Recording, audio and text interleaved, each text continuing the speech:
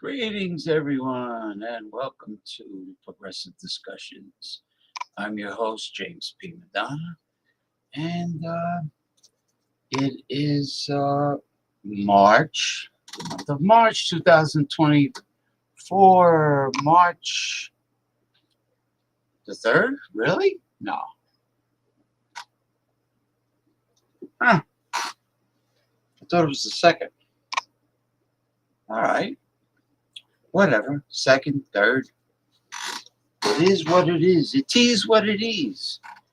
And spring training is commencing with the Major League Baseball season for 2024 with the vastly new and improved New York Yankees. Greetings, Ronnie S., residing now in Clearwater, Florida.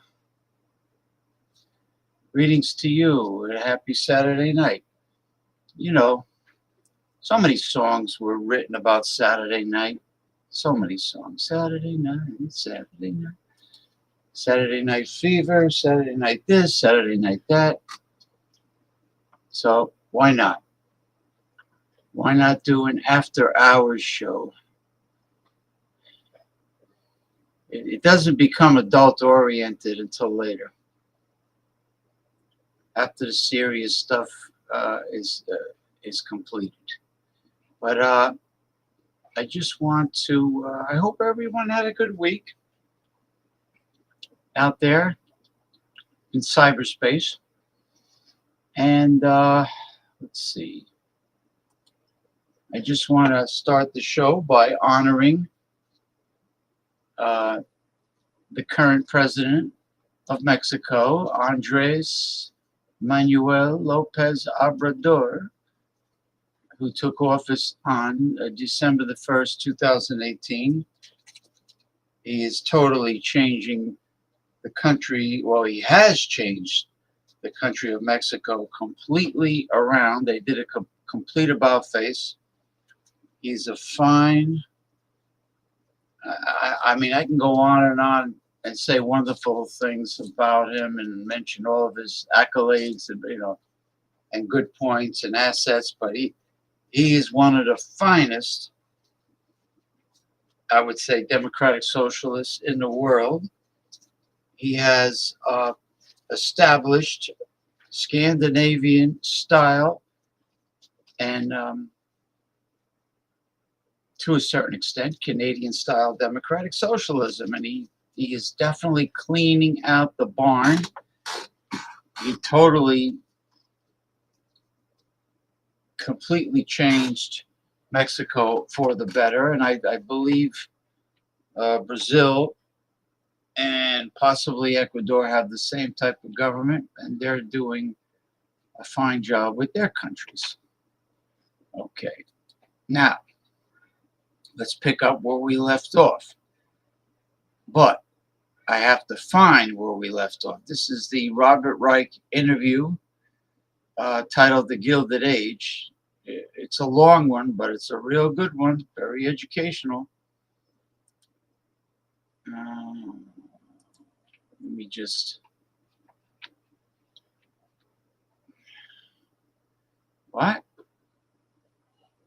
This content isn't available right now. Oh, what is Zuckerberg blocking Robert Reich? Because he's one of the robber barons. That's why. Zuckerberg is one of the infamous billionaire robber barons that Robert Reich speaks of. Let me see if I can find it. I'll be damned. You son of a bitch. Motherfucker. Zuckerberg, I swear, he needs that old-fashioned nose job with my pipe wrench. He is, without a doubt, a genuine, bona fide piece of shit. But I mean, to censor the Gilded Age. All right, let me see if he censored another great Robert Reich. Yeah, he did it again. He censored another great Robert Reich video. What the fuck? I wonder if it's Zuckerberg or if it's Google, YouTube. They're all greedy, underhanded, corporate whore. It's corporate fascism, applying censorship with the excuse that it's a privately owned company, it's not public property, so they can do anything they want. But guess what? Even if you own a company, you are not above the law. No way, no how are you above the law. Let me try another Robert Reich video. And there we go again. This content isn't available right now. When this happens, it's usually because the owner only shared it with a small group of people. Yeah, right. Changed who can see it, or it's been deleted. Bullshit. Robert Reich does not do anything for a small group of people. Actually, no popular, famous progressive produces videos for a small group of people. Neither does progressive politicians do that. No, it's bullshit. It's censorship by the corporate oligarch, scumbag, slimeball, pieces of shit, pieces of, as my grandfather used to say, Sicilian dialect, he used to say skooma. Skooma, scumbags. They're skooma. Look at this. Let me just, I think I got one last one. Let me see if that comes through. Oh, gee, finally.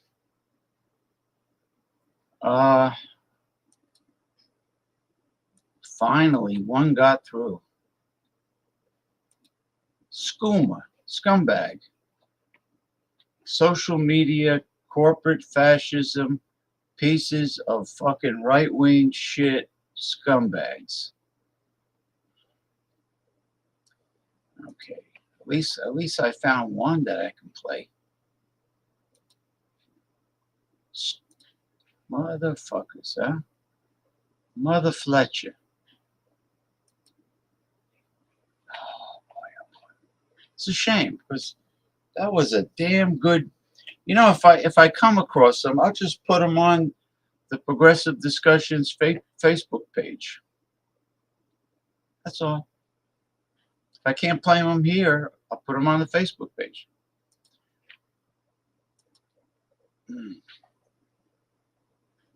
All right, so it's Brazil then that made a complete turnaround.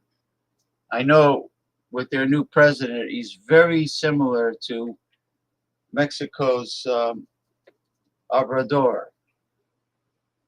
You remember what bad shape Brazil was under the previous Generalissimo, or whatever the hell he called himself. So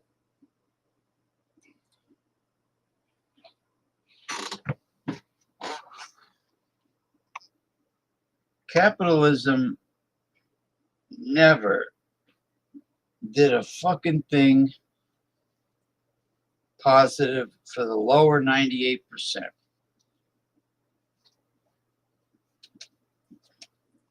And it's sure as hell not the creation of jobs that do not pay a living wage and adequate benefits that is on par with the astronomical cost of living. Definitely not. And that's what they create. Hamburger flipping jobs, or office versions of hamburger flipping jobs.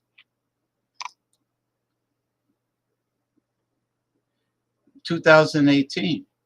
Oh yeah, he had plenty of time, and his right-hand protege is going to run after the 6 years are up. Because with Mexico, they only have one term, 6 years. Okay, all right, let me play this. Here we go. See what this is about. Oh, this has to do with the ugly old walking sarcophagus, turtle face, right wing, corrupt, on the take Mitch McConnell that doesn't want to quit politics, no matter how old he gets. I mean, at least look, the Rolling Stones keep on playing no matter how old they get, but at least people enjoy their music. But this guy doesn't know when to quit. He's the monkey wrench to try to sabotage every progressive program that is put forth.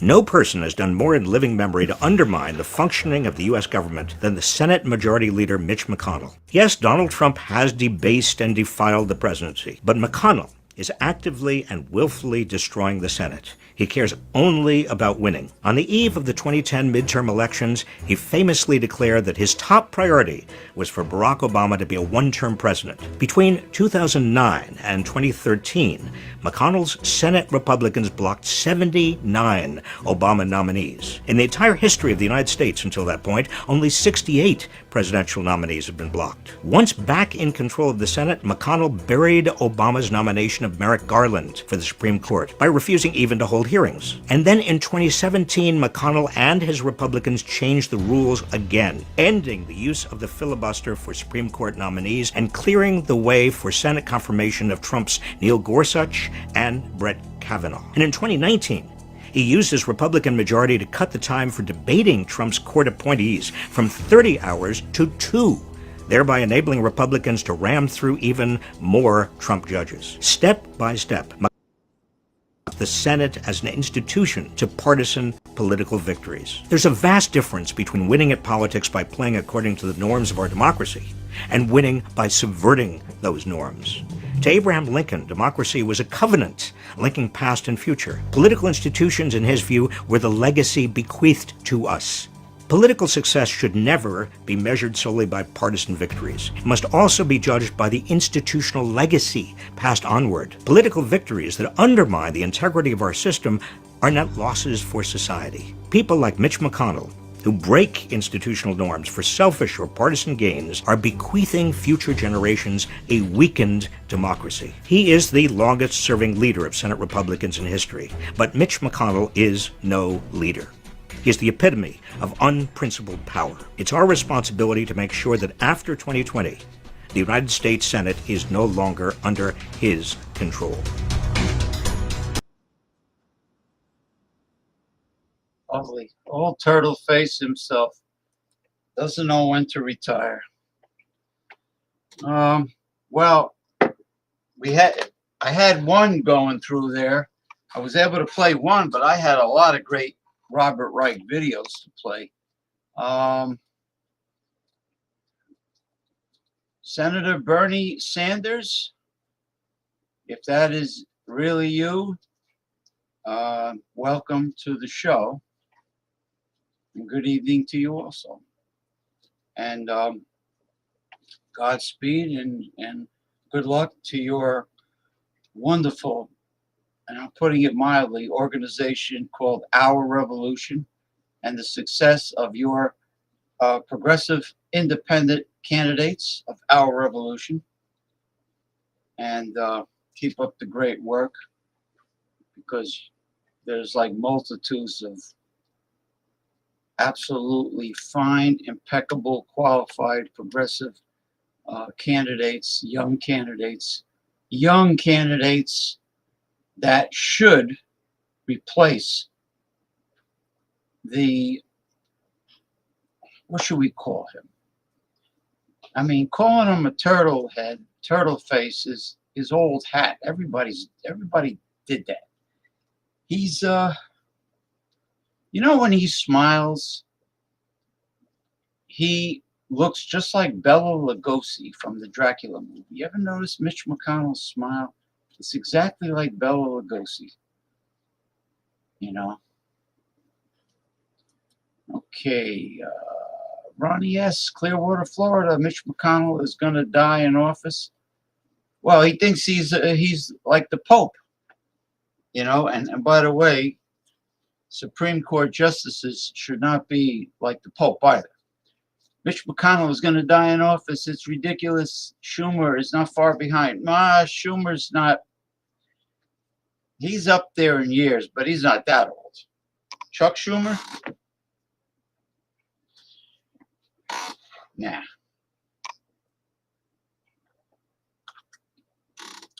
Got to get young blood in there, like the Squad, Alexandria Ocasio-Cortez. I still say she has great dimples, but I digress. And there are multitudes of fine, progressive candidates coming out of Our Revolution. I also hope some decent candidates from the Democratic Socialists of America organization get into Our Revolution. And I don't know what's going on with the Green Party.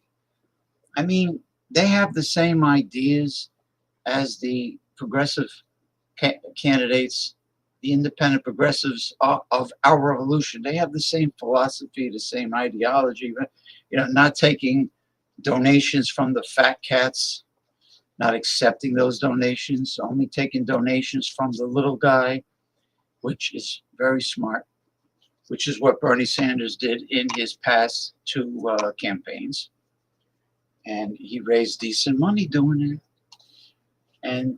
And he also had legions of people showing up at his rallies when he ran, compared to the opponents. Okay, compared to the opponents. Yeah, what was I going to say? Progressive discussions. Are you aware that a Big Mac is cheaper in Norway and the employees there get paid 20? Yes, I am. Yes, I am. Northern Europe, their fast food establishments, the toxic fast food. Don't mind me. I'm a organic, holistic health person. That's my second show that I do on Sunday. $25 per hour and have free health care and social welfare. You know, the funny thing is, the oligarch or the plutocracy, whatever words we want to use with American capitalism, they love social programs. They love welfare and socialism for the rich only. But when it comes to the lower 98%, nah, they're hypocrites. Just like with the words right to life. If you're still in the womb, the Republicans will fight like hell for you. Once you're born, you're a moocher. You're on your own. It's true. There was, well, we don't have any censorship on this show, but there was a right-wing extremist running for Congress out of the state of Delaware, I believe, was a female, and she wanted to make masturbation illegal. Now, how the hell are you going to? You know, it was so long ago. I don't remember her name. How are you going to enforce that? Number one. Number two, she felt that sperm going into a tissue and dying is murder. Is like equivalent to abortion. These people are lunatics. They're zealots. They're really part of a cult. They're fake, phony, fraud, counterfeit Christians. And they've always been that way. And this is the problem with organized religion. Jesse Ventura is very much against organized religion. The first thing out of his mouth was organized religion is for weak-minded people. I believe that. And let's see, let me catch up on it. Yeah, I am aware of that. Thank you, Senator Bernie Sanders. And I remember when that cute little bird landed on your podium. I believe it was in Oregon when you were running during the first campaign.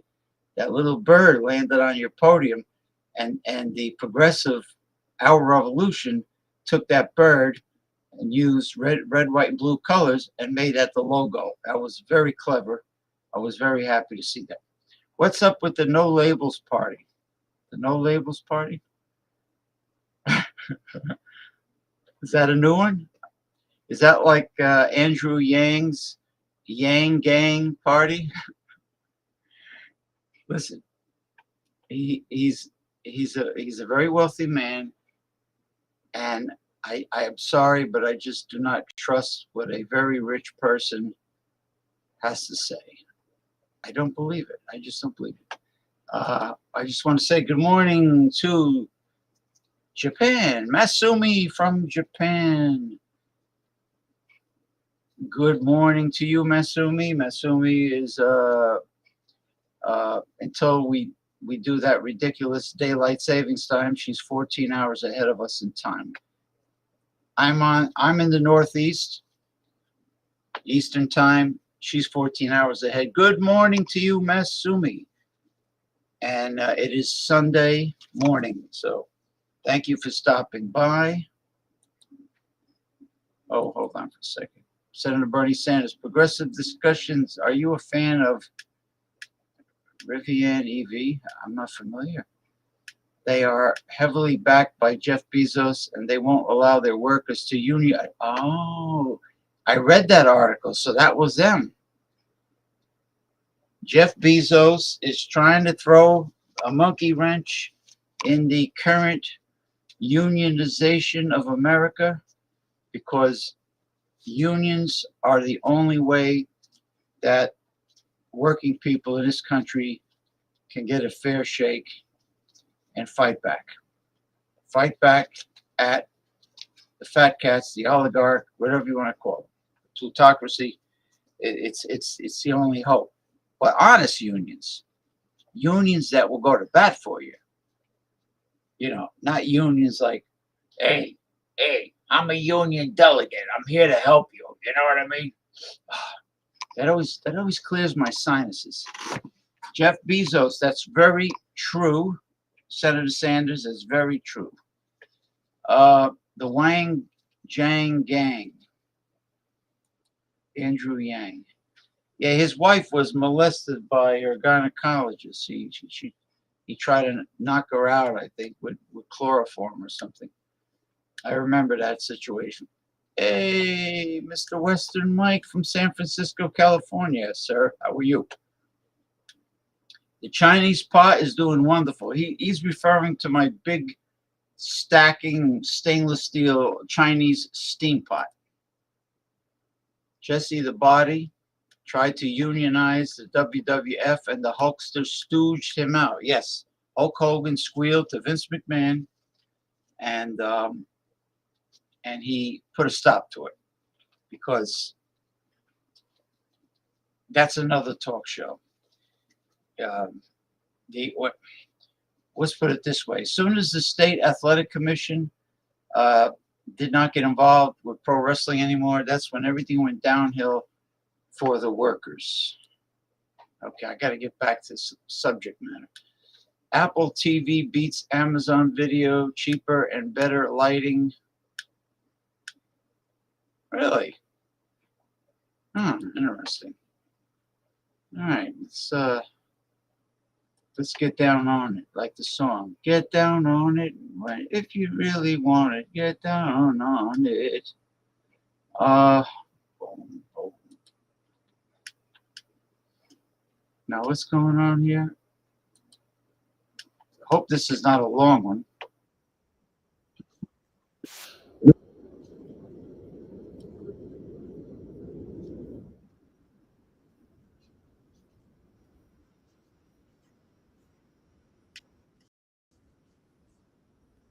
The Mayo Clinic found there was a direct link between health. Hello, everyone. Welcome to Political Reaction. The Mayo Clinic. I wonder if they were involved in the invention of the mayonnaise recipe. Mayo. Okay, let me play this.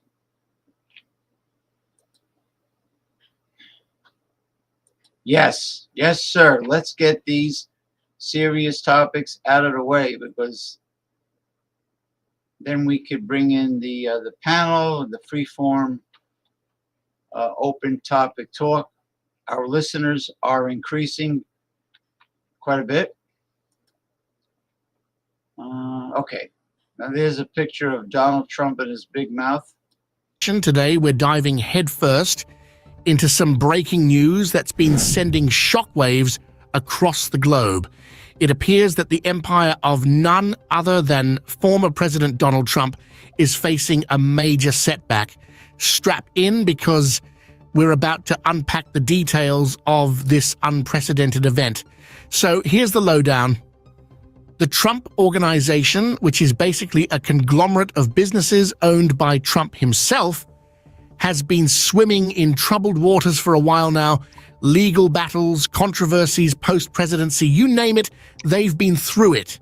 In this video, I will explain everything to you. Before I proceed, please hit the subscribe button and switch on notifications to start getting daily breaking news from us. Thank you. And guess what? It's led to the shutdown of one of Trump's businesses. But wait, there's more. Reports are flooding in that Trump's bank has gone full throttle in the company's liquidation process by seizing his personal airplane. Yes, you heard that right. Trump's very own flying fortress has been grounded. Now, why on earth would they do that, you ask? Let's talk about this bird for a sec. Trump's airplane, often dubbed the Trump Force One, is the... Excuse me, I have to laugh. Trump Force One. I heard that Mar-a-Lago is a New York LLC, and that might get liquidated. Boy, I'm going to celebrate when that happens. That's for damn sure. Epitome of luxury in the skies. Picture a Boeing 757-200 pimped out with gold-plated everything, spacious seating fit for royalty, and all the state-of-the-art amenities you could dream of. It's been a symbol of Trump's opulence for years. But alas, it seems like even this symbol of success isn't safe from the clutches of financial trouble. As you can imagine, the public and media are... You know, he had a gold-plated toilet seat when he lived in his Midtown Manhattan penthouse. You know, gold-plated toilet seat. How about that? For that fat, dimpled lard ass of his.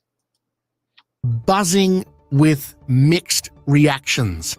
Trump supporters argue that this is just another attempt to tarnish his legacy, while critics see it as a consequence of his financial mismanagement. Legal eagles are keeping a close eye on this because it could have massive implications for Trump and the future of his business empire. And of course, Trump isn't one to stay quiet. He's taken to Twitter and the airwaves to express his discontent with the bank's actions, vowing to fight tooth and nail. Here's the latest scoop. Trump is making some bold claims, threatening legal action to reclaim his airplane and pointing fingers at the bank for what he calls unfair treatment. Talk about adding fuel to the fire, am I right? Now, this whole airplane debacle marks a significant blow to the Trump organization. I mean, we're talking about one of their flagship assets here, and it's got me wondering, what's next for Trump's business empire? Will this lead to more asset liquidation or even bankruptcy? Or will Trump somehow manage to turn the tide and bounce back stronger than ever? Only time will tell, folks. Now let's break it down. The Trump Organization, known for its sprawling empire spanning real estate, hospitality, and entertainment, has been under the microscope for a while now. Legal battles, controversies, you name it, they've faced it all. And let's not forget the impact of the global pandemic, which has only added to their financial woes. Now, the decision to seize Trump's personal airplane, that's a bold move by his bank, folks.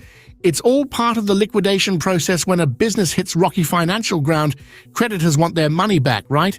So they're taking action to recover what's owed to them. But here's the kicker. Trump's Boeing 757-200, it's not just any airplane. It's been a symbol of his wealth and success for years, decked out with all the bells and whistles you can imagine. Gold accents, plush seating, you name it, it's got it. I thought I was the only one with bells and whistles, Ronnie S. But with the Trump Organization's financial struggles, the future of this extravagant asset hangs in the balance. And let me tell you, folks, the news of its seizure has caused quite the stir. Supporters are crying foul, saying it's unfair given Trump's status and contributions to the country. But critics, they're quick to point fingers, calling contributions to the mega rich, not to the country. Unbelievable. it a consequence of mismanagement and financial irresponsibility. Donald Trump has finally resigned from the 2024 presidential race after he completely went bankrupt. Please watch till the end, as this news will make your day. Before we proceed, please take some precious seconds of your time and click the subscribe. All right, that's it. I know Mar-a-Lago, which is his home sweet home, is a New York LLC.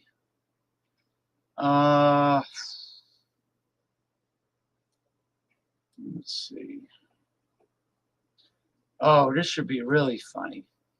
15 Bible verses that identify Donald J. Trump as the Antichrist. Well, there might be a lot of truth to it. It might provide a lot of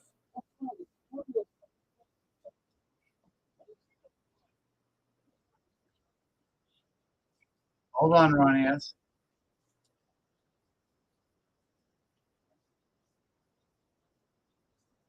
Get off of it? Well, there is. Normally, the pancreas makes insulin to pull sugar out of the bloodstream, where it gets stored in your muscles and your organs.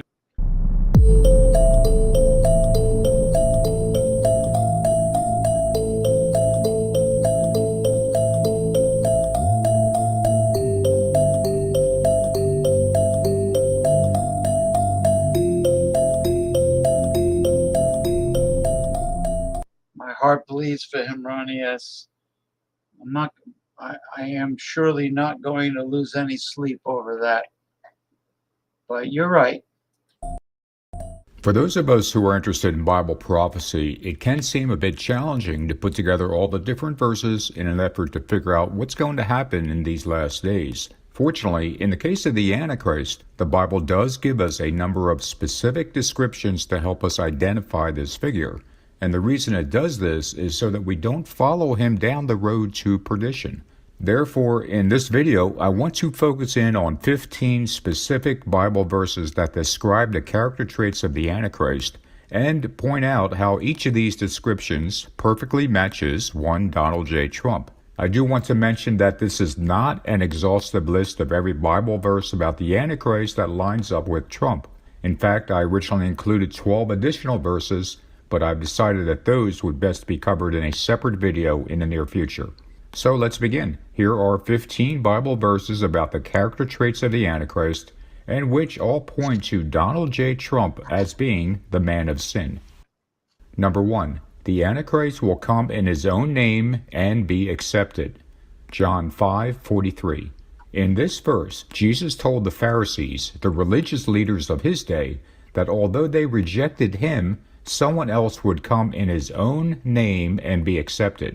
Trump not only arrived on the political scene having already achieved worldwide fame, thus coming in his own name, but he is now widely beloved throughout Israel with train stations and town squares named after him, and his image appearing on commemorative temple coins alongside King Cyrus. And in a dual fulfillment of this verse, many Christian religious leaders have also accepted Trump as being chosen by God, being Is that a narcissistic, egomaniacal sociopath or what? Unbelievable. another King Cyrus, and even touted as the savior of America. Trump has come in his own name, and Christian evangelicals have fallen head over heels for him. Number 2, the Antichrist has the mouth of a lion, Revelation 13:2. This verse is reinforced by Daniel 7:4, and the meaning is that the Antichrist will roar like a lion, letting everyone know that he is the king of the beast. The mouth of the Antichrist is one of his definitive qualities, and just like a lion, it is used to assert his dominance and defend his territory. This prophecy has been fulfilled by Trump almost from the moment he descended the escalator to announce his candidacy back in 2015. His constant roar has laid claim to being the king of the GOP and left his opponents afraid to say or do anything that might encourage his attacks. In an ironic twist to this prophecy being fulfilled, many of Trump's supporters have actually embraced him being portrayed as a lion, blissfully unaware that 1 Peter 5:8 describes Satan as a lion walking about seeking someone to devour. Number 3. The Antichrist is arrogant and magnifies himself above others. Daniel 8:25. This verse is reinforced by Daniel 11:36. And both of these verses talk about the Antichrist as being extremely arrogant, someone who is filled with excessive pride about himself and utter contempt for others. And indeed, Trump's arrogance is on full display whenever he speaks. He denigrates others in order to elevate himself, and views himself as superior to those around him.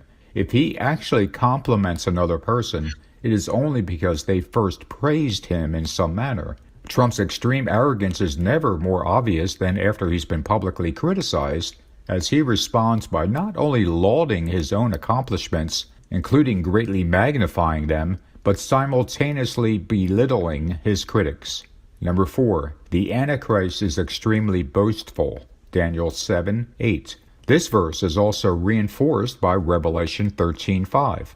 While the previous verse described the arrogance of the Antichrist, which is his excessive pride, he is also extraordinarily boastful, meaning he incessantly brags about himself. There really isn't any explanation necessary to point out how perfectly Trump matches this description of the Antichrist, as he is constantly speaking great things about himself and what he has accomplished or plans to accomplish. There are numerous videos on YouTube which detail all the many times that Trump has bragged about himself, and he has done so in every way imaginable. Whether or not the things he is bragging about are truthful isn't relevant to him, and that brings us to our next verse. Number 5. The Antichrist will throw truth to the ground. Daniel 8:12.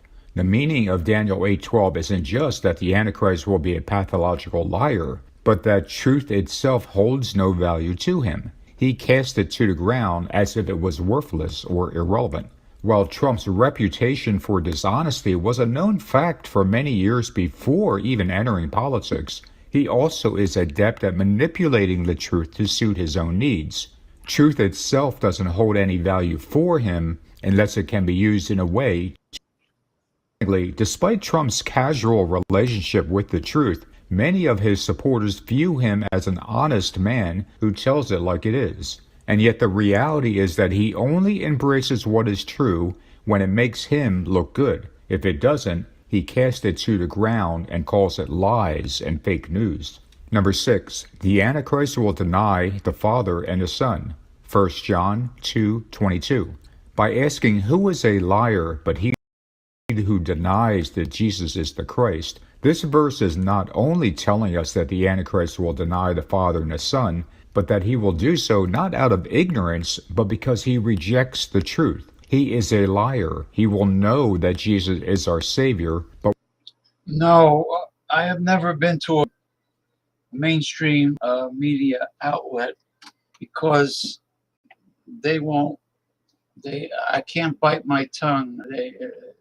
They won't let me speak openly like I do on my show. You know, I just can't do it. I gotta be 100% honest. And I know what happens with mainstream media. It's mainstream media is owned and controlled by the oligarch. You know, they're not going to allow certain things to be said. I mean, look what they did to Chris Cuomo. I mean, I'm CNN. I'm very happy he's with News Nation now, and he's doing a fantastic job. You know, but I am also grateful for the Young Turks. I have to salute the Young Turks with Cenk Uygur and Anna. Thank God for them, you know. will deny him anyway. Trump has been surrounded by Christians and embraced by the evangelical community since 2016, and he is fully aware that Jesus is our Savior. Despite this, and in one of the more stunning admissions by any politician, Trump specifically said that he does not seek God's forgiveness. This is not only denying a need for the forgiveness of God, but it denies the need for a Savior. He is clearly fulfilling 1 John 2:22 by not only lying about Jesus being the Christ, but also denying both the Father and the Son by refusing to seek God's forgiveness. You know, I know two individuals that are narcissistic egomaniacs and possibly sociopaths. They constantly self-promote, constantly promote themselves, constantly brag about themselves, very braggadocious. They don't allow really, some are, one is worse than the other, but they don't really allow other people to speak. They talk over everyone. And they come off as like a soldier of God, that they're here to save souls and to spread the word. But you have to be humble. You have to come to God with humility. You cannot be this arrogant, braggadocious person. So, you know, it's not only famous, wealthy people that fit this description.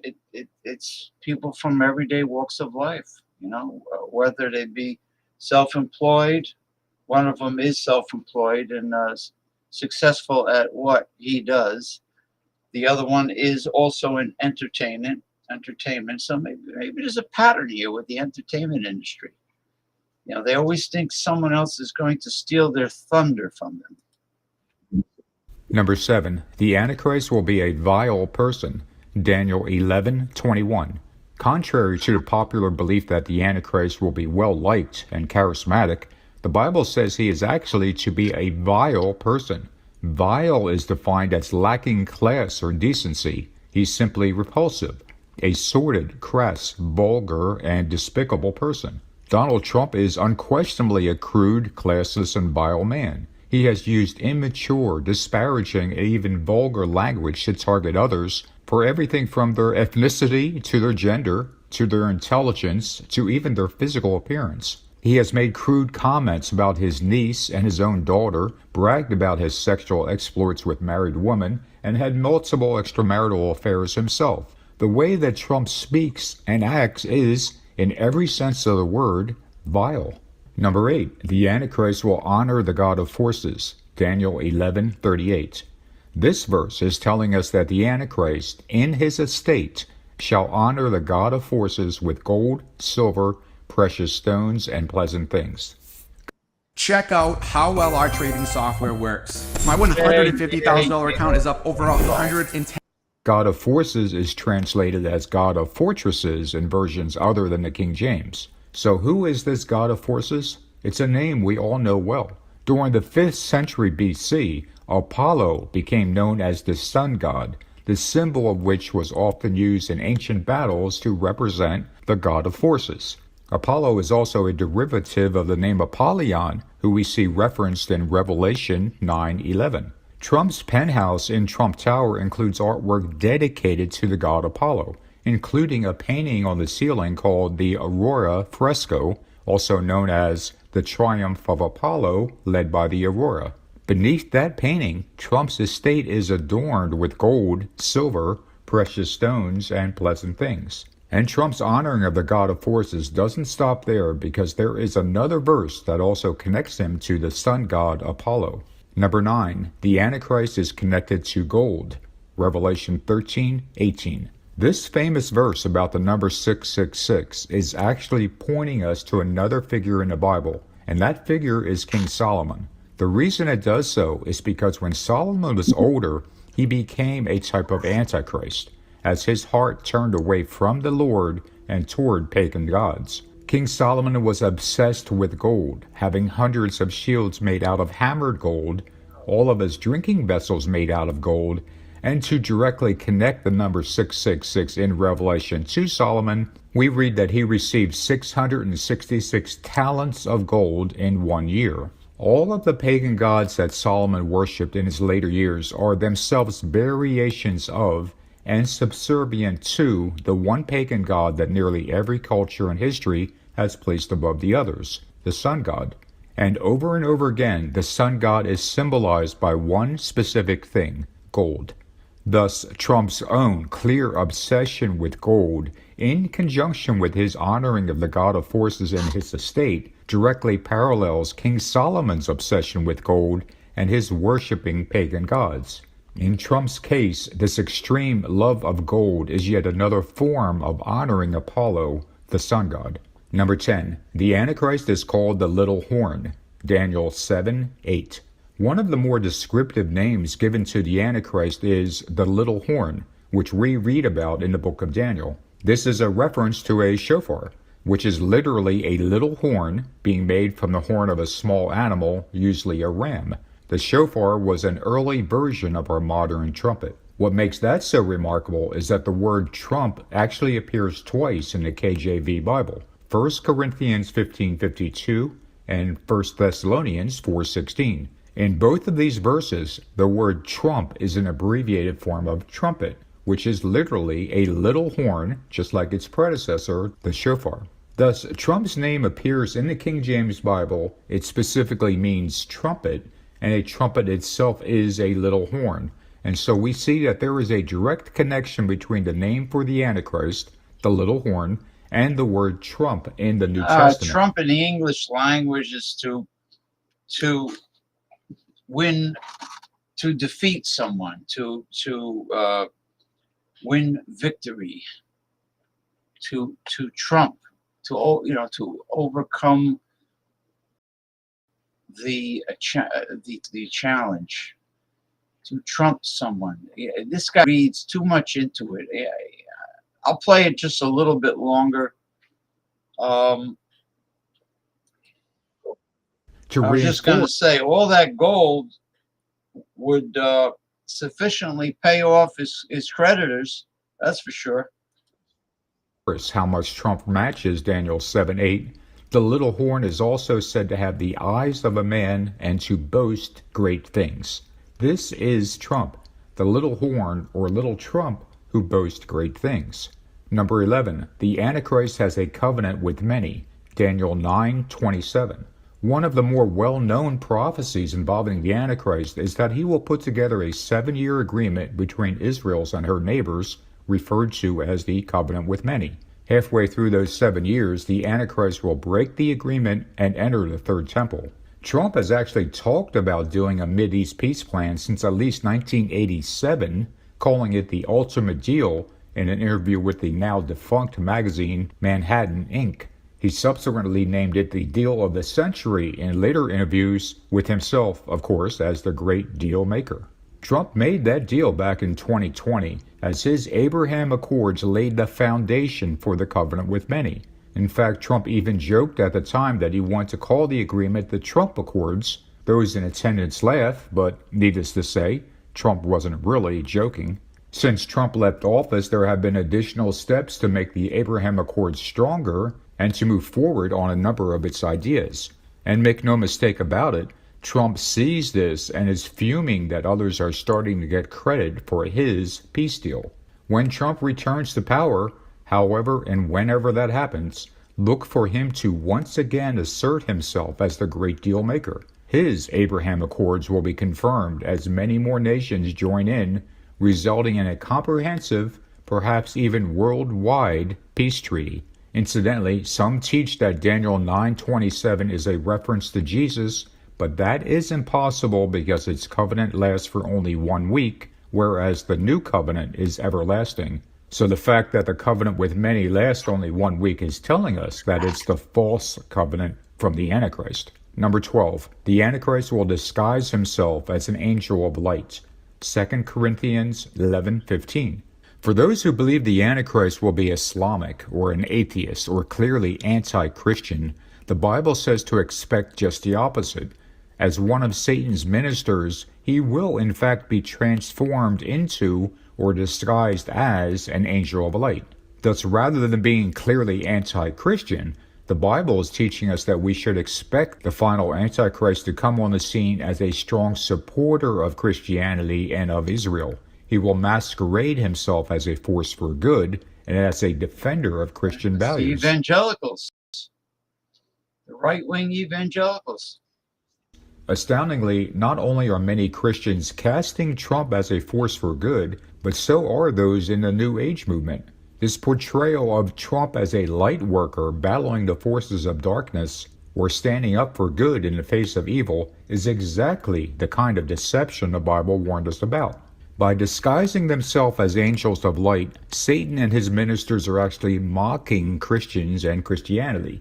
This is true even on a more subtle level, as the sign that Trump uses to mark his properties all around the world is a mockery of the Christian cross. Number 13, the Antichrist will love money as it's the root of all kinds of evil. 1 Timothy 6:10.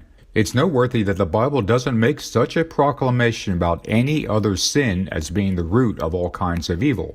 Not murder, not lying, not stealing, not lust, nor anything else. It's specifically the love of money that's referred to as the root of all kinds of evil. This love of money can best be defined as greed, an overwhelming desire to possess more than what we need, especially with respect to material wealth. This greed for money is the root cause of so much sin, and there's a specific reason why. You see, the love of money and all that money brings is at its heart a desire for the things of this world. And because of that, the love of money is describing the predominant character trait of the Antichrist. He is all about loving money and possessing the things of this world. Interestingly, the man who just so happens to match all the other biblical descriptions about the Antichrist also talked about this subject. My whole life I've been greedy, greedy, greedy for money. I grabbed all the There's one simple sugar hack anyone can do to balance glucose levels almost overnight. money I can get. I'm so greedy. Number 14. The Antichrist is revealed by the falling away. 2 Thessalonians 2:3. A remarkable and yet often overlooked meaning behind this verse is that the falling away, or those that leave the faith, will be tied in with the revealing of the man of sin. In other words, these two events are related, as those who fall away from the faith will fall towards the man of sin. Thus, it is the falling away that reveals the Antichrist, as we simply need to look at those who have fallen away from the faith and see who they are gravitating towards. It's not simply a falling away for the sake of leaving the faith, but a falling away from Jesus Christ and towards the Antichrist. This is exactly what we've seen over the past few years with many Christians and their love affair with Trump. While Trump's vileness would have been repulsive in any other politician, strangely, Christians not only embraced him, but started talking about him as if he was a man of God. Even worse, some Christians now consider Trump as the savior of America, putting him on the same level as Jesus. But to those of us who are watching, their falling away from the faith helps us identify who the Antichrist is, as we simply need to observe who they are embracing instead of Jesus. Number 15. The Antichrist has the ultimate ego to call himself God. 2 Thessalonians 2:4. In this remarkable verse, we are told that the Antichrist will be so full of himself, will magnify himself in his heart to such a degree, and will possess such an out-of-control ego that he will actually proclaim himself to be God. Perhaps his proclamation will come in the form of announcing that he is Savior of the world. Not only does it sound like Donald Trump, it sounds like Vince McMahon Jr. Narcissistic, egomaniacal sociopath. Yeah. There's a psychological pattern here. Well, his niece is a psychologist, and she pretty much blows him out of the water and exposes him quite well. Since, after all, the Antichrist is not only anti-Jesus Christ, but he also looks to replace Jesus Christ.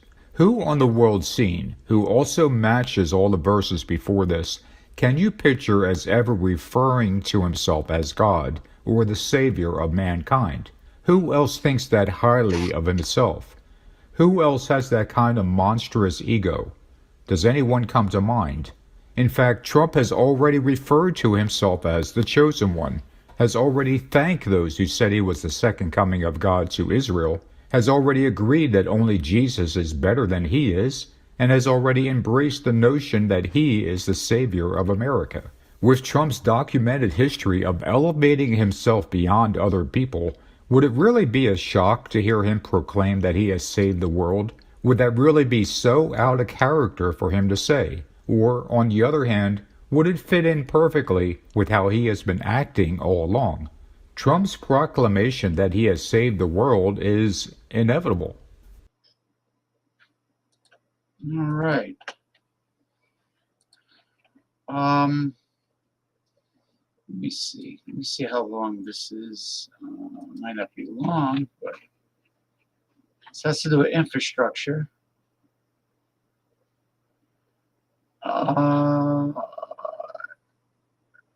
You know what?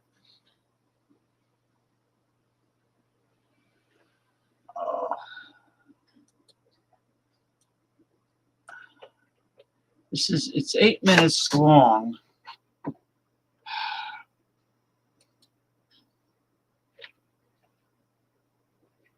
Where's Bart Robinson?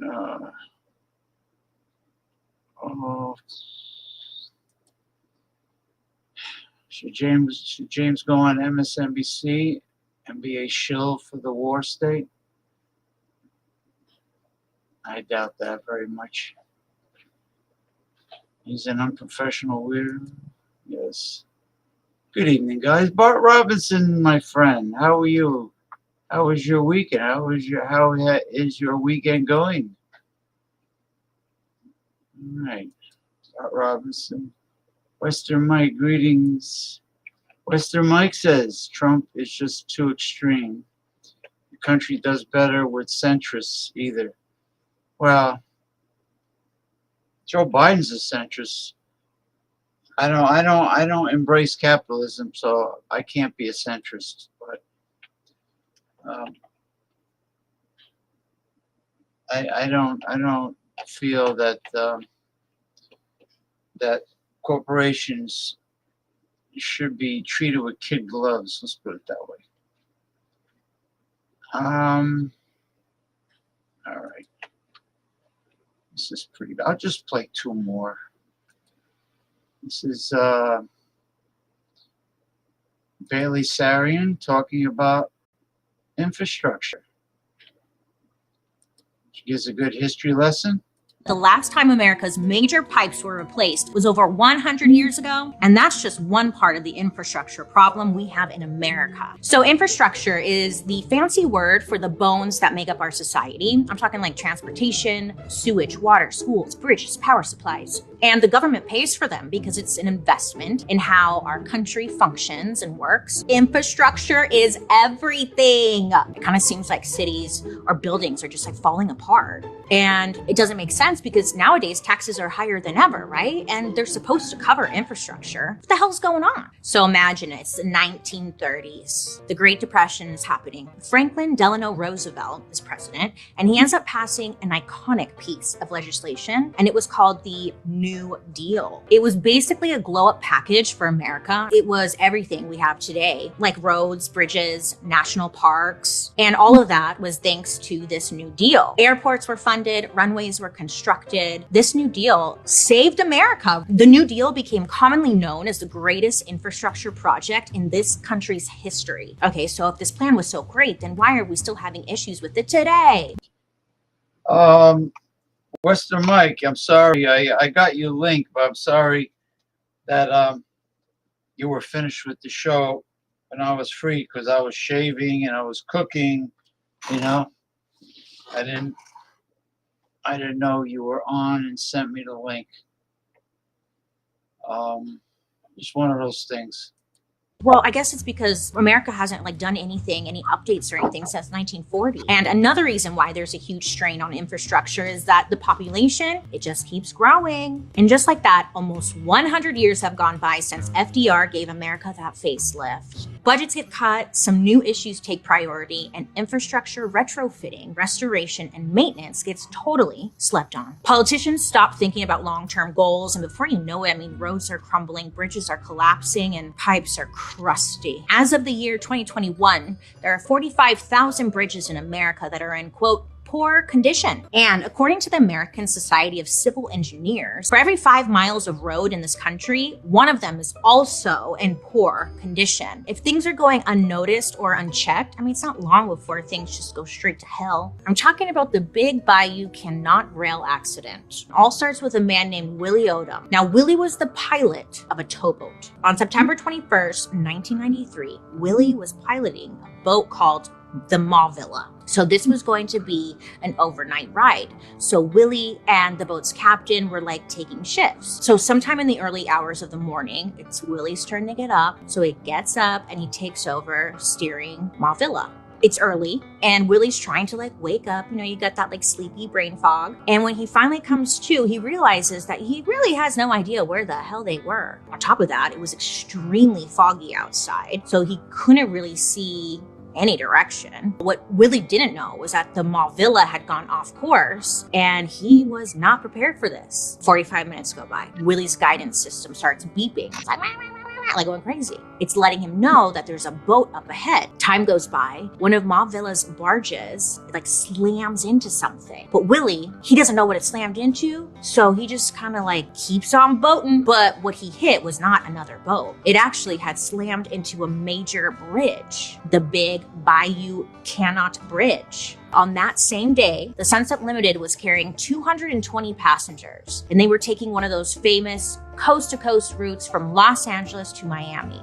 When the Sunset Limited stopped off in New Orleans to pick up some more passengers, it was discovered that an air conditioner on one of the cars was out, and on another car, the toilet was out of commission. And because of this, they tried to fix it, and the train was running about 30 minutes behind schedule. At 2:53 a.m., the Sunset Limited was driving through Alabama, and its route passed right by the Big Bayou Cannot Bridge. Now, at this point, the bridge had been hit by Willie's boat, but the rails themselves, they didn't break apart. The railway system, it wasn't registering that anything was wrong with the tracks. All the conductor on the Sunset Limited saw was a green light. And sadly, he had no idea that up ahead, the tracks, they weren't broken, but the Ma Villa had created a huge speed bump, like a ramp almost. Now, as soon as the train reached the bridge and hit those tracks, shit hit the fan. The first train hits the newly created speed bump, flies off the frickin' bridge, crashes headfirst into the water below, and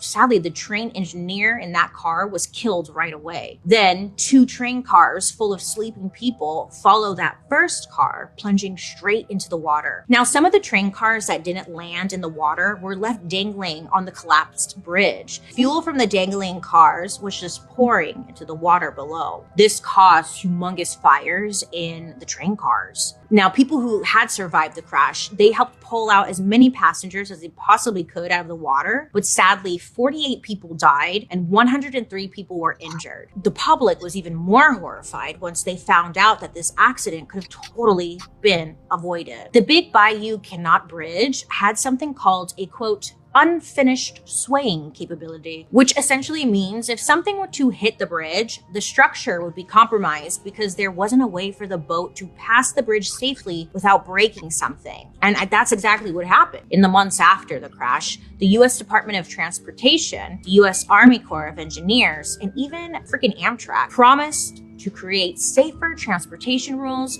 so none of this would ever happen again. But of course, it's a little frustrating because why does it take a tragedy for these things to get solved?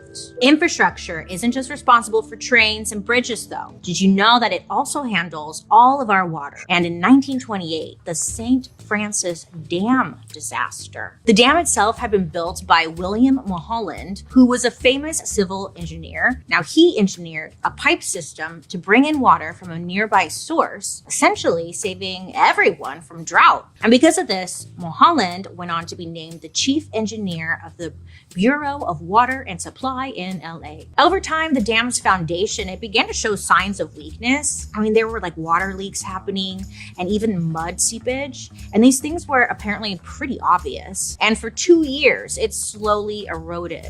But there was no action taken until on that fateful summer's day in 1928 when disaster struck. 4 large cracks in the dam suddenly gave way. So all the water that the St. Francis Dam had been holding back, along with thousands of pounds of concrete, suddenly just exploded into the canyon. It was a monstrous tidal wave of water, just estimated to be over 12 stories high, and it surged down into San Francisco. This huge ass wave tore through the canyon where there were a lot of homes, and these homes were like ripped out of their foundation, uprooted trees, and collapsed bridges at super high speed. I mean, just taking lives. And because it was so late at night, most of the people were asleep. So the water, it swept through the Santa Clarita Valley and ultimately landed in the ocean by Ventura. And at least 431 people were killed in the collapse of the St. Francis Dam. The most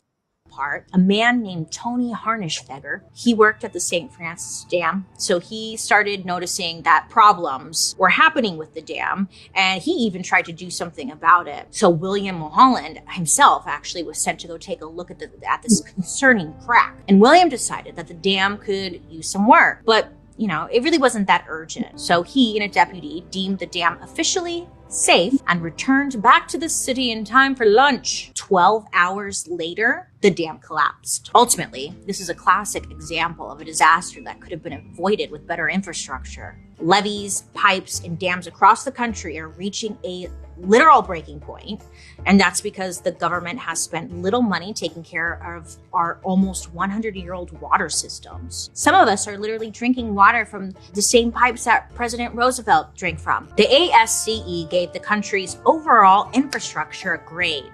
And what did we get? A C-. And maybe to you that C- doesn't seem like a big deal. We're starting to see the consequences of not giving a shit about infrastructure for years. The next time you're driving over a bridge, just remember, it could collapse. Goodbye! Senator. Okay. Let me bring up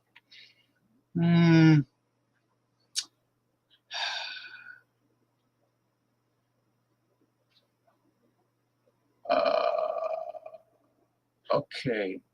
What I'm going to do is just bring up one last thing. Has to do. I'm going to dazzle you. I'm going to blind you with science. Blinded me with science. Like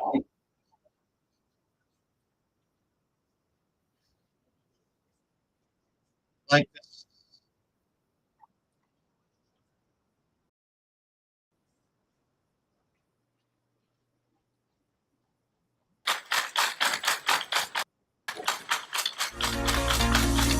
This is to show you how much faster humanoid robotics has become. I told you it will advance extremely rapidly, just like the computer industry has been advancing at a very accelerated speed. And so are robotics.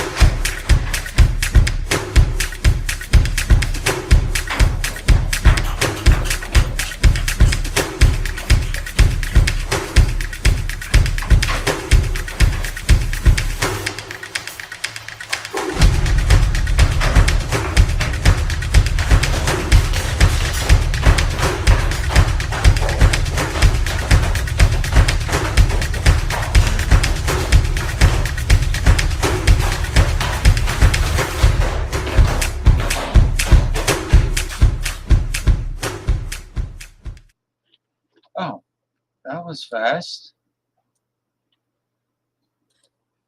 Interesting. Huh. All right. I sent out all the links to the panelists. All right. Now, let me see. This has to do with Tesla and his new eco homes, modular eco homes. Let me see. This is from TikTok. TikTok. Okay. Substantial fortune, has launched a groundbreaking initiative through Tesla, selling fully furnished homes for a mere $10,000. All right. Now, to be honest with you, there's something that's mentioned at the end of this video about Tesla's new homes. For only $10,000, these new ecology homes. And it sounds very logical, practical, and makes a lot of sense. And to me, it's exciting news. But he mentioned something about downloading on the app for the modular homes. And if it's anything like Elon Musk's Tesla electric vehicles, he charges people an expensive subscription to the Tesla app. Now, $10,000 for the home. And if he decides he wants to charge people for the modular home app, that's the catch. I don't trust and I don't believe anything that the mega rich say, the multi-billionaires. I don't believe the robber barons. I don't believe what they say. So but let's just take a look at this. Take a look at this here. Elon Musk, with his substantial fortune, has launched a groundbreaking initiative through Tesla, selling fully furnished homes for a mere $10,000 each. In a symbolic move, Musk sold his own $50 million. All right. Let's see here. This is full screen. Elon Musk, with his substantial fortune, has launched a groundbreaking initiative through Tesla, selling fully furnished homes for a mere $10,000 each. In a symbolic move, Musk sold his own $50 million mansion to reside in the inaugural Tesla home. These homes, characterized by a sleek box-shaped design, are manufactured in modular parts at a specialized factory, transported by truck, and assembled on site within a mere 2 days. The Tesla homes boast a standardized layout, featuring 2 bedrooms, a living area, a kitchen, and a bathroom. Setting a new standard for eco-friendly living, the walls of these residences are constructed from sustainable materials that are fireproof, mold-resistant, and capable of withstanding hurricanes, ensuring both durability and safety. Additionally, the roofs of Tesla homes are equipped with solar panels, not only providing power to the house, but also storing excess energy in a power wall. Moreover, environmental consciousness extends to water usage, with each home featuring a rainwater collection and filtration system for efficient water storage. A pivotal selling point for these homes is their focus on energy efficiency and sustainability. To enhance user experience, Tesla homes can be connected to the Tesla Home app, enabling residents to monitor real-time usage and remotely control all devices. Yeah, can be hooked up to the Tesla modular home app. It better not be mandatory, because I know he's going to charge people a subscription like he does for his cars. Within the home. The inclusion of a Tesla supercharger socket is another noteworthy feature, emphasizing the commitment to electric energy and reducing the carbon footprint. Perhaps the most intriguing aspect is the mobility of these homes. If you decide to move, you don't need to pack up appliances or luggage. You can simply tow the house away with a car. Tesla homes are at the forefront of innovation, utilizing advanced materials and technology to ensure safety. Yeah, but you can't call a regular run-of-the-mill moving company to move you. You got to have people that know how to properly disconnect this home, the module parts, the walls and everything. You know, you just can't tell a moving company that is used to only moving furniture that you want to move your entire modular Tesla home. Safety, sustainability, and the fulfillment of all residential needs. The question remains, would you be willing to spend $10,000 on such a house? Feel free to share your thoughts in the comments section. Wow, that one. Yeah, well, let me just take a look at this.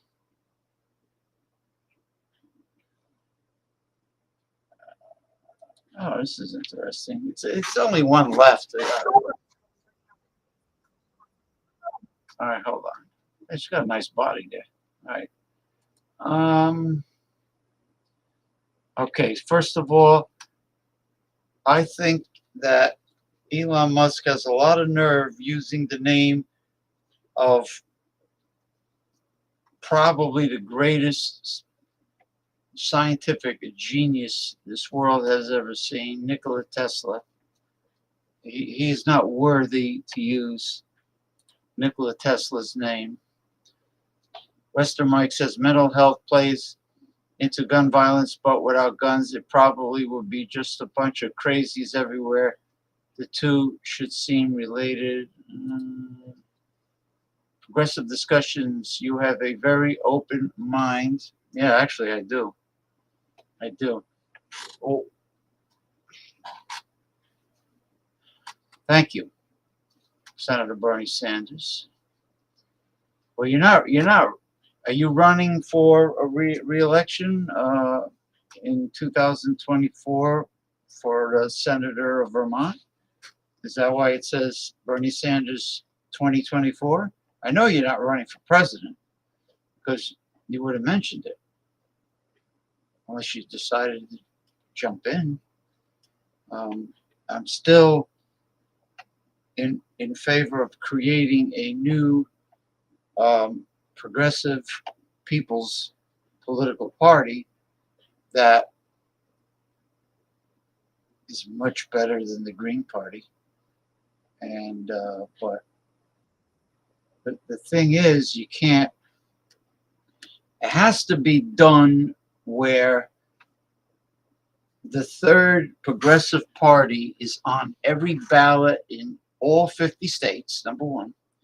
Number two, the progressive party candidate must be invited to all televised debates, whether it be major city, governor, senator, Congress, whatever, and presidential debates. The people have to get acquainted with the progressive candidate. They have to. Okay. Here is Ronnie S. Here's Ronnie S. from Clearwater, Florida. Ronnie, how are you, sir? What's up, James? Okay. Ronnie and I had a blockbuster show Sunday talking about sports and professional wrestling talk and such. Yeah.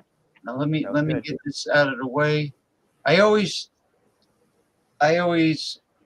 believe in being an independent, critical, free thinker with an open mind. You know. So what do you got there? What are you drinking? 9.9% tonight. Oh, God. Oh my God. Now, if you I have saw Mick had some 9% last week, so I figured I'd bring some yeah, this but week. you know what 9.9% does to you? You know, you start to get Well, it's just one. you get confrontational when you get drunk. Don't have more than one, because then you're gonna start Yeah, it's just one. getting on your high horse. So this is a tropical Looks beer. very 9%er.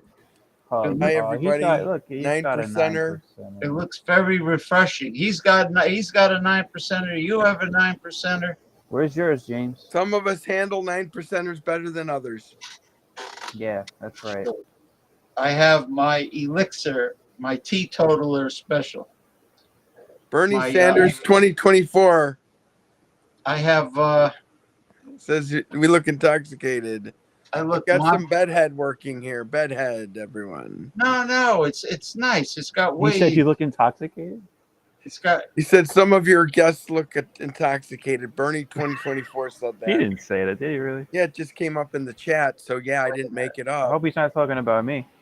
I hope he isn't, but it's too late. No. I think he is. So far, Bernie, is he a troll?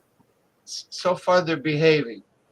Right now, it says Bernie Sanders 2024 progressive discussions. Your guest looks intoxicated. I think he's talking about me. They'll be all right, because I don't want any. I want everything to go smoothly. Okay. for the second half. Oh, here we go with the macro beer. For God's sakes, I'm drinking Schlong. I mean Schlitz. Schlitz. I got Schlong. a case of the Schlitz. Schlong? No, gold bull, high gravity, 8.2%. Oh, they make. Yeah, I'm drinking 9%, so I got you beaten. They Me and make- Ronnie have you beaten. They make such a thing. Oh, have by the way, 9.9. before I forget, I was put in Facebook prison.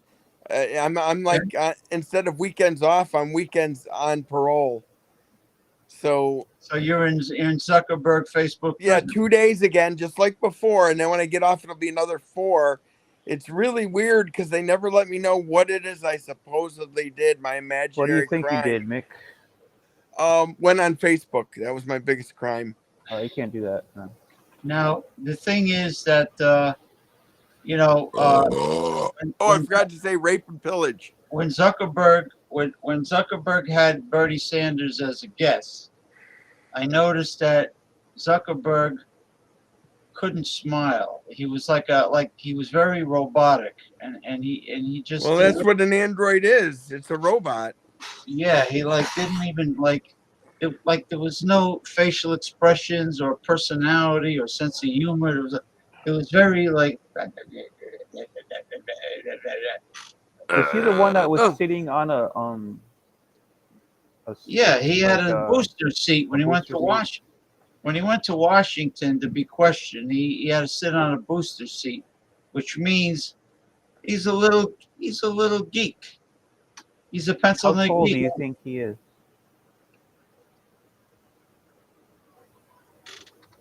I don't know. That's a good question. I mean, he But must if be you- pretty short if he's pulling that shit. But if you have to sit on a booster seat, that's pretty bad. The goggle will tell you how tall he is. Why don't you goggle it? I don't care that much. Barney Google with the googly eyes. That was We used an to have old a dog named Barney, and we'd call him Barney Google. Barney Google with Barney the Beagle, the googly eyes. Beagles are the good thing about beagles I love is that when they're full grown, they still look like a puppy. Yeah, except when you have them neutered, then they look like a stuffed puppy. Well, then, yeah, and when you get them fixed, they get fat when you get them. Also, I have a problem with these jabroni jumbalonis that get pets. They get dogs and cats, and they start feeding them people food, all the crap, all the carbs off the table, and I see people walking around with obese dogs. Yeah, it's the owner's responsibility. And usually they're fat fucks. Exactly. You know? And that's it's just like having a young child who's obese. That's abuse. Exactly. That's abuse. Now what is he saying? Bart Robinson says blue balls. What? Oh, blue bull and gold bull. Oh, good. That's nice. I like when he smokes cannabis because I think that's the Schlitz he's talking about. it makes him very mellow, like Jello, and he becomes a mighty fine fellow. I think Bart Robinson's talking a fellow? about the Schlitz. Isn't that a play? A fellow? Othello. Yeah.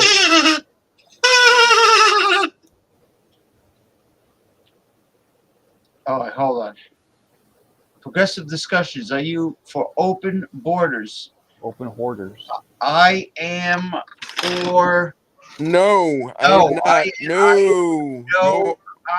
am for allowing people to come in legally, not illegally, because we cannot afford to. Two things we cannot afford. We cannot afford to have any more riffraff than we already have.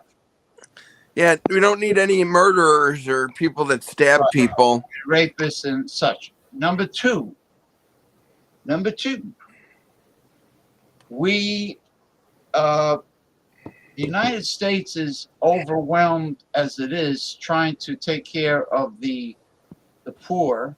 The United Snakes? And the low income and the poor people we already have that are American citizens already. We don't need to be overwhelmed with tens of thousands of more people that need to go on the public charge, the dole, whatever you want to call it. You The know, I lamb. mean, They're going on the lamb. the lamb. They're going to. Oh, I like lamb. Why do they serve it with mint jelly? I always wonder. Because they want you to vomit. Yeah, They want to see if you can hurl chunks. They always pair it with mint jelly. Now, I just want to tell Bernie Sanders 2024 that the second half of the show is open topic, and Open borders. it is a very well. It's not open border, but it's open topic, which can be open border if you believe it. And, I heard, it's whatever you want to talk about, whatever. Or however much you want to drink or smoke and get belligerent and get cut off the show. No belligerency. I'm kidding. I just did hear what I said and get. I said belligerent and then get cut off the show, James. It was a full joke, not a half one. Oh, the tragic news in Outback's closed by me. Oh darn! I'm not going to be able to go there because I haven't been there like once in 20 years. I want to know if people in Australia. Outback Steakhouse. Do they really? Are there any Outback Steakhouses in Australia? Number one. Number two, do Australians eat the bloomin' onion? That's the best thing on the menu. I think is better than the steaks is the bloomin' onion. It's the most affordable thing on the menu. Yeah. And Outback reminds me of Ponderosa a little bit. When I went into the men's room at the Outback Steakhouse, it was loaded with lavender. The lavender was everywhere. I know lavender is supposed to be very calming and relaxing. Yeah, but isn't lavender in the ladies' bathroom more apropos? Edgar Allan Poe? Exactly. The Poe people. I love Poe people. Is that Poe? That's like a Po' boy sandwich that they Poe make. is Poe's a literary genius. Poe is the greatest. Yeah. And one of the greatest American poets ever. Him and Waldorf. What is Waldorf Emerson? Was he American? The Raven for Forevermore. I don't know, Waldorf, is that the Emerson? Oh, Bart Simpson says Ronnie correct. I don't know what was Ronnie correct about how many drinks he's had, or do you think prostitution should be legalized? Absolutely. It's be legalized in Las Vegas and Atlantic City, right?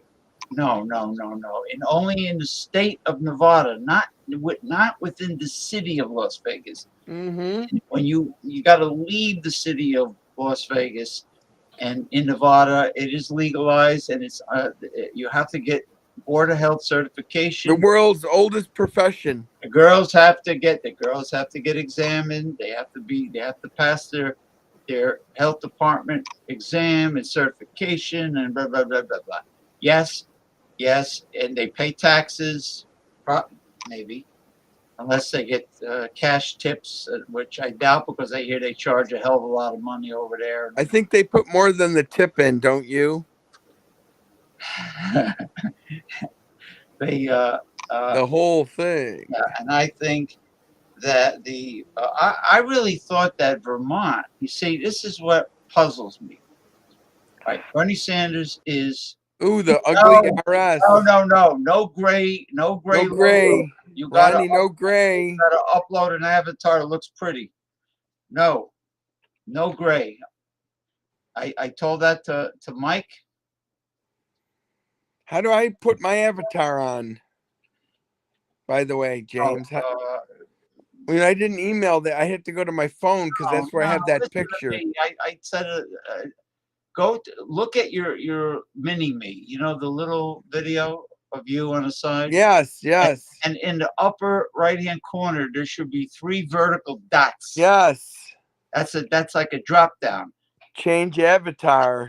Oh, you got it. You're a smart cookie.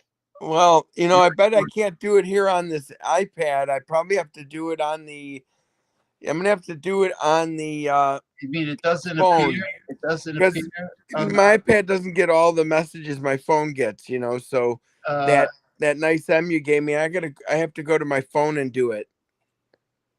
I don't understand why it's on the phone, but it's not on the iPad. Different phone numbers, I believe. But they're both running on Safari, though, right? Yeah, but one has the photo. This iPad doesn't have the photo.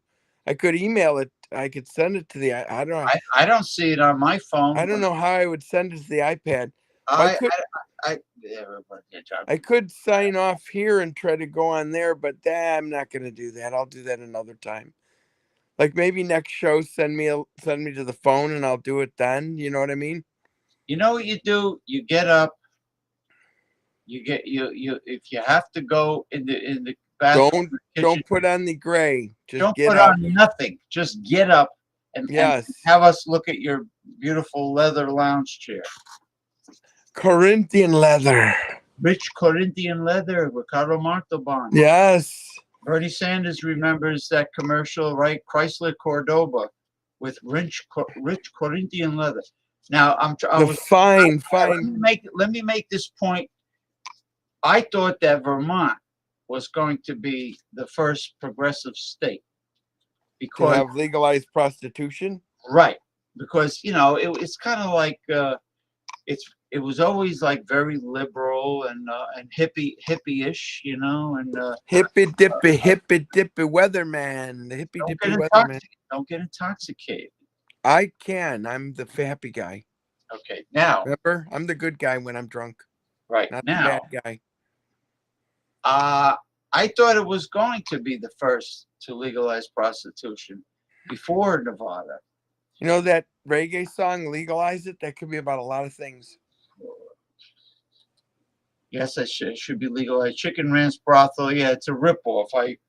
There was one brothel in Vegas that the owner forgot to pass it on to someone in his family. Assisted suicide, I believe in it. Those that are, unless they're like 21 and they're fully healthy, I don't think you should allow assisted suicide for that, but counseling. But for some elderly person with a terminal illness or someone just at the end of their life. This is a little different. Like, in other words, if the person is in a vegetative state and they can't make their own decision, and if they, when they were of sound mind, if they put in the living will that they wished, if they were ever in a vegetative state, that they would be euthanized, then yes, it should be honored. Okay, if the person has elected legally to be euthanized, yes, if they were ever in that situation. I mean, yes. nobody wants to be hooked up to machines when they're brain dead for like forever. I mean, see, I'd rather see total blackness than to see that horrible gray. Hey, what happened to? Oh, that's right. All right, let me bring him back. Yeah, no gray avatar. No gray avatars. Do you see the little dots, Ronnie S? The drop-down menu. Where is it? The three little vertical dots in the upper right corner of your mini-me video.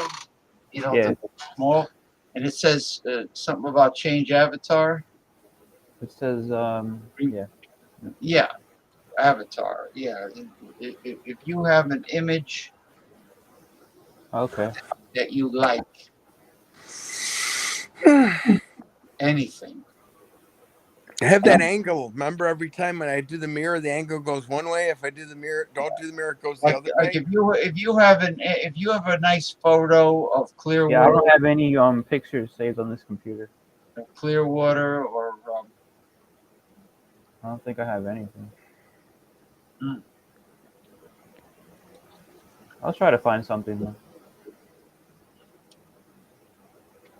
Yeah, like I don't know, find something like Floridian or so. So I'm talking to some gals on the internet, and they threaten to call, and then they don't call. I think they're just like in a fan club, but they don't really want to meet the star. They just want to stalk them. They threaten to call, or they claim to. They say threaten. They want. I like to say when someone's really not. I do the opposite of threaten. I use threaten as a joke. They threaten to call me. they make the claim that they're going to And then call. I ask them, when we talk on the phone, and it goes cold. They don't reply because I guess that's too much pressure for them for a 50-year-old woman, 54-year-old. God. I had You know one what? that said she was 54. Now she's 44 and is a 10-year-old kid. You know, you're doing her a big favor. I met her at the gym yesterday. Who's that? No, it's just an advertisement. Let me see. They show her yesterday at the gym, and I asked her, "How do you look so great?" Manja.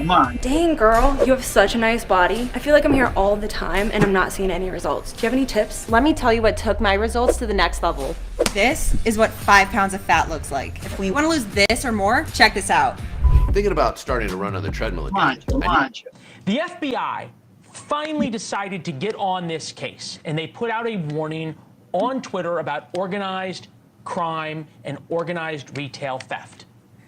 This was the picture they chose to put on Twitter.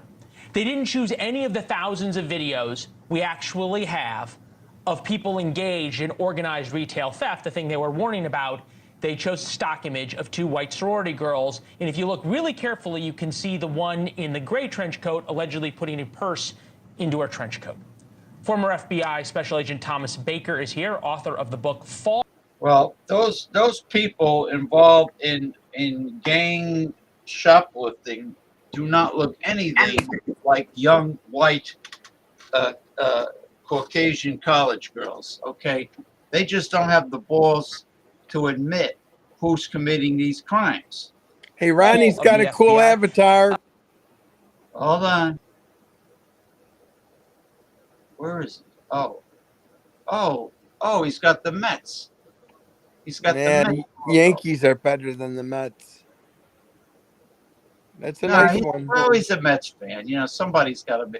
You know, some poor schmuck has to be. That was the original. That was the original logo of the old New York Giants. Let's see. Yeah, you're right. It was the New York Giants logo, and they used the Brooklyn Dodgers colors, the blue and the white. Right. The Giants was originally black and orange, like the San Francisco Giants, and the Dodgers were royal blue, and they combined the two. They combined the two. Whole ground. Now there's something I want to say. This is the last thing. I just want to get it out of the way. I'm not going to play the whole video, but you know, they're so politically correct pussies. They don't want to come clean and show who really is committing these crimes. So they put 2 young white college girls as the poster girls for. Let's see them. For theft. Well, this is what them. Yeah. Organized shoplifting. And then they're talking to the FBI, one FBI agent, and this kind of theft is on the rise. And where is this, in New York? Well, this one is L.A. Let me see. Okay, being robbed and vandalized by mobs in their hoods and everything else are not these 2 young, well-dressed women are not representative of the kinds of mobs that are attacking these stores in every big city in America today and actually putting a lot of people out of business. And it's a fear of offending people that causes the FBI to pull out the stock photo of 2 very well-dressed young women. It's ridiculous. And last I looked, there were over 6,000 comments on this tweet on the FBI's fucking political correct. Who gives a fuck who they're showing? No, the point is they should show who's really committing these crimes, and they should have what do you call? I would hire former veterans to go undercover, like Charles Bronson vigilante type soldiers to exterminate the real culprits. Well, you don't mean like shoot shoplifters like Trump said, right? You mean exterminate the problem, not the people, correct? Well, did you see how they were driving their car into the retail store front? I mean, if you mean the smash and grabs? If they're doing it in a violent manner, then they should be met with violence and be taken out. I'm sorry. Look how they're dressed. Official website, and almost every one of them thinks this is ridiculous. But Well, it's not to fun. be fair, we asked the FBI for comment. We asked them why they chose this photo. We asked them if they had ever busted an organized theft ring of people who looked like this. We had a whole lot of questions, and none of which they were interested in answering. They didn't even get back to us. Ghosted us, in the words of one of our producers. I think about this sort of dystopian reality, right, we're living in. Girls can be boys. The founding fathers, according to Google AI, are black. Organized retail theft is done by white sorority girls, on and on and on. It's one thing for that to be part of the culture, fine. Founding I'm fathers. wondering if it actually permeates beyond the FBI's PR team that runs their Twitter account into law enforcement that the FBI is supposed to carry out. Absolutely. These are the people that automatic weapons by law enforcement or National Guard should be used against, not innocent, decent people. This is the skooma that they should use it against. The scum of the earth. Leland, and this is the problem, and this is the problem I and others are writing about. This particular instance, it maybe is not that dangerous, and it's almost laughable because nobody believes that these two young girls are. Philadelphia is a shithole. Philadelphia is one big ghetto. Yeah, that's a Target store. Representative of that problem. Yeah, you're right. But another example that came up in recent months is the FBI's analysts, these woke analysts, came up with this scheme to target traditional Catholics, seeing them as a problem. And of course, they're not. They're not the problem. They're not a problem. And there's no legitimate reason for targeting them. But this is one of many manifestations that are coming forward of the woke mindset where these intelligent... We had this situation, right? There was a time that under J. Edgar Hoover, the FBI... Starbucks. Look. They're crashing into a Starbucks. They're looting the Starbucks. Skooma. Really again. Military automatic weapons open fire. Skooma. FBI had other problems than it does right now.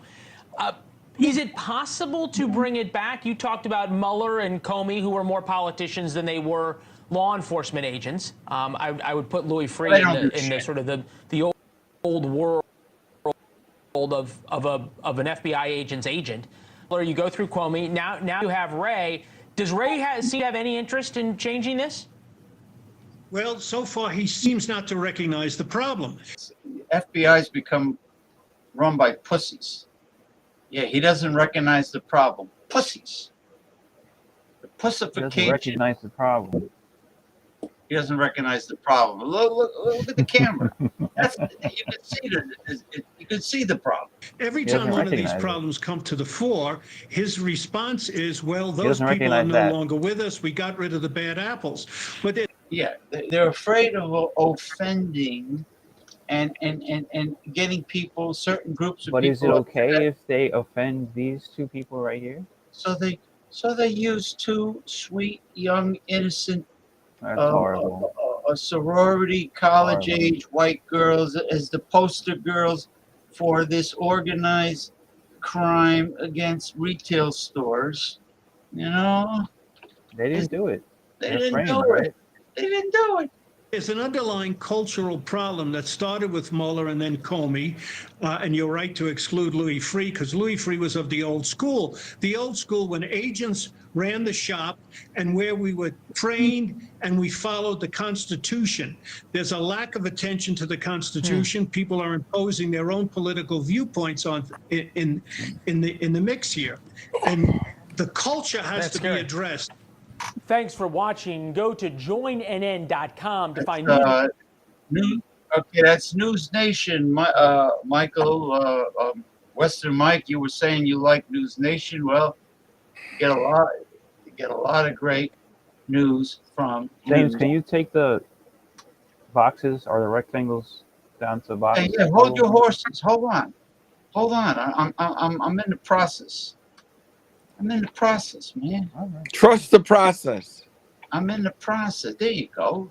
No need to get You got the uppity, James. heebie-jeebies, you know. You're all. I got the heebie-jeebies and I won't sit down. I can't sit down. I can't sit down. Hold on. Do you agree that we need to defund the police? No. And invest in programs for mental health? No. No, we need training. We need to invest in training police to de-escalate, not meet violence with more violence. That's the problem. Police shoot to kill now, not to wound. Once the deranged or sociopathic or a dysfunctional, once the personality is set in an adult human being, mental health is not going to work, because a lot of these criminals, they get out of prison and they go right back to a life of crime. That's all they know.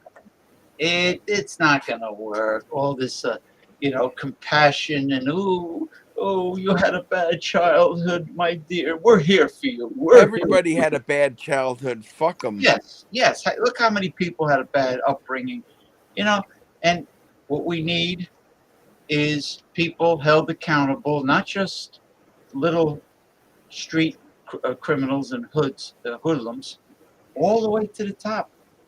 Congressman. Well, the white-collar criminals never go to trial or prison, by the way. Look, they threw away the key with Bernard Madoff, didn't they? Well, he was a POS. Well, but I'm just saying, nobody should be above. You do it bad enough, they will go after you with white collar. If you do it mildly, they seem to not care. Nobody should be above the law, no matter how. Especially former presidents and such. Right, no matter who they are, the mega rich or the mega poor. I watched Real Time last night, and they're talking about the Supreme Court is trying to delay the decision on immunity so the Trump can get past the trial, then say he's got immunity. It's a real monkey court. It's a, what do they call that? A kangaroo court? A kangaroo court. Yeah, it's total bullshit. They're stalling. They rushed on the Stormy Daniels, decision, but this one they're putting on the back burner. Real nonsense. Listen, he's guilty as charged. All the evidence points to him. He committed treason. Oh yeah, he's still committing treason right now. Even what more do we need? Those Mar-a-Lago documents were for his buddy Putin. I guarantee it. Yeah, I think so. And also, I'm very happy, but it's not over till the fat lady sings. But, well, that girl in Atlanta is not being thrown off the case, luckily. Now I'm talking about Mar-a-Lago. I know. I'm saying it, among other things, she Mar-a-Lago's was New York LLC. LLC. That's what I'm trying to say. Yeah. The woman, the prosecutor in Atlanta was threatened to be thrown off the case, and the case would have gone away. Things went and ruled in our favor that she's not being thrown off the case, luckily. What the hell is... because that's a big criminal thing. When you're looking for 10,000 votes via phone call, that's a criminal act. Yeah. So that needs to go forward. That almost didn't, because, Whatever happened with the girl that was, did he pay her hush money or something, and she... Oh, that's a porn star. That's ridiculous. Not the Stormy Daniel ones. It was like last year. There was other ones. Yeah, there's been a few involved. And I told my right-wing Christian lady friend, if Trump's so wonderful, why don't you bring it up in your church, if him praying to have sex with prostitutes and hookers while his wife's pregnant is a good idea. If that makes him saintly. She wouldn't. She wouldn't address it. She's a Christian and she loves Donald Trump. Yeah, it's like the elephant in the room. Oh, Donald Trump, he can't do wrong. Oh, when he pays hookers. Oh, that's just hearsay, fake news. Every time you tell her a fact, she calls it fake news. Yeah, fake news. Yeah, she's not a Christian. She's part of a cult. I hate when drinking gives you hiccups. No, it could be worse, Alcohol change. I had a brief. Listen, it could be a lot worse. You could be talking very slurred, like that's worse if you're drinking and talking like that. Okay. Right? I'm just saying the inconvenience of hiccups in there. Sometimes they're painful. Is my point. Oh, a hiccup? Yeah. Yes. Sometimes a fart could be so powerful that it actually hurts your anus. Yeah, and sometimes the hiccups hurt your esophagus. Now, James, do you think those girls did the crime that they were showing? No. Don't do the crime if you don't have the time. So where'd they get the picture from? They just took. They looked like they were modeling clothes for a department store. I don't think those girls had anything to do with shoplifting of any kind. Should they be able to sue them for that? Damn freaking right, they could sue. Damn right. And I hope the girls do sue. A man named Sue. A boy Justice named must Sue. be done. Boy named Sue, I'm sorry. Justice must be done for those girls. Sheldon Silverstein, the former White Sox and Cubs beer seller. He would sell beers. He was a poet and a writer. He wrote that song for Johnny Cash, A Boy Named Sue. All right. Yeah. I'm ready to. I'm ready. Hold on. I'm gonna do Burning Ring of Fire. Hold on. What's going on here? Now, I didn't know you were a very nocturnal person, Bernie Sanders. You got a lot of vigor and vitality to be this alert. Late it's not that late, is it? No, it's about 10 o'clock in the East Coast. Yeah. Bernie Sanders is on the West Coast, right? No, he's a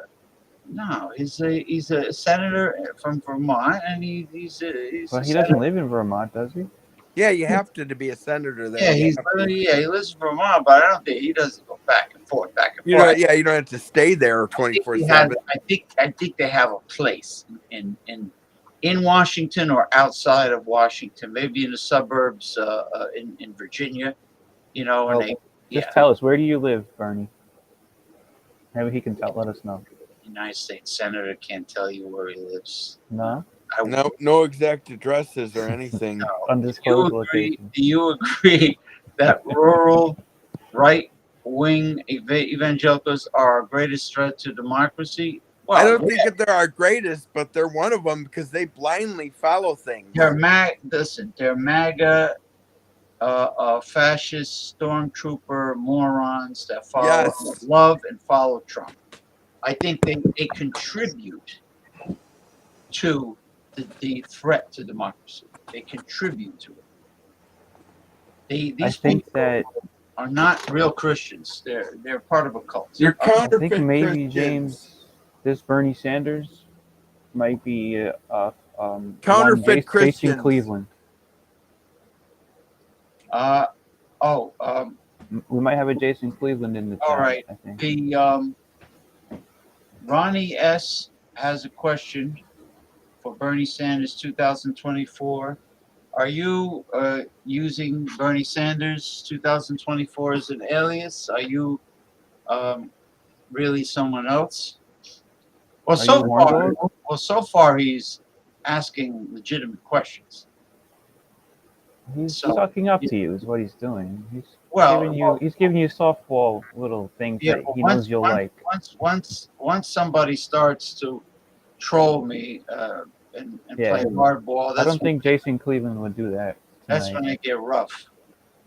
That's when I get rough. But if somebody's being nice to me and respectful, you know, look, it could be Elmer Fudd, it could be the spirit of It could be the Fatty. Wile E. Coyote, right? It could be the Wile E. Coyote. It could be the spirit of. Or it could be our old friend Jason Cleveland. It could be the spirit of Fatty Arbuckle. I don't care, as long as you contribute something to the show and you're respectful, then you're fine. Jason Cleveland, I don't think he would use an alias and play practical jokes.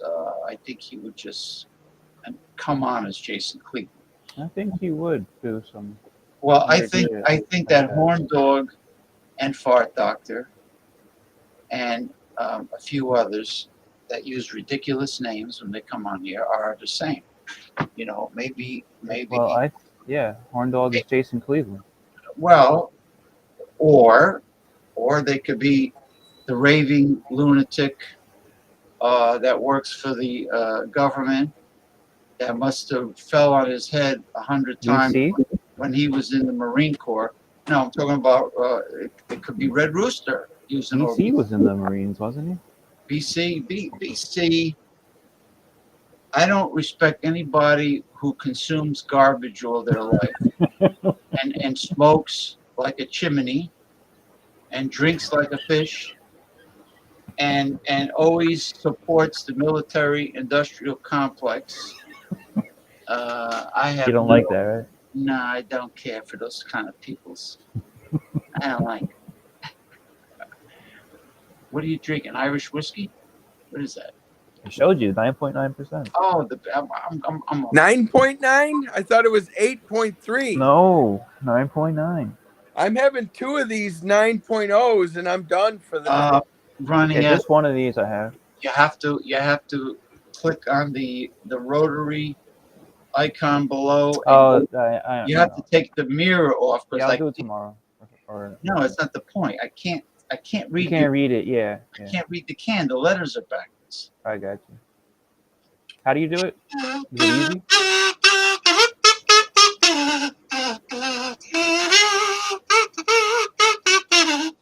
Down, the ring of fire. Oh, there's a little rotary symbol. Looks like a gear on the right, underneath on the right hand side, and that is settings. That's the settings, and then you go to video and you turn off the mirror. So this way, same thing with the. What the hell's his name again? Same thing with Mick Von Raven. Michael Hilton, right? With Mick Von Raven, to read what is on his shirt, he would have to take mirror off. Otherwise, it'll be backwards. Yes. And I think it is. We don't want it to be backwards. Yeah, like if you show something, people should be able to read it. You know. Like, for instance, people on my Facebook Messenger, you can read. Is that a restream thing? No. Everybody, every program that involves video has the mirror. Program that involves video. I don't know why they even have a control that would take mirror on and off. Turn it around. Right? But why would that be the default? Right. Why would somebody be on a video? They're just trying to get you to do something like, because you would take for granted that you don't have to do. Because the Pencil Neck Geek programmers that created the program, it doesn't make sense. Like if you're doing a video and you show something, of course you want people to be able to read it. So why would you have to be like, oh, let me turn the camera around? Why isn't it already like that? Exactly.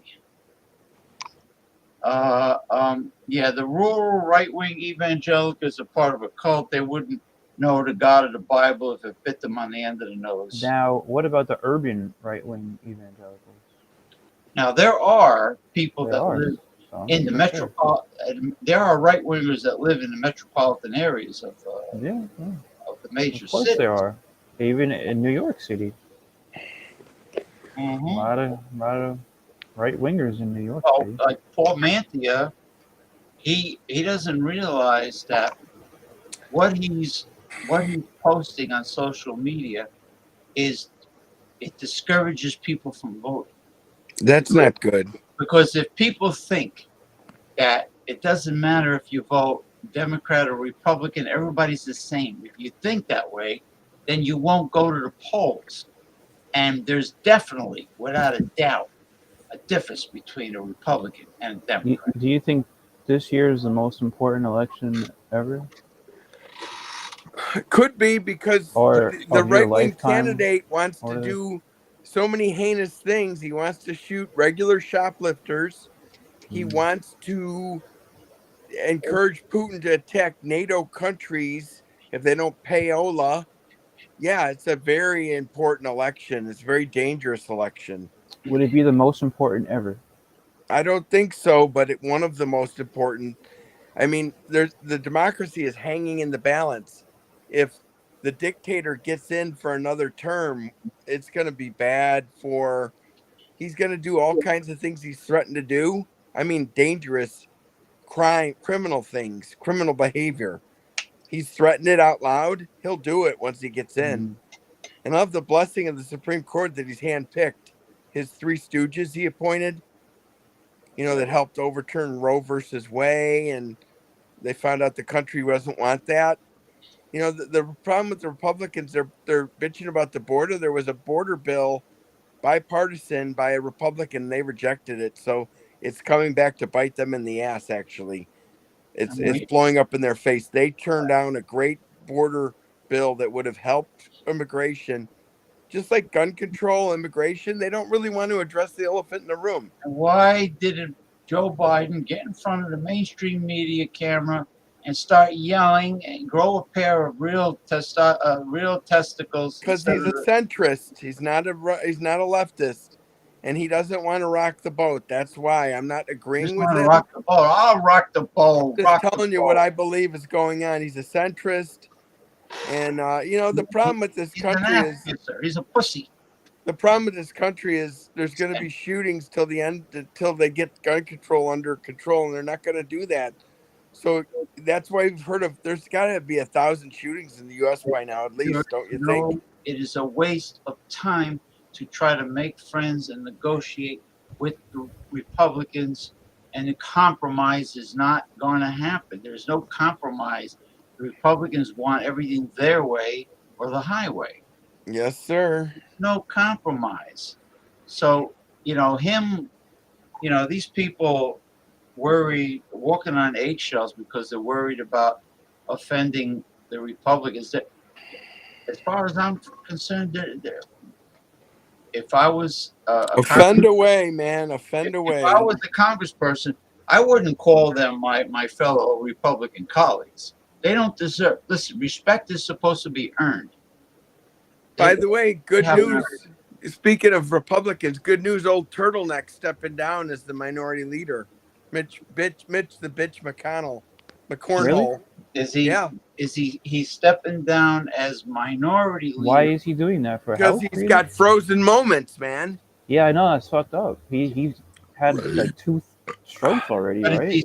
Is he still going to be a congressman for the state of Kentucky? Oh, until they take him out on a stretcher dead. Yeah. So he's still going to be a senator, but he's not the minority. No, leader? He's not going to be. He's not going to take his jowls of life to the cameras anymore and jiggle his jowls of life. How do they what do they appoint somebody else, or how do this? I don't know if it's. I hope it's not like the evangelical Speaker of the House they chose. That guy's a fucking piece of shit. He makes Kevin McCarthy look like a saint. Yeah, they think that a fertilized human egg is a baby. Yeah, they don't care about it. And once it's born, forget about it. Until it's born, it's really precious. Yeah, once you're born, you're a moocher. You're on your own. Yeah, you're on your own. But when you're a fetus, you're important. Fetuses can't vote. That's the funniest part. By the way, most of the people that have big opinions about abortion don't even have children. Right. I find that the funniest. What do you care? I noticed this old Catholic guy. He was from the state of Maine. You know, he talked with the accent, ara, ara, ara, you know. And he used to go, the unborn, the unborn. He kept on calling it, the unborn, the unborn. Well, he didn't give a shit about the born. Just the unborn. Just the unborn this and the unborn that. Born. I said to him, you know the disco song, Born to Be Alive? Born to Be Alive. Yeah. Hmm. So, the unborn to be alive? Mr. Senator Bernie Sanders, and just like Western Mike, I sent you the link. Did you send Senator Bernie Sanders the link? I sent you the link, Mr. Bernie Sanders. You want to come on and join us, denizens of the deep? If I send you the link, where's Western Mike? What the hell you do? He's probably got the planetarium turned on. He's up there staring at the planetarium. That shit was pretty cool. Yeah, I thought it was. That was a good look. I told him the lighting in the room when that planetarium. It's funny. It's like he wanted to put music on, right? And you wouldn't let him. No, you can't do that. They'll mute my show. The copyright, yes. It's copyright. I mean, Mick told him. But he was vibing though. He wanted to. Hey, Ronnie. He wanted to look at the ceiling and listen to music. Vibe and fuck up my show. Hey, Ronnie, drinking and smoking weed's like pissing in the wind. That's what the Fabulous Freak Brothers say. Oh yeah. Drinking and smoking, both at the same time. You got to do one or the other. Don't encourage him to do. I'm not. I'm telling him you do one or the other. Otherwise, it's like a blotto and you're nothing. I'll be all right, man. Blotto. Blotto. Thank you for the concern, man. Yeah, have you ever heard that before, Ronnie? Pissing in the wind, drinking and smoking weed is like pissing in the wind. I've heard pissing in the wind. Like you're not supposed to piss in the wind, right? Yeah, well, that's what you're supposed to either drink one night and then smoke another night. That's what they say. I wonder if anybody has the last name of Blotto. Wouldn't that be funny? Yeah, Bluto. Popeye's nemesis, yeah. The Bluto and the Blotto. Now, Sweet Pea, they never really mentioned where Sweet Pea came from. Was it they found it on the doorstep, or? Yeah, after the storch visited. That's what my grandmother used to tell me. You place an order with the hospital, and then the stork flies and delivers. You play hide the salami first, of course. Hide the salami first, and then you're gonna get the stork visiting. They never mentioned hiding the salami. By the way, why does it feel so good to come inside? It's part of our DNA and our what's the part of our brain, our savage brain or our primeval brain or whatever it's called. Even the thinnest of condoms. Once you get naked bareback pussy, you'll never go back to condoms ever. So why does it feel better to come inside? It's psychological, part of our Cro-Magnon DNA. Well, I don't think it's psychological. It's physical. I think the sex it just feels so much better when you finish inside than pulling out. It's physical, once the passion takes over, and you get the feel of the moisture, the marinating. Get some dick slide going. Once your sausage, your salsichi is being marinated, and you feel the moisture, and it's very hard to turn back and wrap it up. No, pulling out is a skill. Well, you do that when you're younger. When you're older, you get with women that can't get pregnant anymore and just fucking shoot one past the goalie. That's true. And it's a very bad, very, very bad decision for middle-aged women to decide they want to have a baby. Bad. I'm telling you something. When you shoot one past the goalie, it makes you feel differently. It just feels so fucking good. Yeah, but you don't way want, better than coming in a condom or pulling out. It just feels. You don't want any like birth defects or Down syndrome. Yeah, I know. I'm just telling you, it's a fact of life. It feels like 1,000% better to finish inside.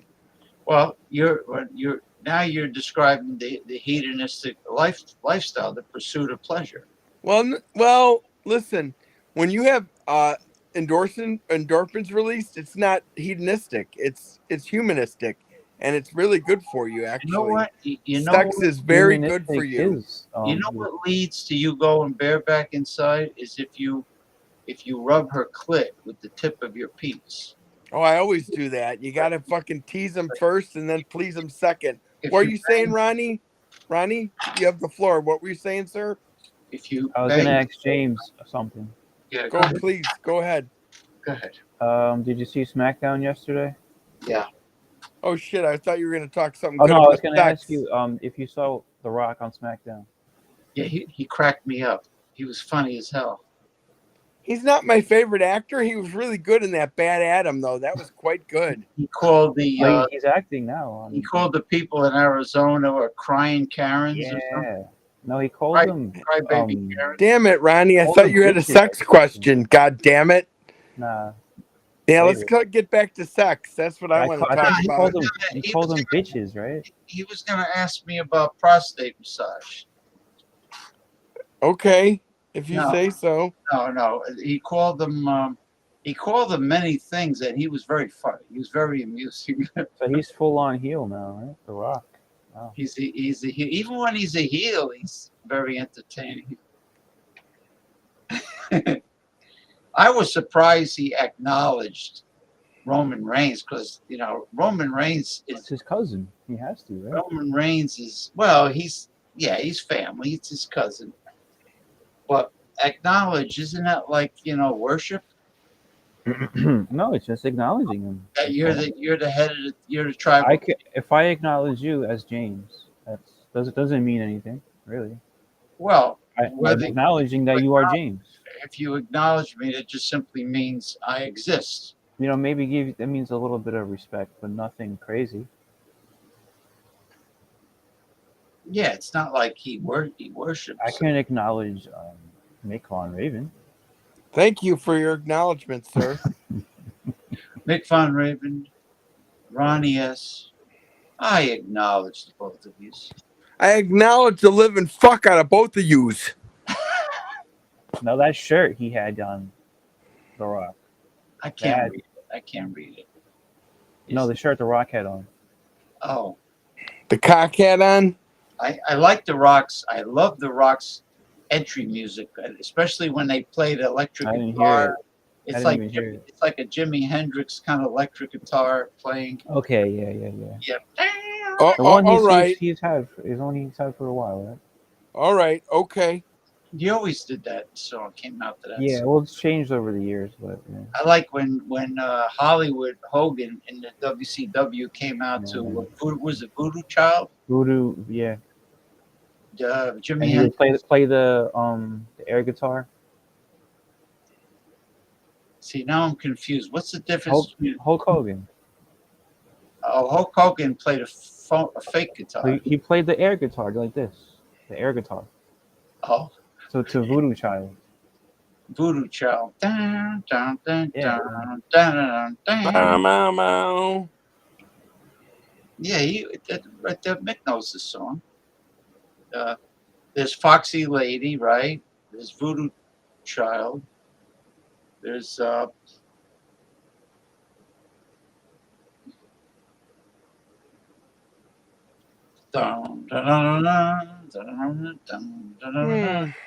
It was a good song for the NWO. I'm getting schnockered, just for the record. I told you were going to get schnockered with 9.9. No, it's 2. I'm on the second one, and it's 16 ounces.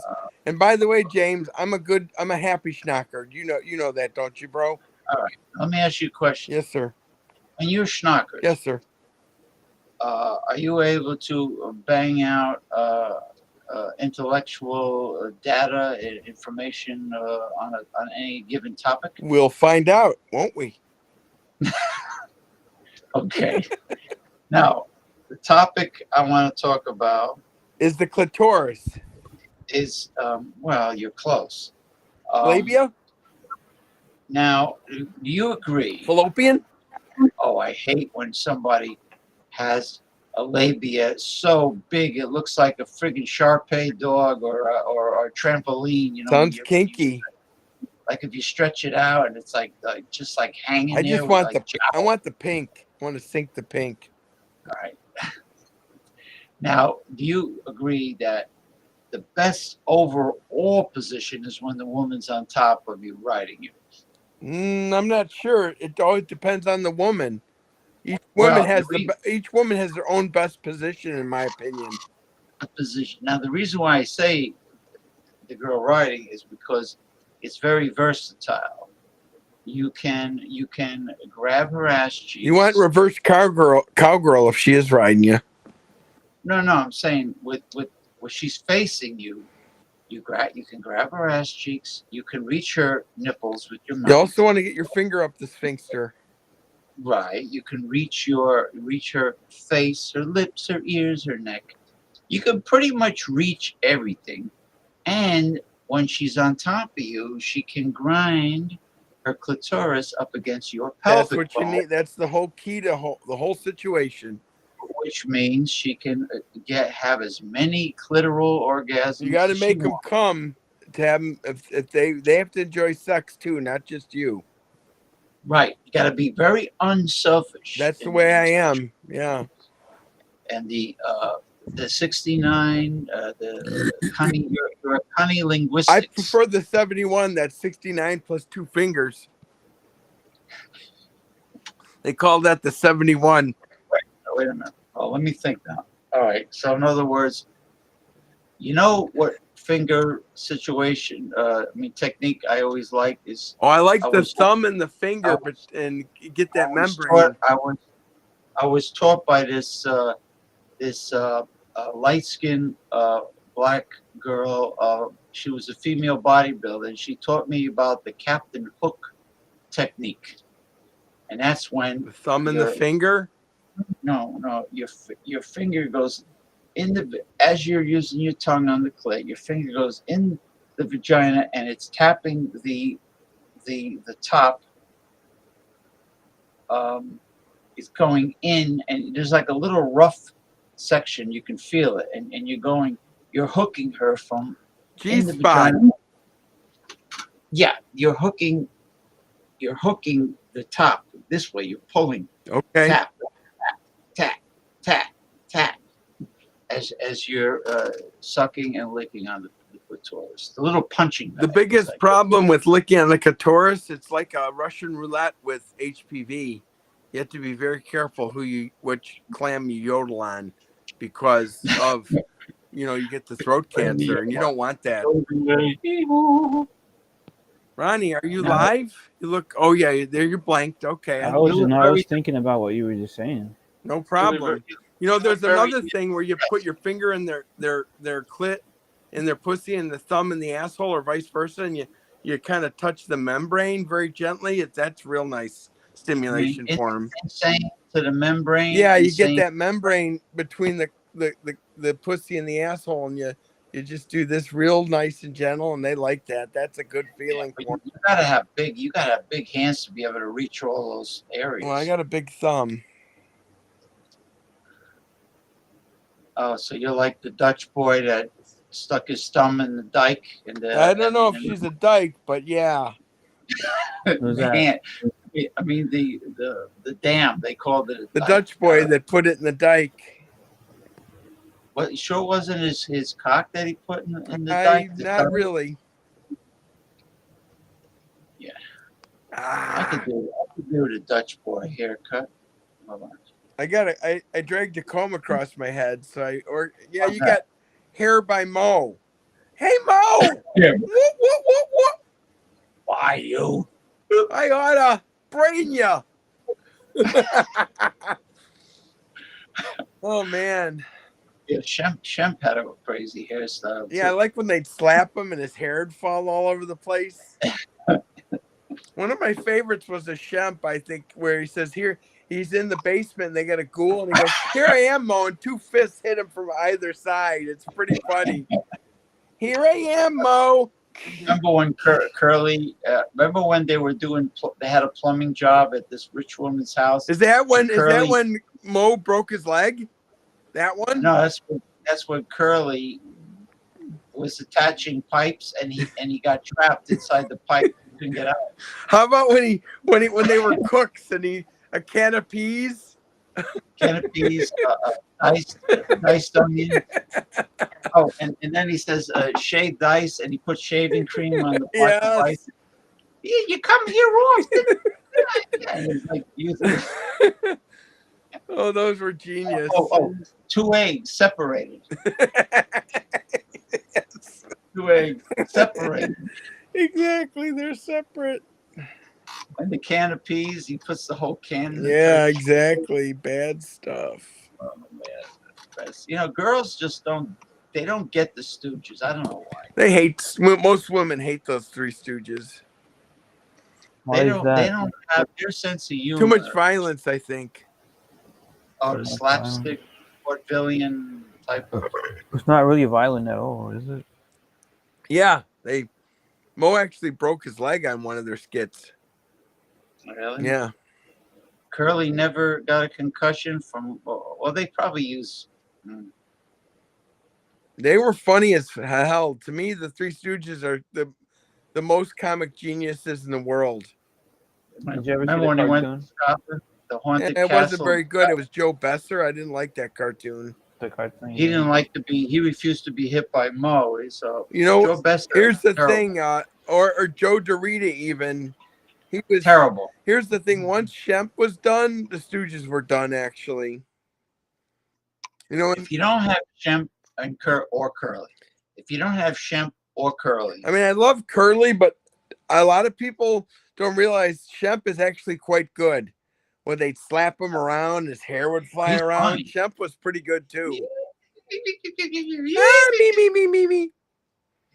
Let me tell you, Shemp. There are a lot of people who preferred Shemp, and then there were Curly fans. I like them both, but I think Shemp is an unsung hero. Ronnie's calling someone to make their day. Hi, I've just called you to make your day. I called to say hi. I am. Click. You're not calling. Just wondering what he was. Were you just checking voicemail there, Ronnie? No, I got a call. Did you hang up on it? Oh, how was your weekend with your sister visiting you? How did it go? That was cool. Yeah. Nothing crazy. That's it. Nothing crazy. Cool. Crazy. Was it all right, or was? Yeah, it was good. I think it's all right. We went to a Cowboys bar. Not the game. It was like a club, a Cowboys club, kind of like country western Coyote bar. Ugly type thing. Oh, they had a mechanical bull. Yeah, all that mechanical kind of bullshit. You do the two-step dancing. They teach you how to do it. Oh God, I can't stand it. But it was cool though, because it was like modern music. It wasn't like country shit. The two hicks. Yeah. Not really a fan. I like the old. A lot of younger people there, girls. Yeah, I mean, I like 20s, 30s. 20s, really? Yeah. Hitting on them youngsters. Well, I couldn't. My wife was with me, so. Your wife. But you didn't tell him that old chicken makes good soup. You wouldn't if you were single. You mean? I'm not single. I'm saying No, you would hit on them if you were single. Is what you're saying? Oh yeah. He was with his wife and his sister. Right. At the country. Right. And her Sounds like an fiancé, interesting porno plot. No. And if his wife wasn't there, his sister would throw up to his face. You're a married You know what? man. What are you doing? She really wouldn't actually. No. Nah. Well, my sister would be a pain in the ass. She was like. No, we're pretty cool. We're tight, man. My late sister was one of my favorite people in the whole world. I miss her dearly. I would say so too. I think we're pretty close. I have 4 siblings. I had 3. Now I have 2. She's my poor sister checked out 2 years ago. Oh man, sorry to hear that. Yeah, thank you. My mom and sister both passed away within 8 months. In 2022, it was the worst year for our family. My grandma and my dad both passed away last year within like. I'm sorry for your loss. Yeah, so. in the same year. How old Same was year, your yeah, like within papa? like 3 months. Yeah, How old was your papa? like 65. Oh, Yeah, not my that. He's sister not. was 64. No, My he dad didn't was die from old 60. age. Yeah, my sister was 64. My dad was 66. So I can relate to you, Ronnie. It's sad. Now, was this your dad's mother that passed away, the grandma? No, it was my mom's mom. Yeah, I'm sorry for your loss, brother. It's hard. I Yeah, know, that was trust about a me. year ago. So, It doesn't make it easier. Two no, it years, and doesn't. I still think of them. I love them and think of them Even often. Right? even though they say time heals, but you never forget. You never forget. No. Oops. You But never my forget. grandmother, she lived a good life. My dad, he died from like a freak accident, so it was even more fucked up. Jeez. Yeah. He fell and basically became a quadriplegic like from his neck down, and then died in the hospital like 5 months later or something. That's like the story of who the hell was telling me about it? Some guy was riding his bicycle without a helmet, and he had the freak accident of getting hit by a car, and he hit his head on the That's concrete. what he And did. He fell on the curb, like right on his neck. it doesn't really take that. It can happen in a No, split it can second. happen. Yeah, and he was in good physical shape. He was in very very good shape. So it was pretty bad. It was a pretty horrible thing. Untimely. It wasn't expected. Mm-mm. It happened all And then my fast. It's like, grandma, she was in her early 90s, but at the same time, it wasn't expected because she was very lively. well, women are known to have a much They are, longer yeah, lifespan. yeah. But she was an active 90-year-old Yes, no, she woman, was right? active. Yeah, she lived in the house that she, raised her family in. Was she Never. more like if somebody said, let's go out to eat, and took her and She she would was able to go. go out and get in Yeah, the car. she kind of something that fucked her up psychologically was the COVID stuff. So like the last couple of years of her life, she was always scared of that. So that would, Oh, seniors have yeah, to be aware. she was scared of that.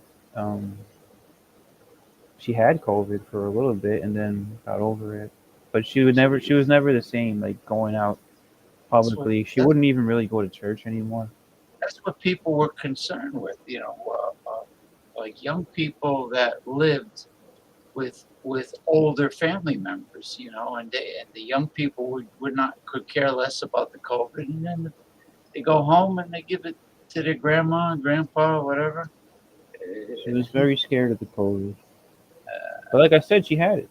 She caught it, and it really wasn't. It didn't. She didn't get that sick from it. It was like But I think she that was pretty old. older generation people were most likely 99.9%. They were breastfed mother's milk. Everybody really is. Most babies are breastfed, even still. And mother's milk contains colostrum, which develops the baby's immune system for the rest of its life. But colostrum is only produced in the first week or so, the first several days. So as soon as the baby's born, mother's milk is a must for the first week. Hmm. It is, but it's better after that.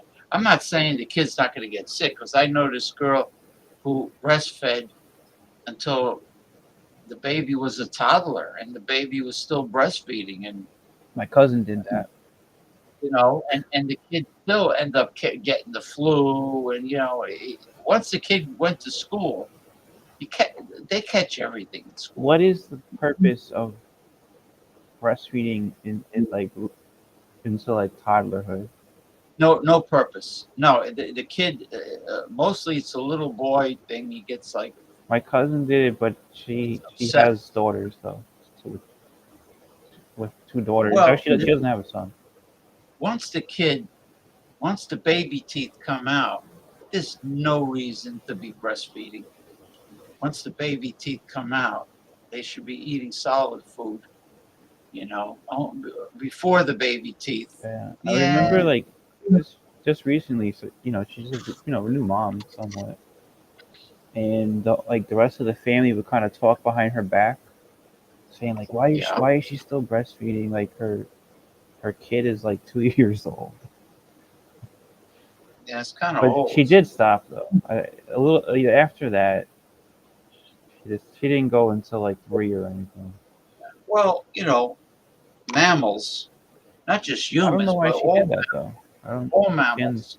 what was the The reason why. mother, once there's baby teeth involved, the mother pushes the kid away. All mammals do that. That's enough. That's enough. No more. No But I more. think the babies and the little toddlers, they actually like it if they grow up like that. So I don't know. I mean, it's a weird topic, I guess, to talk about. Well, it's Like that's Vince usually McMahon, when he was saying he was sticking leaves up his cousin's puss in the interview. wait a minute. His cousin's Vince foot. McMahon, he said when he was a kid that he was sticking leaves. He would go Shoving out it up with his cousin. cousin's vagina. Yeah. Well, he was a sadist. You think So a sadist would do that? He started young. That's a sign of a sadist? Well, usually it's a bad sign if the kid gets off torturing and killing creatures. Well, it's not really torturing. No. Well, no. He was playing doctor Weird. with his It's cousin. weird. Yeah, Yeah, it's weird. it's definitely weird. It's a weird to say that in a Playboy interview, that's where he said it. Well, this Philippine woman sends me a video of somebody I'll be back. roasting a penis of an animal. It was like huge.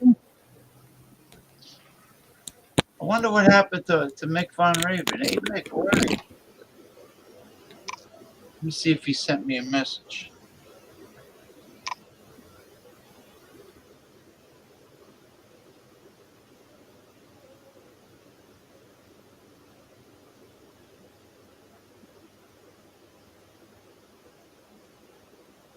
Let me see if yeah, he sent me a message. Okay. Very well.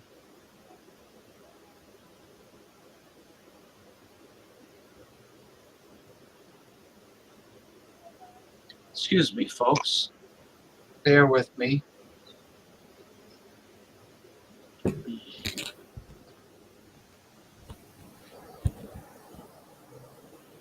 This fucking thing. Yeah, Mick's coming back. He says he lost power. I don't know what that meant. He lost power. Probably, you know what his iPad lost power. You never do video without plugging it in. You have to plug in your phone. If you're doing video, you have to plug in your device. It happens. Because He'll be back. He should be back any second. Video sucks up a lot of electricity. You got to. If I'm using my phone for streaming for whatever reason, like when Michael Hilton, I don't know where the hell he is, when he was live last week, I always plug my phone in. Did he go live today? Yeah, he did. He sent me the link, but I was busy. I was in the bathroom, shaving, peeing, whatever, and then I had to prepare dinner. you know, and I made the. So you don't have time for this shit. No, I usually go on if I see it, but I was busy. You know, I had organic whole wheat spaghetti with white clam sauce, so I was busy. Now, why is he I going didn't- live so early? No, he When goes. he's on the West going- Coast. He's been going live late, but I guess to him it's early. But he's on the West Coast, so that's 3 hours He's ahead 3 of hours. or Yeah. So behind you us. figure, okay, so 7 p.m. Eastern time. He's going he was live. live. Oh, okay, I mean, that's not that bad. So it 7 was to like 6, 4 o'clock his time. 5, 5 to 4, 4 to 5, 5 to 6, 6. So yeah, 4 p.m. 4 o'clock. Here he is. I don't know where Michael is right now.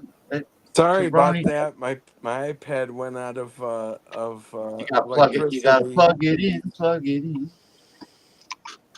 Yeah, well, Uses a lot of juice, my friend. Video uses a lot of juice. hold on a second, please. I'm changing my avatar. So what's going on with AEW, James? You keep up with that one too? Tony Khan is his booking is really bad. Is he the booker or he's just the owner? He's the owner. He gets involved with everything. We could talk about that tomorrow. But the storylines just don't make any sense. He really needs to hire some He should hire older, Paul Heyman, right? To do the older creative. legends. Hire Dutch Mantel. Hire Paul Heyman? No? Eric Bischoff, or what do you call? Should he hire I guess Paul Heyman's in the WWE right now. Vince Russo, Vince Eric Russo? Bischoff, or did they Maybe hire contribute? Vince Russo and Eric Bischoff at the same time. Yeah, hire the both of them. Just like WCW in 2000. The big M, purple neon M.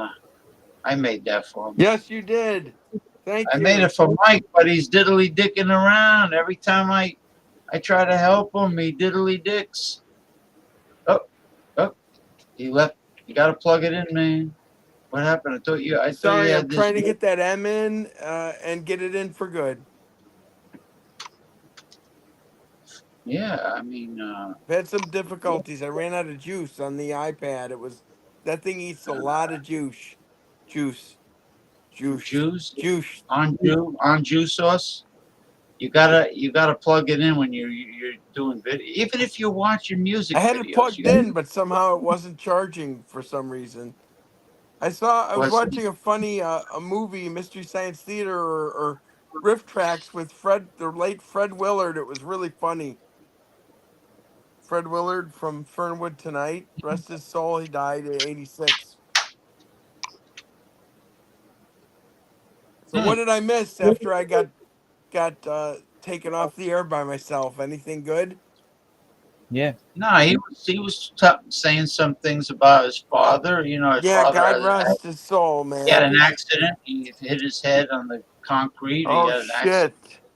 It was an untimely death. My father had a dementia, and he died at 66 of colon cancer. It was horrible. And, Sorry about your daddy, Ronnie.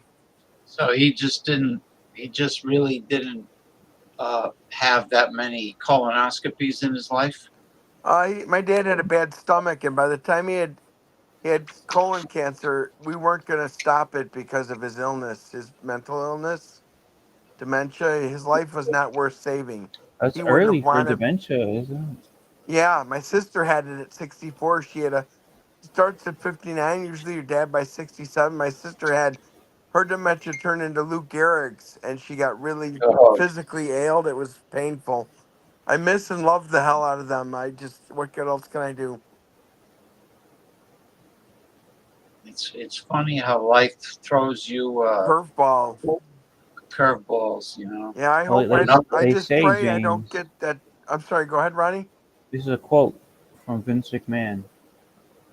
Life sucks, and then you die. No, it doesn't. No, that's Vince McMahon's life. Here's the thing. That's really a quote of his. You don't know how long. Go Go ahead, James. Sorry. He says he has $1 million biceps.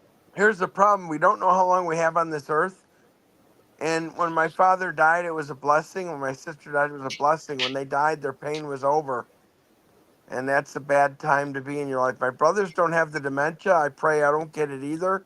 It runs in the family. It's really deadly. It's what Bruce Willis has, the frontal lobe Yes, disorder. that's scary, man. That's Yeah, early and in you life. stop talking. Yeah, my sister got it. You get it at 59, you're dead by 67. That's 7 years. So is that the time frame is usually like 7 years or? Yeah, it's called Pick's disease. It's a frontal lobe disorder. Yeah. It's really heinous. That's why you have to seize the day. I think they So started. they say okay, I was just fucking around with the Vince McMahon quote, but a real quote is, "You know neither the time nor the place." Of your death, exactly. Right. And you So don't want to know it, by the way. You want it just to surprise you, just like a fucking sure, but you want to be surprise ready. birthday party. You want to be ready for it though, if you Well, I can. believe quick death is the best death. Which My one? father took 2 years to die. My sister took 4 years to die. It's not good. Yeah. Like your dad falling, hitting his head. Did he die shortly after that? No, man. It would have been better if he did, honestly. Yeah, so he lingered on, you're saying? Yeah, but it wasn't like he was a vegetable state or any. I mean, But he he was had brain damage he of some couldn't kind? no, it was bodily damage from the neck down, but Oh, he was his brain was paralyzed? all there. His So brain was all there though. he became paralyzed? Yeah. I'm Yep. so sorry to hear that, He Ronnie. couldn't move he couldn't move his body at all. But That's sad. his brain was completely intact. So it was So his brain was like working overtime because the body was failing him. right. And he never got any like counseling or anything for like a freak accident that happened. Yeah, he And so should have. he was kind of like fucked up in the head Kind of in denial, and in a basically. crazy amount of on a crazy amount of painkillers too. That's not good. I'm so sorry, Ronnie. Yeah, it was bad. Thanks. It was It really fucked haunts up. you. I know. I took care of my father the last 2 years of his life, and I saw my sister like that. It still haunts me. I'm not gonna get down about it right now. I have had some alcohol, but it is a painful, painful thing, and I should have gotten counseling myself. Mm-hmm. So, I don't know if we could change the subject to something more bright Yeah, for both of us, but we let's do it. probably should. Well, so Trump is the Antichrist. Looks like. Well, there's something wrong with him. You know that, right? As a I mean, if he's person, the Antichrist, that's definitely something I didn't wrong. say that. There's something wrong with his Well, brain. James was showing some a video before about it. Well, he's quoting Hitler and other shit like that. That's not good. You know Was he that, right, quoting Ronnie? Hitler? Yeah, he quotes Hitler all the time. Oh man. And he wants to encourage Putin to attack NATO states. NATO states are our allies. We don't want them attacked.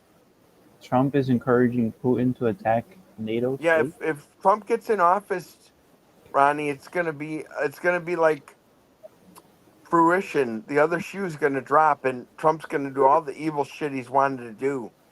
You know that, right? Why do you think he didn't do it the first time?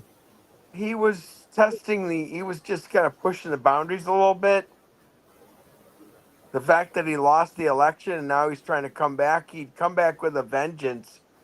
And it's going to be a real bad time if he becomes president again. Do you think Nikki Haley's going to be any kind of No, she's no threat contender? whatsoever.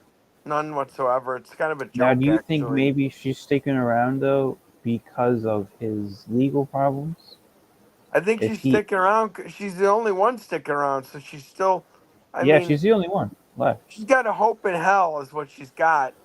So, like, if he has to step down because of the legal issues, maybe guess that she'd be the would one. make her the default candidate. Maybe, just like I also think that in the Democratic convention, there Yeah, may be a different candidate to emerge I've from heard that that too. Yeah, convention. you think They're gonna Yeah, nominate Newsom, Newsom or Michelle Obama, I've heard. Michelle Obama. I think it should be Newsom myself. What We about need a the younger VP? man. You think they'd keep Harris? No, no, not at all. She's a liability. She's never going to be president. She's not a good politician. She's got too much shadiness in her background. I think no. So maybe Michelle Obama and Newsom VP? No. They're No? saying one or the other as the leader. Okay.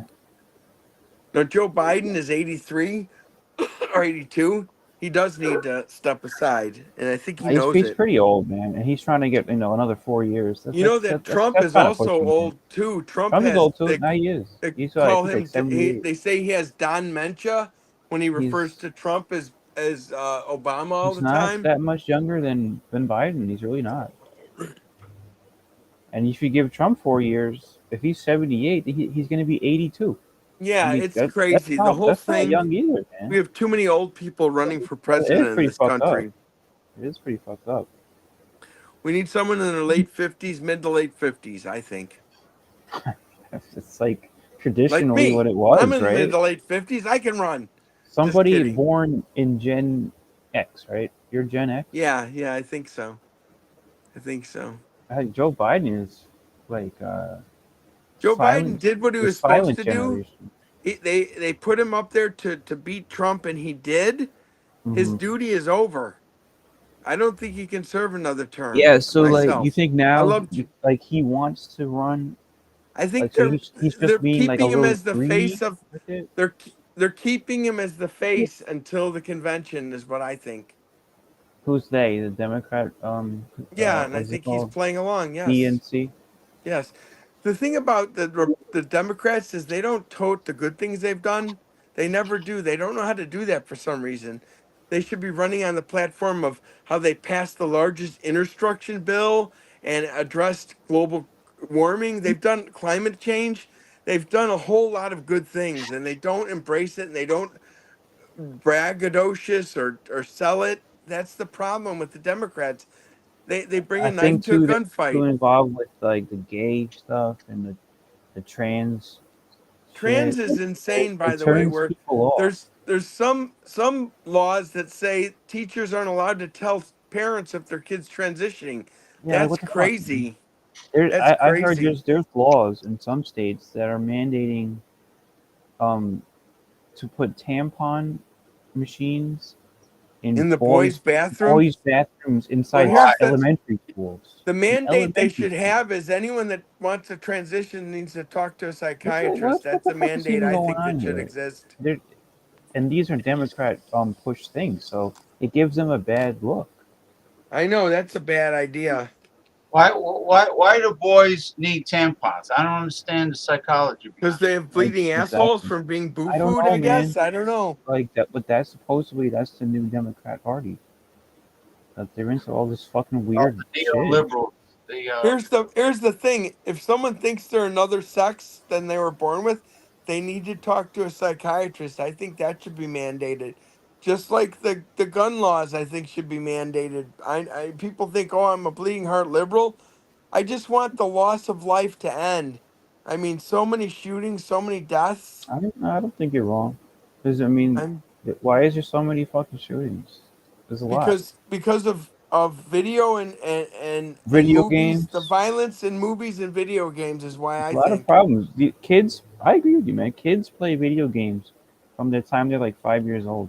And when kids get a And hold of guns, if they're getting exposed to video games where you're just like pretending you're like in Iraq, just shooting fucking soldiers and shit. yeah. Because that's what some of these video games are. A lot of them are. No, the It's just like problem is first-hand little kids shooter. have been getting a hold of guns I and they're didn't play shooting. those video games when Me I was a neither. kid.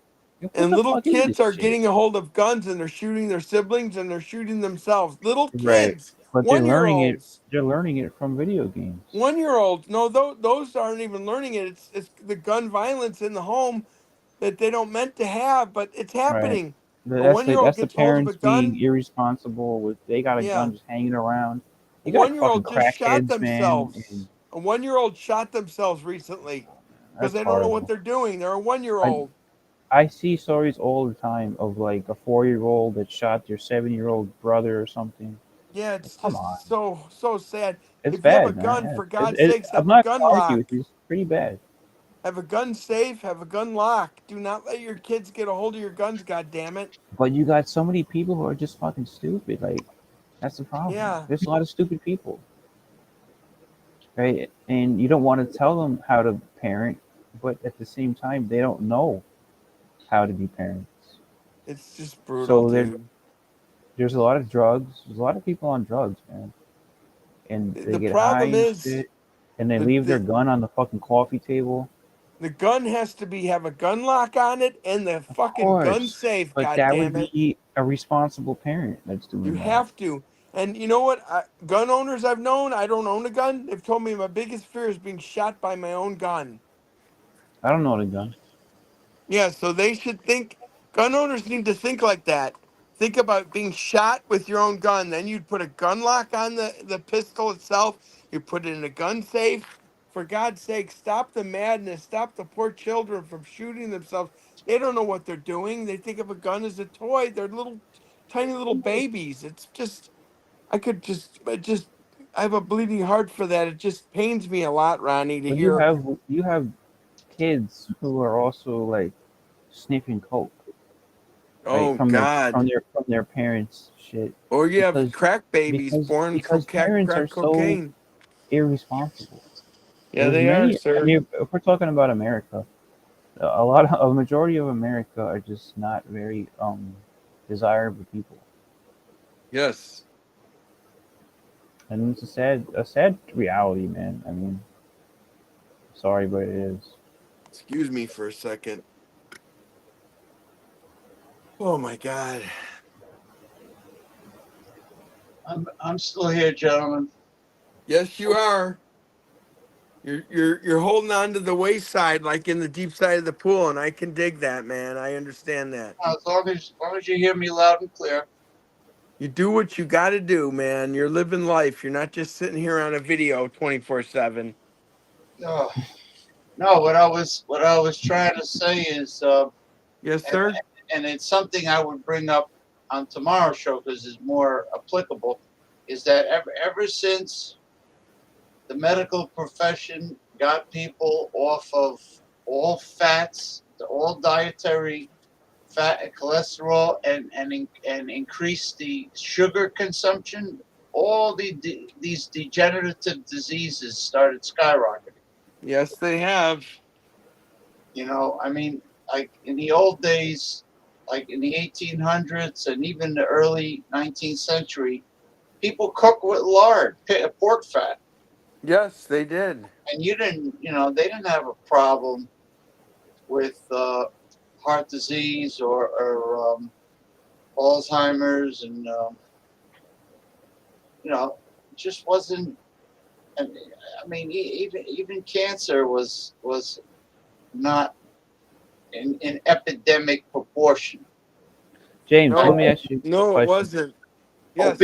Obesity wasn't at an epidemic. Yeah, go ahead, Bonnie. What age do you consider middle age? In Usually, your late 30s, early 40s. usually when the big 40 rolls around. And you're not married and you don't have kids, they start calling you middle ager. Wow, you could. So you said a woman who's around the 40 age mark shouldn't Yeah, have well, kids? when she's No. late 30s into when she tips 40. Hmm. You My know, mom was 40 when she had my little brother. well, how did he turn out? Fine. It's Good. fine. Good, I'm glad. Well, But you're saying that's pushing it. What about for a guy? It doesn't really matter, right? How old you are. no, a man could be middle aged just like a woman. So you Yeah, think a man sure. who's middle aged shouldn't have kids? No, a man who is middle aged can pollinate until Right. he's like friggin' geriatric. Right. But a woman Pollinate women. once you get to 39ish, you're It you don't becomes have the same the same body, right? Yeah, their apparatus is declining. Their chances of giving birth to a healthy baby and also them themselves being healthy in childbirth has starts to decline. And the risk is higher. The risk is higher once they hit middle age in terms of having a child. I'm not saying that it can't work out, but do you really, as a middle-aged person, even if it's a husband and wife, if you're both middle-aged, do you really want to deal with teenager problems when you're like in your golden years and when you're a senior citizen? You really want to deal with that shit? You know, I mean,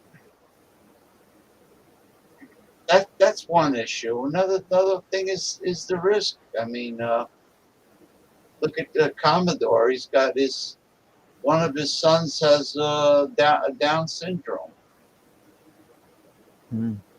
They got to wipe his ass when he takes a crap. He's in his he's like I think he's close to 30 years old, and they got to wipe his butt when he craps. He's got Down syndrome because his wife gave birth to him while during middle age. How old was she? Well, she definitely was not in her 20s, or that's for sure. You know, it wasn't. She was. I'm not saying. Now, there's a lot of girls these days having kids at like 35. Well, I remember when if you were 30 something. I know people that are that age that are having kids right now. You know, women for the first time. That's because they're putting off children because of their careers. Yeah. Their careers, but the older you are as a female, it's risky. It becomes risky. The older you are, you know, that's the problem. You know, why didn't you just do it? 10 years before, right? It would have made more sense. Well, that would have made more sense, but I have no idea what was going on with any couple's life when they're in their prime. Maybe they're being selfish. Maybe they don't want to get married until they're like 30. Well, career women are also feminists, and they're very selfish people. Yeah, even if they don't call themselves feminists, they basically are, because they come from the feminist lineage. If they put on, if they're married, well, if they're single, it doesn't matter if they're single or married. If they put off, if they're putting off having a family in their 20s, then they're getting that idea. It's a feminist idea. Yes, it is. So they're feminists, even if they don't call themselves feminists. Now, if they say, Mr. Michael S., I really am not into being a parent. I really don't want kids, and they have a career, or if they're self-employed, fine. It's not for everybody. My sister doesn't have any kids. It wasn't for her, and that's it. So when she gets old, they're gonna call her an old spinster, right? Well, that's if you don't get married, you're an old maid, a spinster. Yeah. Oh. Yeah, same shit. If you get married and you don't have kids, they don't call you that. Nah, a spinster or old maid is an unmarried woman that has no kids. A woman, not a divorcee, but a woman who never got married. An old spinster. I thought it was okay. Yeah. Always a bridemaid, never a bride. You think it's like a lesbian in disguise? But back in those days, they couldn't say it. Yeah, a lot of them were lesbian that were in the closet, and then you have if a man was considered very organized and clean, they would assume, Organized and clean, aka gay. they would, yeah. And if he's not married by a certain time, I'm talking about the older generation people. Well, that's even your generation too, right? Sometimes. Yeah, but I never really paid attention to what anybody thought. I don't like to adhere to what do you call Societal norms. societal expectations, societal Right. But trends. you are yourself adhering to societal norms, right? To a large extent. Societal norms. Hold on for a I second. mean, you are a respectable older gentleman. You're Not a complete horn dog. not a complete degenerate, Horn right? dog. No, I'm a very organized person, and I like to. I'm a minimalist. I don't believe in clutter. I believe in being organized. I am very clean. I'm a germaphobe. I'm a proud germaphobe. I don't like people that handle food with their bare I don't. fingers. I don't know I what. gotta tell you the truth, James. The germaphobe shit. Yeah, I don't believe people should be sticking their fingers in food and then expect you to eat it. Well, people are gonna do it, man. So don't My you? mom You used can to do never go that. to a I'm restaurant. not gonna eat it. You can't go to a restaurant I ain't gonna because eat it. you're not gonna want to see the kitchen. I don't know where their hands have been. Well, the city does the inspection of the kitchen to make It sure it's doesn't okay. matter. It doesn't matter. Oh, did Your somebody I hair. mean, spit on your if you've food? ever worked in a restaurant doing anything, Yeah, I you did. you see what happens there. I used to take the lettuce and use a chemical to get the gray off. Lovely. Mhm. Yeah, to make sure the salads weren't gray. You should be wearing a freaking hat. You What? wearing your hat for working at a There's restaurant, people jerking James? off on top of the food sometimes. What? By the way, I'd prefer not to think about that. Yeah, I I don't don't want to want think. to taste Hold on. some. Can't get this. I What don't am want to my take head some young swollen up? man's cum. I think my head swelled I'm up. sorry, Mick. Holy You Chef are. Boyardee. You may not want to think about it, but Listen, you are. you gotta wear a hat, otherwise your hair goes in the food. You wear special. You ever see the barbecue? Well, you know what? They wear gloves and they're touching money and they don't change the gloves. That's very unsanitary. They do all kinds of stupid shit with those gloves on, acting like just one pair of gloves will cut it. Hey They gotta Jordan, change their gloves like every minute, right? Yeah, they should. they But know that's hard because you have the it's person doing it's hard. cashier. You have a person doing cashier only, and then you have other people handling the food. Well, you don't even need a cashier anymore, right? You have the machines. Now you got You order robotic. your own shit, and no need Oh. for a human there. No, you notice how they pushed. They really pushed not debit cards, the use of debit cards, the use of apps. In Yeah, other words, it's to cut out the personnel. well, they want to cut out the personnel, but they also want to cut out the need for paper money and coins. By the way, James, thank you for the M. I love it. It's awesome. The Thank purple you. neon M. Now, Thank Western you. Mike, I don't know if he's unconscious or what, but the M. This is the M that he still could use it because he's an M, but then it wouldn't look right having two of the same M's. Yeah, I understand. I could use my picture. I But you like guess. the M? It's fucking awesome. It's purple. Way better than the gray. Hey, I see a purple light over on Ronnie. Ronnie S. Purple is a very cool color. I was Yeah. always a lover of. I Purple. wasn't sure I wanted to come on the show tonight. I was kind of just in a mood, you know what I mean? Come on, you would But have I'm told me. here. I'm here. I'm just saying. I'm Mood. saying what I'm thinking, bro. That's what this show's all about. You be in a mood. You be on the show in the mood at the same time. Yeah, so I was in a mood, and you know, I meant to take a shower today, but I didn't. I work alone. I live alone. I'm alone too much. I'm trying to get some women in my life. These women, they don't want you to lay the pipe on them.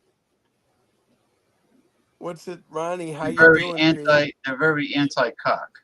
Who sent the message to Ronnie? Let Ronnie know. He didn't see that. So he said, Ronnie, how you doing?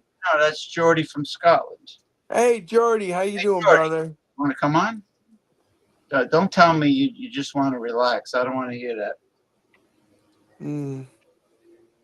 Anyway, I'm getting kind of tired. I'm gonna peter out soon, bro. I hear you. Well, it's getting according late. to It's that on 3 shadow- hours. According to that shadow on the sundial, it is about that time. And Yeah, it's getting late, real late. You've been on 3 hours. I've been about an hour. I mean, yeah, we're gonna bang up. I'm on tomorrow, Jordy. If you want to come on with the Commodore, we talk about health and fitness and sports and nutrition and all that stuff. Yeah, I'm gonna sign off. I'm really tired. I seen a guy sleeping outside the pub on the ground. Oh God, That's some sad shit. I They're thought really drunk. I thought he was dead. I panicked and called the police. Walked away. I tried to wake him up, but he wasn't moving. That's a deep drink. Deep drunks will sleep anywhere. Oh, jeez. Well, it's only a matter of time. All right, he's going to join. All right. It's only a matter of time, Jordy, when an alcoholic hits rock bottom. I mean, yeah. I hate to say it, but I know somebody that has to actually take medication so they won't drink. So they won't drink at all. That's what Keith Moon overdosed on, that medicine. So. There you go, Jordy. All right, I'm gonna take off, guys. I'm getting tired. I'm petering out. All right. Wow, what are you scared of? What's Jordy scared of? All right, I'm gonna go, guys. Good to see you. Oh, thank you for coming on the show. Thank you. All right. Raven. Good night. Sorry about my little interlude there where I ran out of power, but see you next week. Okay. All right, cheers. Bye And bye. of course, I'll talk Peace to out, you. man. Cheers, brothers. Bye. And Ronnie, I share your pain, brother. I do. I really do. All right, brother. You feeling tired there, Mick? Yeah. Sleepy? All right. All right. Bye. Oh, So what's well, I've been on for 3 hours, but if you want to come on, I'll talk to you for a bit. What is Jordy scared of? There was a guy sleeping on the sidewalk on the ground outside the pub, and he tried to wake him up to see if he was alive or not, and the guy didn't move.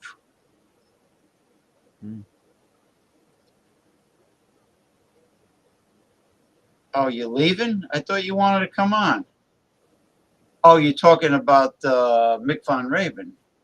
Huh.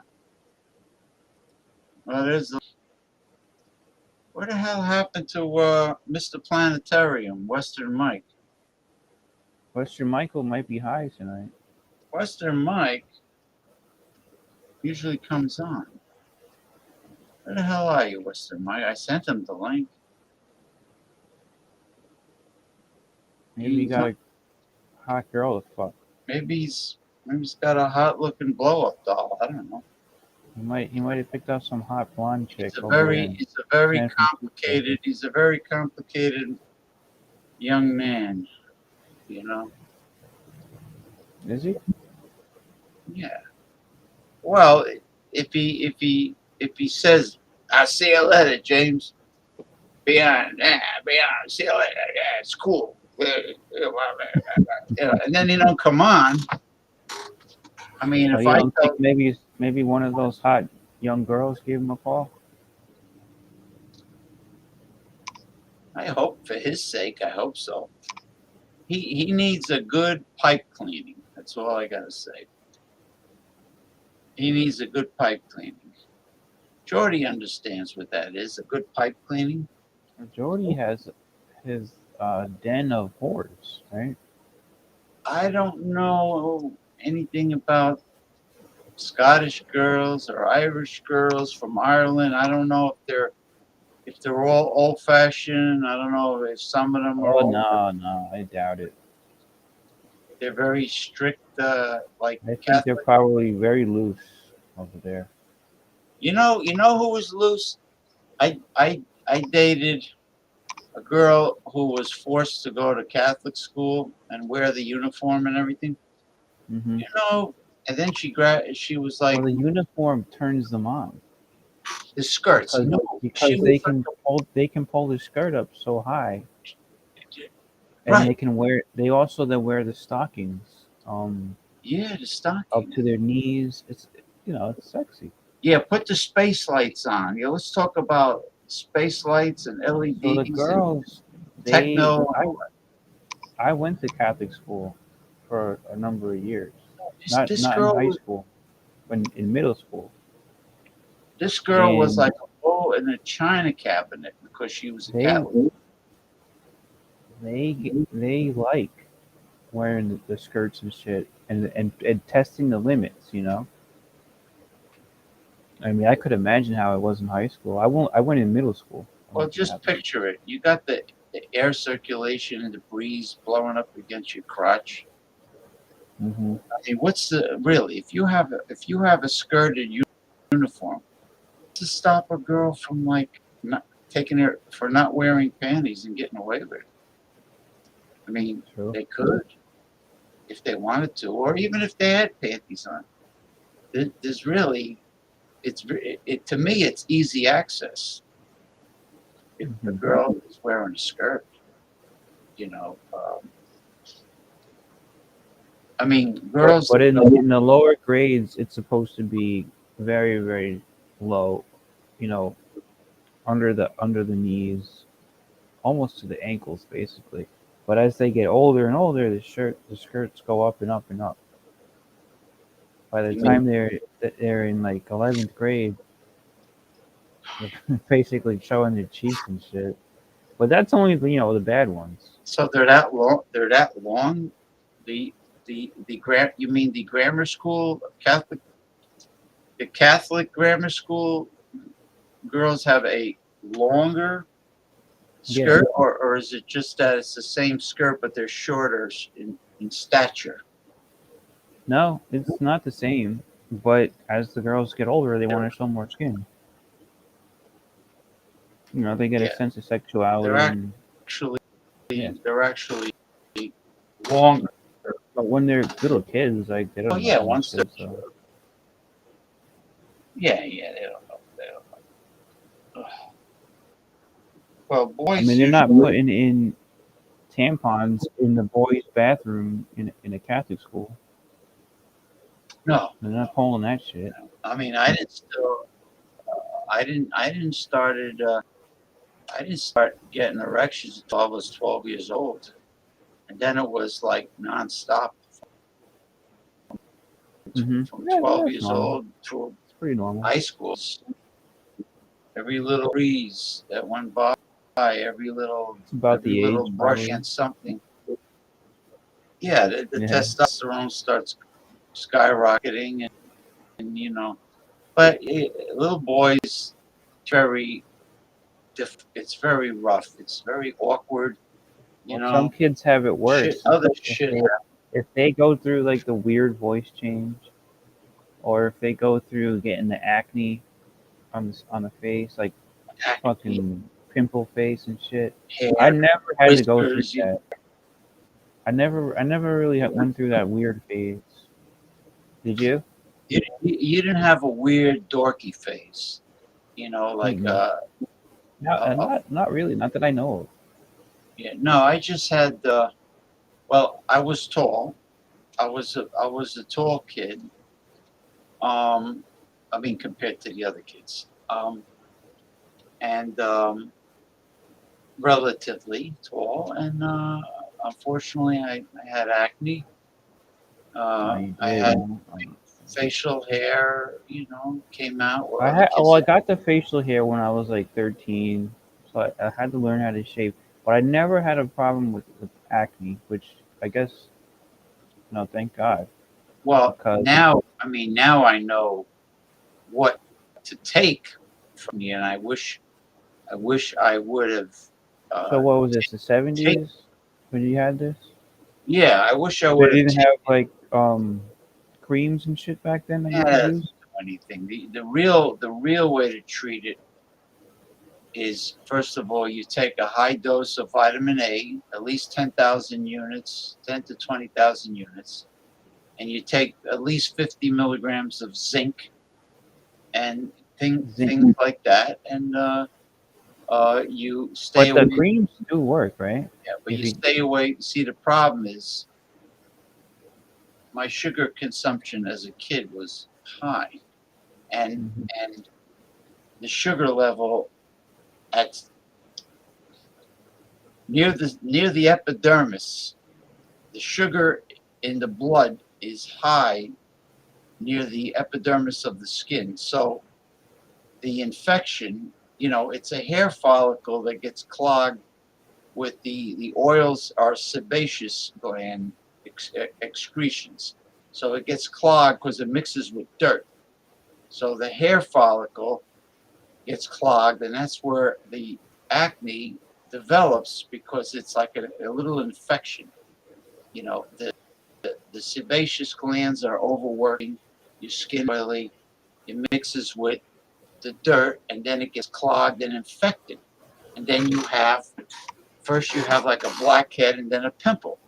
Well, by taking the vitamin A and the zinc, it helps treat the oily skin. Once you treat the oily out, and you've got to stay away from sugar because bacteria and viruses and fungal infections and cancer cells all love sugar as their number one food. That's their number one food, and that you got to stay away from sugar. I tried staying away from sugar once, and it completely disappeared. I was cured, and like a jackass, what I'm did I not do? really much for sugar, for the most part. Yeah, I, well, I eat carbs, which I know they turn, or calories, I no was carbs, right? Turns into sugar. I was a yeah But refined nothing. I mean, I don't eat anything crazy. I eat sandwiches. I eat re, pizza. I refined eat carbs. Re, pasta. I eat rice. refined carbs turns But into those aren't refined, right? yeah. Well, Or white rice is refined. White yeah, bread, white and white pasta too, right? well, Yeah, yeah. If it's not whole wheat, yeah, it yeah. I turns mean, to sugar. it's not fucking whole wheat. Yeah. No, I eat the Dave's Killer bread. Dave's Killer. I showed But if Western you Mike. work out also, and you don't have a horrible diet, you're not eating candy Hey, and ice hey, cream and shit, shorty. Dave's right? Killer Boomin' Bagel, Boomin' Berry bagels. They're delicious. You can eat them by themselves as a snack. You don't even have to put anything on them, and they taste great. I mean, but you're talking about a high fiber, no chemicals, high protein, no preservatives. If you eat right, exercise, um, Yeah, just moderately eat, yeah. moderately exercise. But I'm talking about Don't drink too much. oily skin that a young person. What you got? You got the black light going in there, Jordy, in Scotland? Yeah, yeah, I got the space lights on. What's up, Jordy? Yo, what's up, Ronnie? How you doing, brother? Oh yeah, I got the space lights on. It's not working too good though because my Looks camera's pretty shit. cool. Oh wait a Good. minute. You have Cheers. a planetarium like Michael Hilton has. Yeah, a little bit. It's like it's this. Hold on, I'll show you. I'll show you. Oh shit, I gotta get one of those things. Do you have the constellations? I mean the It constellation. looks like it's going around. I see something there. Hold on, I'm gonna turn it off quickly so that I don't blind you guys. But yeah, it's a little spaceman thing. Oh, with the spaceman. Yeah. And what does it move? No, it's No, it's stable. It just stays stable. But yeah. Look at this shit. Look at the stars. Look at the fucking stars, dude. But they're It yeah. doesn't go around in a circle, Jordy? That's what he's asking. I see the stars. No, it doesn't. But that would be fucking cool if it did. I remember in the old days we had lava lamps. I'm going to turn the light on because I can't see shit. I feel like Stevie Wonder up here. You got shades on, that's why. Yeah. But it has. You gotta take your shades off, Jordy. It has. I always wear my shades because I look fucking stupid when I don't. I'm stoned right now. I look ridiculous, you know. It has a. I'm a little self-conscious, but yeah. What do you call black light? A black light. Mm-hmm. Black light. Oh, that's Can't like be subconscious, Jordy. If you're gonna smoke and be on YouTube at 1 a.m. or whatever, True. I mean, nobody's gonna judge you, man. Just Yeah, go but for it. he's got very interesting, cool shades on. You know. He likes the shades. Yeah, It's but a part of you're going for the look. It's He's like got- a comfort thing. It's like a comfort thing. You He's know. got the Geordie's Den look. Yeah. Jordy, me and James were talking before. Are the women in Scotland very loose? Yes. Yeah. Yes. Yes, they are.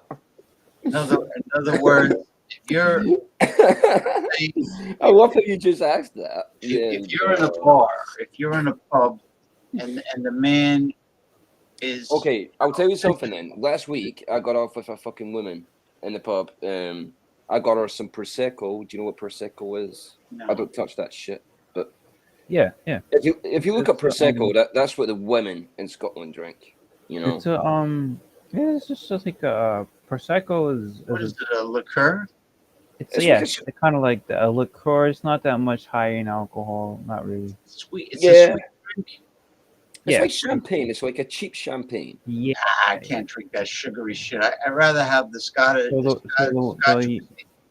The fine young ladies in Scotland like that Prosecco. Yeah. They're obsessed with it for some reason, Ronnie. You know, they love They're it. obsessed with it. So they're in the United States. They're obsessed with Jaeger bombs, Jägermeister. Oh, Jaeger. Yeah. Yeah, and what's the other one? I'm guessing forget. Fireball. Fireball. Yeah, Fireball. That's like cinnamon. That's cinnamon booze, right? Yeah, Cinnamon. yeah. Cinnamon liqueur. Whiskey. So Prosecco is kind of like that too. I don't have a problem with this. I don't have a problem with the cinnamon. I have a problem with the sugary drinks, the sweet like liqueurs and stuff. I like. If you're gonna give me good whiskey, give me good whiskey. I'll drink that. Or So Jordy, you just slip them a Prosecco and you're good to go. Oh no, I don't drink Prosecco. No. No, I'm saying I don't you slip it to one of your ladies at the bar.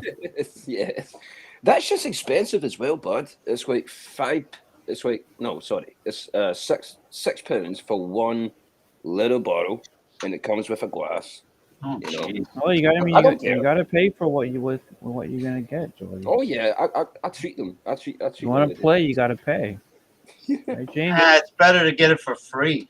I ended up getting. But you're off not with a gonna get woman it for free. last week. Who was James, if he fucking- puts up the money for this drink, gets them a little smashed, maybe give him 2 of them, and he says that they're very loose.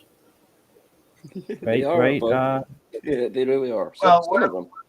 What if he uses his natural charms He can do that at the same time, and that's a double whammy. and Damn it! Where's this and phone?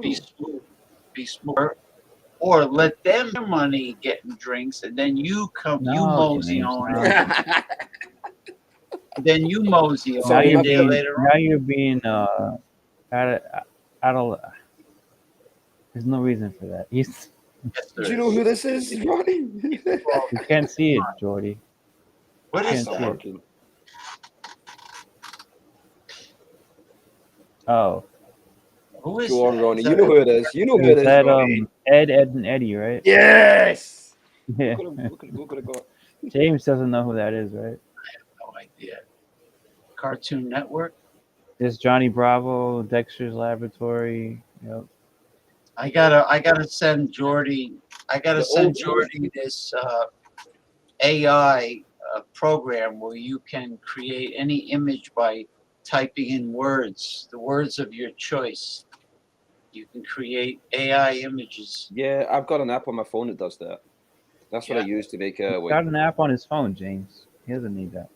Yeah, but I'll still try it though. I'll still try it. We'll still try it out. different ones. Some are better. Sorry, It's guys. funny how I can recognize what Jordy has, what he's showing and shit, because we're like in the same generation, and then you and Mick are probably around the same age, right? And you guys talk about things that I don't even understand Yeah. when it comes to pop culture type shit. I don't say anything, but a lot of times you guys are talking about something, and I don't really know what the reference is. I don't put it. Listen, I don't put it down.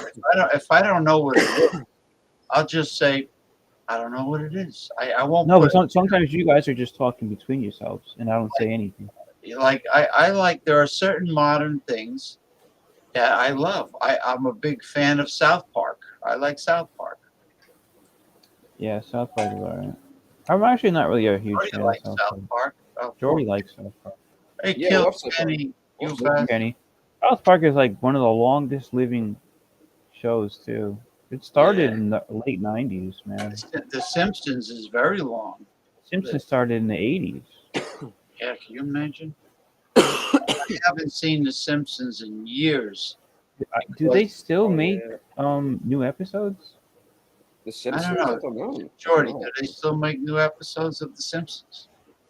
I don't know. I've not watched The Simpsons in fucking No, years. I don't think anybody watches that.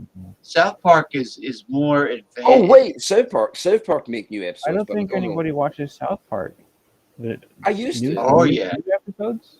Do you watch there's new new episodes? There's new episodes on what is it? Paramount. Comedy Paramount? Central or music MTV. Paramount. Yeah, they're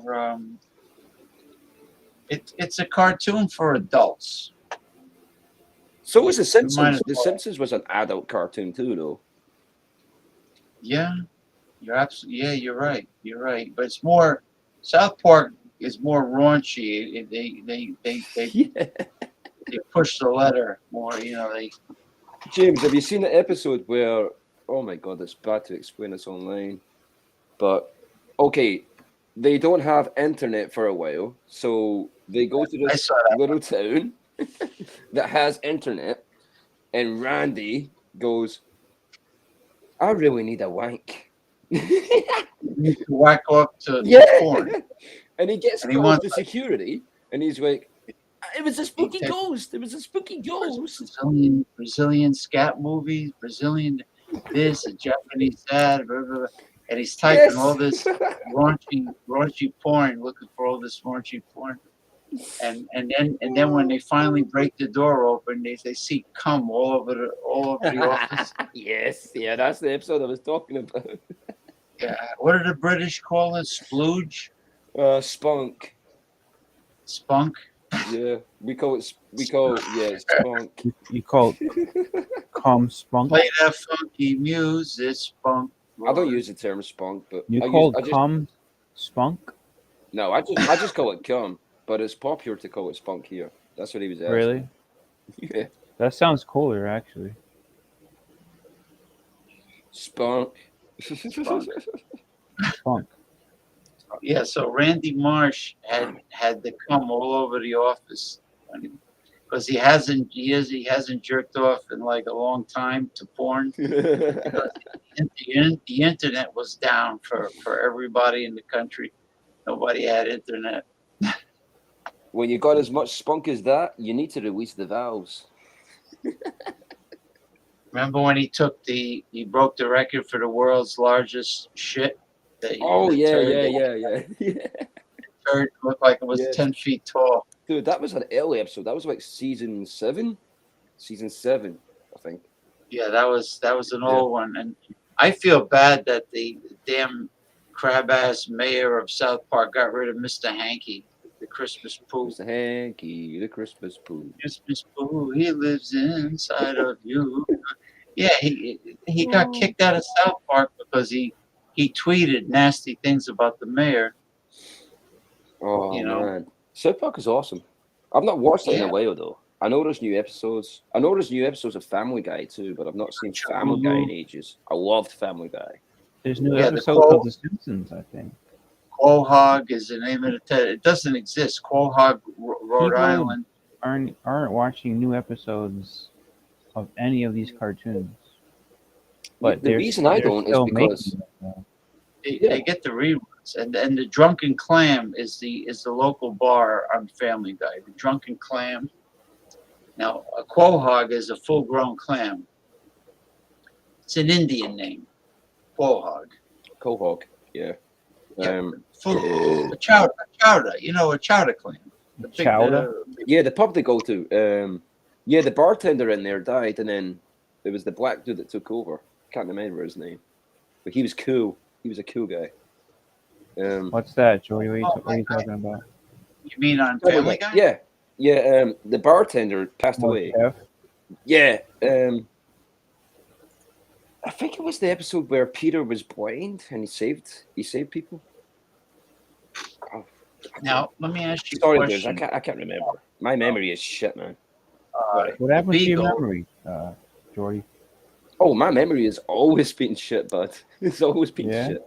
And oh man, imagine when you get older. What are you gonna do? Oh, I'm gonna have Alzheimer's when I'm older. Listen, the Beagle, the talking dog, and Stewie. Okay, Yeah. They both talk. Brian. Now my question. Yeah, Brian. Brian and Stewie talk. Yes. Stewie's like a baby, right? My question Yeah, I love Stewie. Yeah, children never grow. They never grow up on cartoons. Never.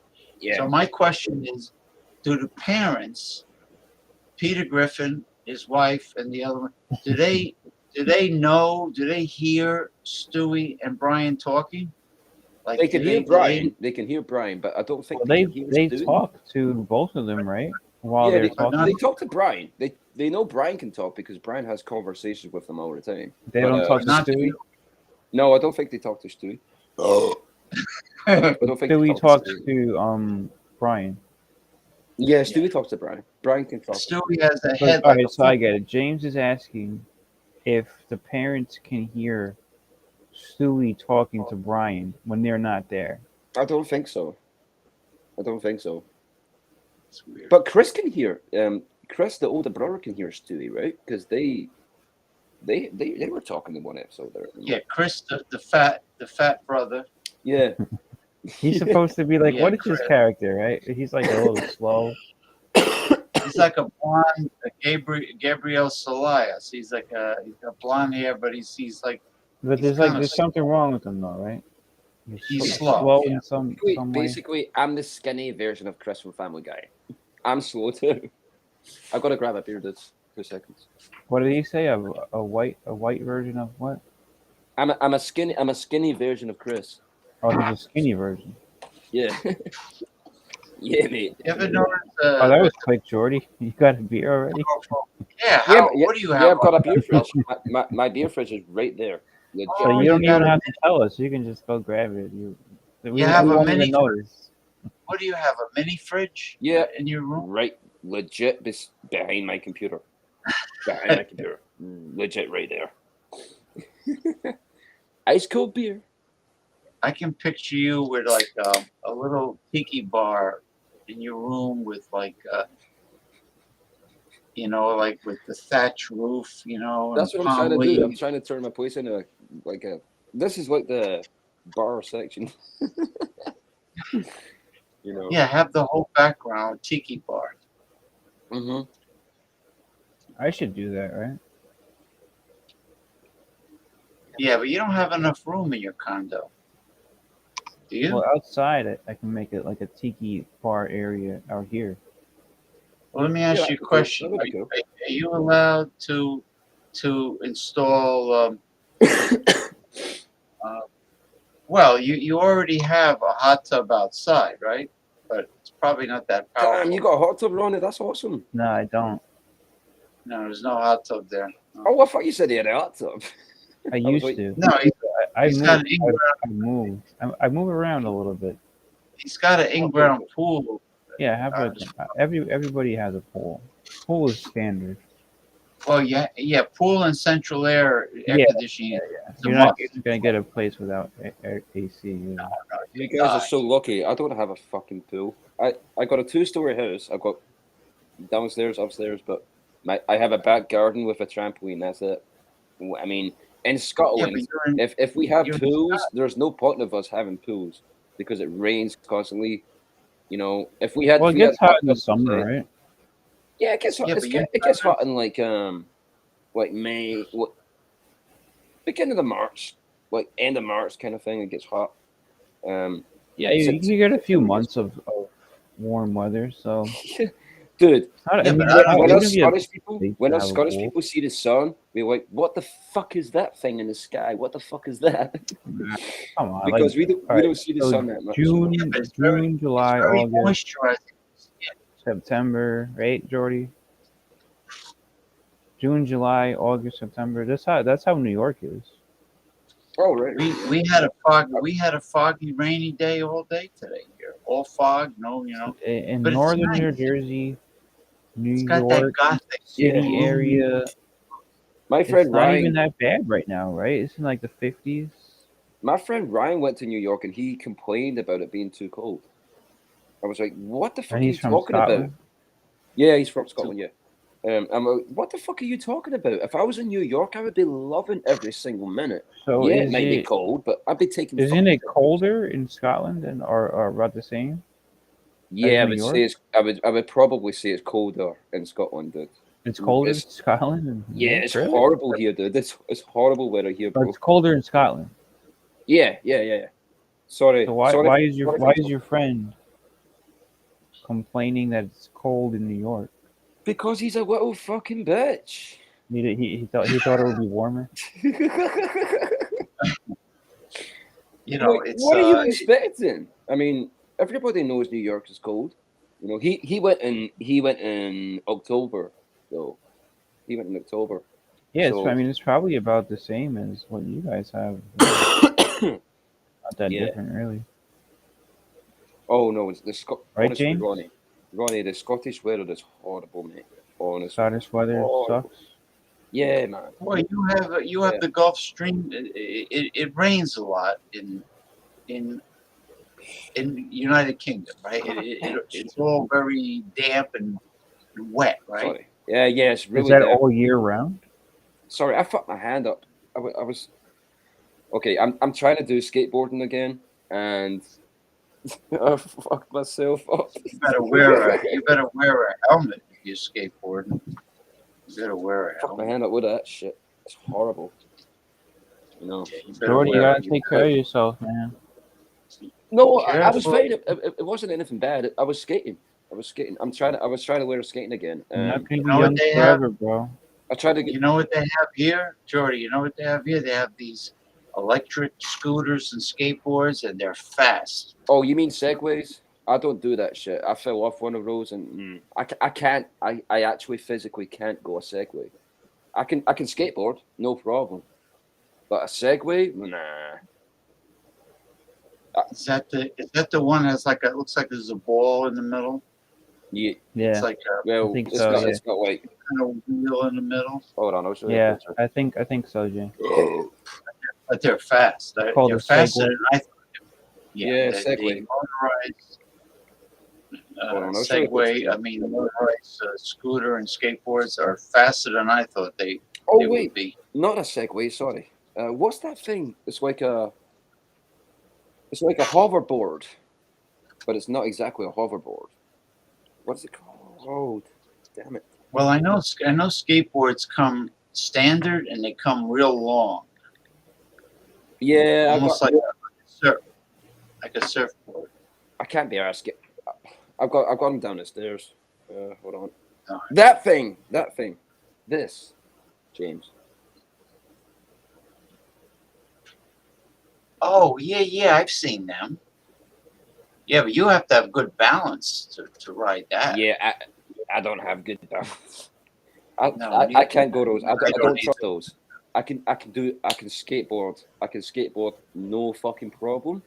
But once I go on that thing, I'm scared and I'm like, What about whoa. What about motorized scooters? What electric motor scooters? You ever try a Years ago, scooter? like 15 years ago actually. I'm 28 right now. Ronnie, how old are you, by the way? You must be the same age as me. 32. He's a little You're bit 32. older.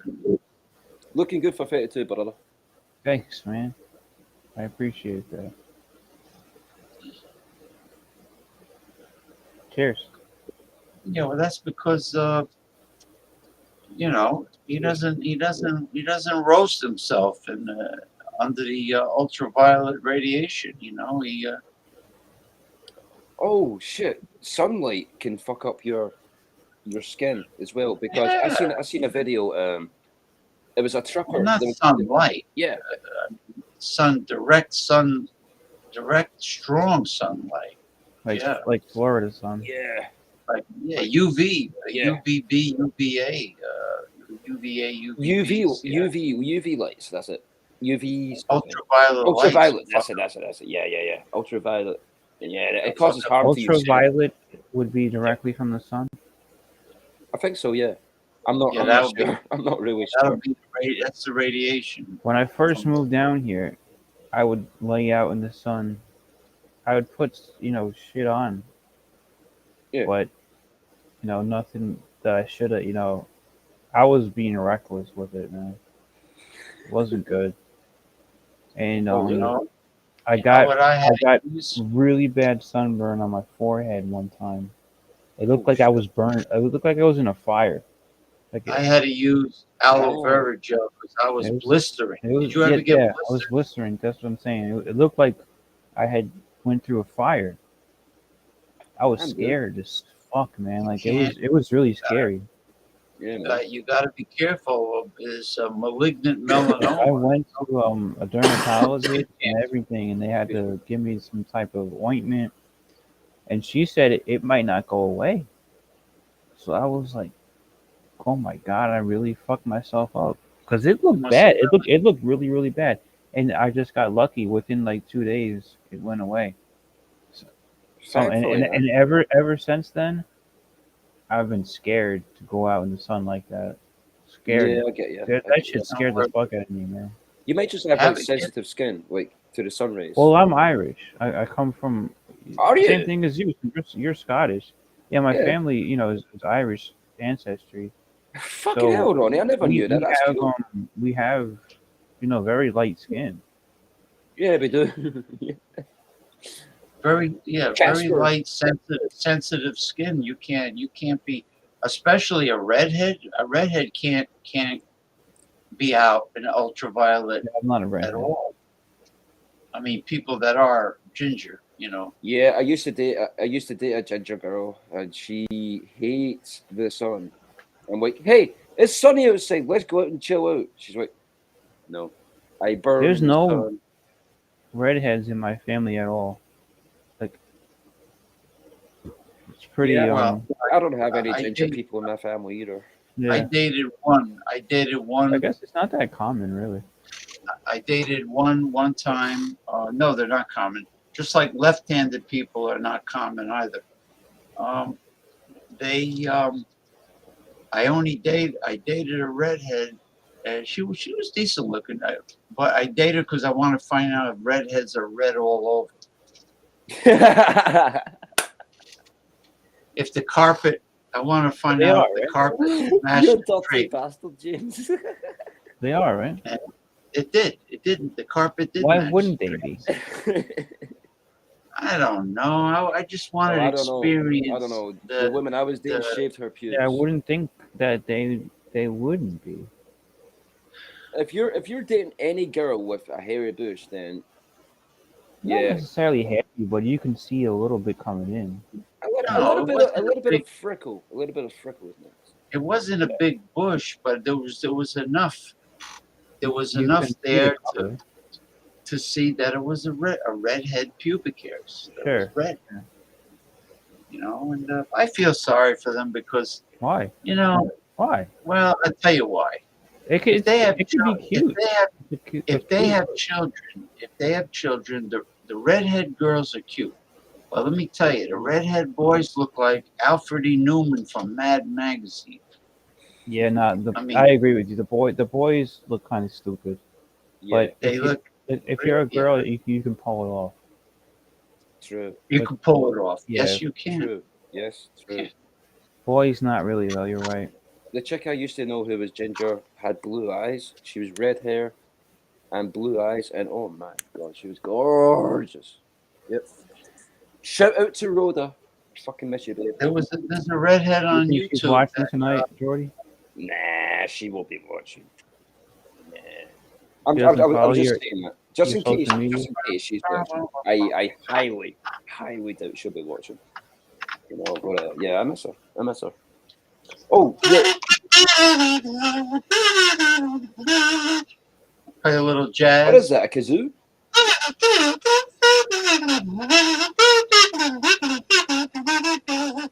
Yeah, it's a metal kazoo.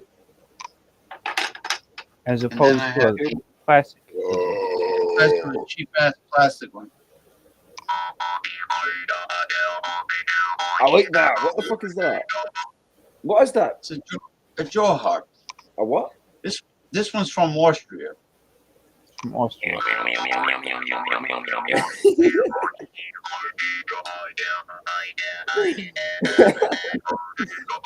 Now, what languages do they speak in Austria? German. German. Austrian, no? No, it's a German. Oh well, speaking Dutch. Is it low German or high German? Hold on, I'll be back in a second, guys. Right? Well, it's a Germanic language. I'm not familiar with the different forms, but Well, there's High German, which is, I think they speak that in Germany. Austria would be Low German, I believe. now what about Bavaria, where Munich is, compared to northern part and eastern part of Germany? You know, is it a different dialect in I think Bavaria? that's considered Low German. That's what I'm saying. And then up in like Berlin, northern Germany area, that's they call that called the High black- German. I think. the No, black- no, actually, I'm sorry. I think it's reversed. I think the southern areas are High German and the northern areas are Low German. For some reason, that's what they're called. Yeah, the southern German Bavaria is the Black Forest, where Munich is. Oktoberfest with the dancing and all that, yeah. wearing those outfits. Bavaria used to be its own principality underneath the Holy Roman Empire. Well, yeah, Italy and Germany were separated in different provinces. There was no Italy in Germany. No. Otto von Bismarck is unified Germany, and Garibaldi unified Italy. Otherwise, they were all like separate kingdoms. Like provinces. Yeah, they were all separately governed. And Do you think they should go back to that, James? Maybe. The United Kingdom had Cornwall, Wales, England, which is what, Sussex? Yeah, England, Cornwall, Wales, Scotland, and Scotland was always distinctly separate. Ireland was always distinctly separate, but there was Wales, Cornwall, right? You're right, and England. I think those were the three main ones. Now, Cornwall, Cornwall, Wales, and England, right, Jordy? And England were separated. England is the main, and then there was Cornish, which is in a language that's like almost extinct, I think. So was Wales. Welsh. So was Welsh. Yeah. If you go to Cornwall, you can get a Cornish pasty, a real all these languages in one little island is amazing. Yeah, and Ireland, I've heard when I go to when I use the translator on my phone, the Microsoft app, very good, best translator I've used so far. What do you mean? And You're talking about Ireland. You're talking about Ireland. Wakey, wakey, eggs and bakey. No, Ireland, I've heard Gaelic. Gaelic is another language. That's Scottish. Gaelic is a Scottish language. In the Gaelic Highlands. is not. It's Celtic. It's not. Celtic, It's sorry. not like. Yeah, well, yeah, Celtic. It's Celtic. Yeah. Celtic, It's nothing like English. It's nothing like English. No, it's it's totally not. different. English is actually a Germanic language by origin. Yeah, the Saxons. Irish and Scottish are Celtic languages. Well, Anglo-Saxon, those are two Germanic tribes. They're And tribes the and they took their language and brought it, and that's why English is a Germanic language. And the Vikings used to raid. So the Vikings came later. The Vikings came in like the 900s. Wow, and they created the Dane law, which was like they had a separate territory that they conquered. Damn, you guys know your history. On the east coast of England. That's true. It's amazing to hear Gaelic. Damn, Ronnie, you know your history, dude. So Scottish people spoke a variety of Gaelic. No, well, no, it's okay. So Irish. Celtic is the category, and then there's Scottish, and then there's Irish. Those are both Celtic languages. Yeah, but Irish is more Celtic. They're distinct languages. They're Scottish and Irish are both.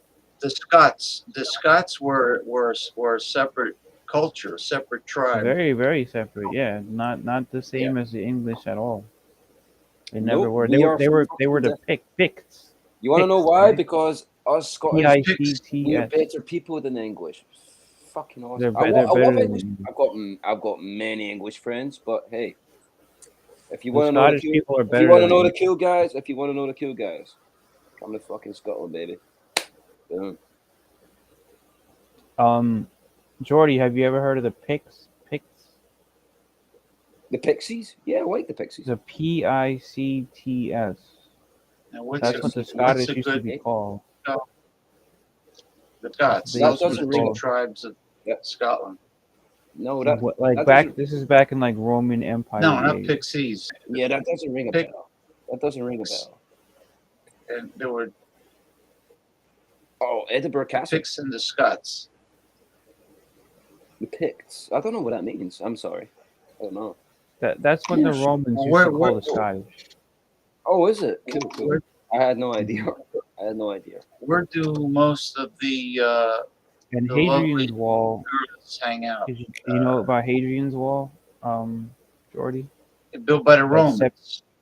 Built by the Romans. It's separated. It was a rough line corresponding to today's border between Scotland and England. Yeah, that was back in fucking. Because the Romans were never able to conquer the Picts, who became the Scottish. Yeah, they could never conquer the northern part of the island. Romanians? They weren't able to conquer Ireland either. No, so that's why the Scottish and the Irish kind of have this thing over the Romans that they never became Romans. The English used to be Romans. You know, they were part of the Roman Empire. Scotland and Ireland never were part of the Roman Empire. Well, England, I am learning things. Right now. I never knew about my own country. England had the Druids. That was a native tribe of England, the Druids. You know, and they were pagans. They were all pagans until the Romans were pagans. The Romans were pagans. Yeah, they were all pagans too. Yeah. I'm sorry, but I love Italy. It's my favorite fucking country. I would love to go there. You know, visit the Colosseum of Rome. Definitely. That's the one place I want to visit. I want to visit the Leaning Tower of Pisa and stuff, but I would rather visit the Colosseum of Rome because that looks fucking dope. It's so. You like Italian food? Oh yes, I do. Aye. Last week I had what's it called? Cannelloni. Cannelloni. It's like a pasta. It's a tube. It's like manicotti. It's a tube, right? Yeah, manicotti. Basically Manicotti? manicotti. Yeah. Why do they say it like a manicotti? Manicotti di ricotta. That's a slang. That's just a Italian American slang. That's Ricotta, James. How are you supposed to say it in Italian? I speak it the way it's spelled, manicotti. That or ricotta. They use ricotta cheese. Yes. I don't speak that. Ricotta. Or prosciutto is prosciutto. Yes. Prosciutto. Prosciutto is the way I They say just it. say prosciutto. Or capicola. It's capicola. They say gabagool. No, gabagool is Gabagool? a different one. What the fuck is gabagoo? I've never heard that. I don't know. Capicola. It's Gabagoo. Capicola, they say cabacol, I think, right? It's you Or know how is that the gabagool? That's okay. So you're right. Yeah, you know how they make prosciutto and the capicola. They take a pork, a leg, a hind pork, the leg and the ass, and they hang it in a room where it's not too cold and it's not too warm, and they put a lot of salt on the raw meat, the raw pork, and they really salt it heavy. And what happens is it slowly draws the moisture out of the pork, and it becomes cured Nice. because of the salt. James, have you ever had? Okay, I don't know if my American friend was taking the piss or not, but is Boston butt a real thing? Boston what? Boston butt. Boston butt. It's pork, isn't it? It sounds like the ass of a cow. Why the fuck would I want to eat that? No, I thought that's what ham is. I thought ham was the ass. Listen, you can eat everything on a pig except the oink. Aye. Pretty much. You can eat everything on a pig. The head, the snout, the leg, I want bacon. everything on a The pig. feet, pig's feet. I had my grandfather used to bring pickled pig's feet home in a huge jar. I used to eat pickled pig's feet. That sounds horrible. You know what I love? It does sound horrible. I got my eyes open over at Whole Foods. I love Irish banger sausages. Bangers. You like bangers, Jordy? Oh yeah. Yeah. I like chorizo as well. Chorizo. Chorizo is Spanish sauce, spicy. Yeah. I love that shit. I love that shit. You take chorizo, you slice it, you fry it, and you get all the spices come out of it. Then you put scrambled eggs in there. You make an omelet, or scrambled eggs, or an omelet. And you don't have to season the eggs. I'm still here, just grabbing a beer. You don't have to season another beer. You don't have to. Another beer. Another beer. Well, you don't have. You know what, James? Yeah. Yeah, I have no filter. Saturday Night Live with Jordy. Oh yeah, it's still Saturday night for you guys. What time is it? Saturday Night Live, man. Saturday Night Live fever. It's Sunday by Jordy. It's 5 Jordy, a.m. what time you got over there? It's like 7 a.m. or something. 5 a.m., brother. Oh, you got to get some sleep soon. Mate, I already crashed out. I woke up. All right. It looks okay to me. I'm cool. Jordy, what time do you usually go to sleep? Like 7? Well, usually about 3, but I've been awake all night. I've been partying all night. Nice. Jordy knows how to do it. Well, eventually he sleeps, right? Now, do you sleep all day? Like, what time do you wake? Would you wake up? Usually about like 2 p.m. 1 Wake p.m. up at 2 p.m. So you just sleep through the morning. I've always been like that though. I've always been a messy sleeper. Yeah. Now you don't go to church on Sunday morning, right? Nah. You just sleep. You know what I do? No, I don't go to church. James lives right next door to a Roman Catholic church. I'm right next door to And a he big. doesn't even get up in the morning to go there. Wow, I would actually like that feeling if I lived right I next to could it. have went. I could have went today at 5:30 p.m. But The nearest church I to me is felt- like 10 minutes down the road. 5 minutes. Well, sometimes I bring up the mass Yeah. on my phone. The exorcist Bishop Brian from Ghost Adventures. He does mass. Oh, yeah, and yeah, yeah, yeah, yeah. Oh, Ghost Adventure? Yeah, yeah. Yeah. What about Nick? I like Nick from Ghost Adventures. Yeah, Nick is cool, and who's the other guy? Billy Holly. What's his name? Billy Holly or Billy something. Billy's good, and All I Erwin. remember is Nick. The only name I remember is Nick from Ghost Adventures. You know, but I would say I'm not Catholic or anything like that. I would say it's. Yeah. Huh? Oh, so you're Protestant. You're No, Protestant. You're not Catholic. I'm spiritual. He's spiritual. He's not religious. Spiritual. I mean, I So, believe. so Oh, what so does you that mean, probably Jordy? You believe in God? To be honest, I don't know. So I you would don't love believe in my anything. No. Really. What is you? Yeah, I don't know, Ronnie. you would love like I've heard people saying spiritual, blah blah blah. I don't really know what spiritual means. Does spiritual mean that you believe in spirits? I do. you would love my my Facebook page, New Age Mysticism and Healing. It's I got Check that out. astrology on there. There's astrology. There's everything on here. Would you consider your Send me a link. Facebook page, James, Send me a link. spiritual? Yeah. But I It's a incorporate. new age is a type of. I don't really know. It's not a religion, right? But it's To be honest with you, when it people falls ask under me, the spiritual category. Wicca, Yeah. Wiccan. Wicca, yeah. So Wicca is like the devil, right? No, Like it's witches and shit. it's like a earth religious. It's a white witchcraft earth.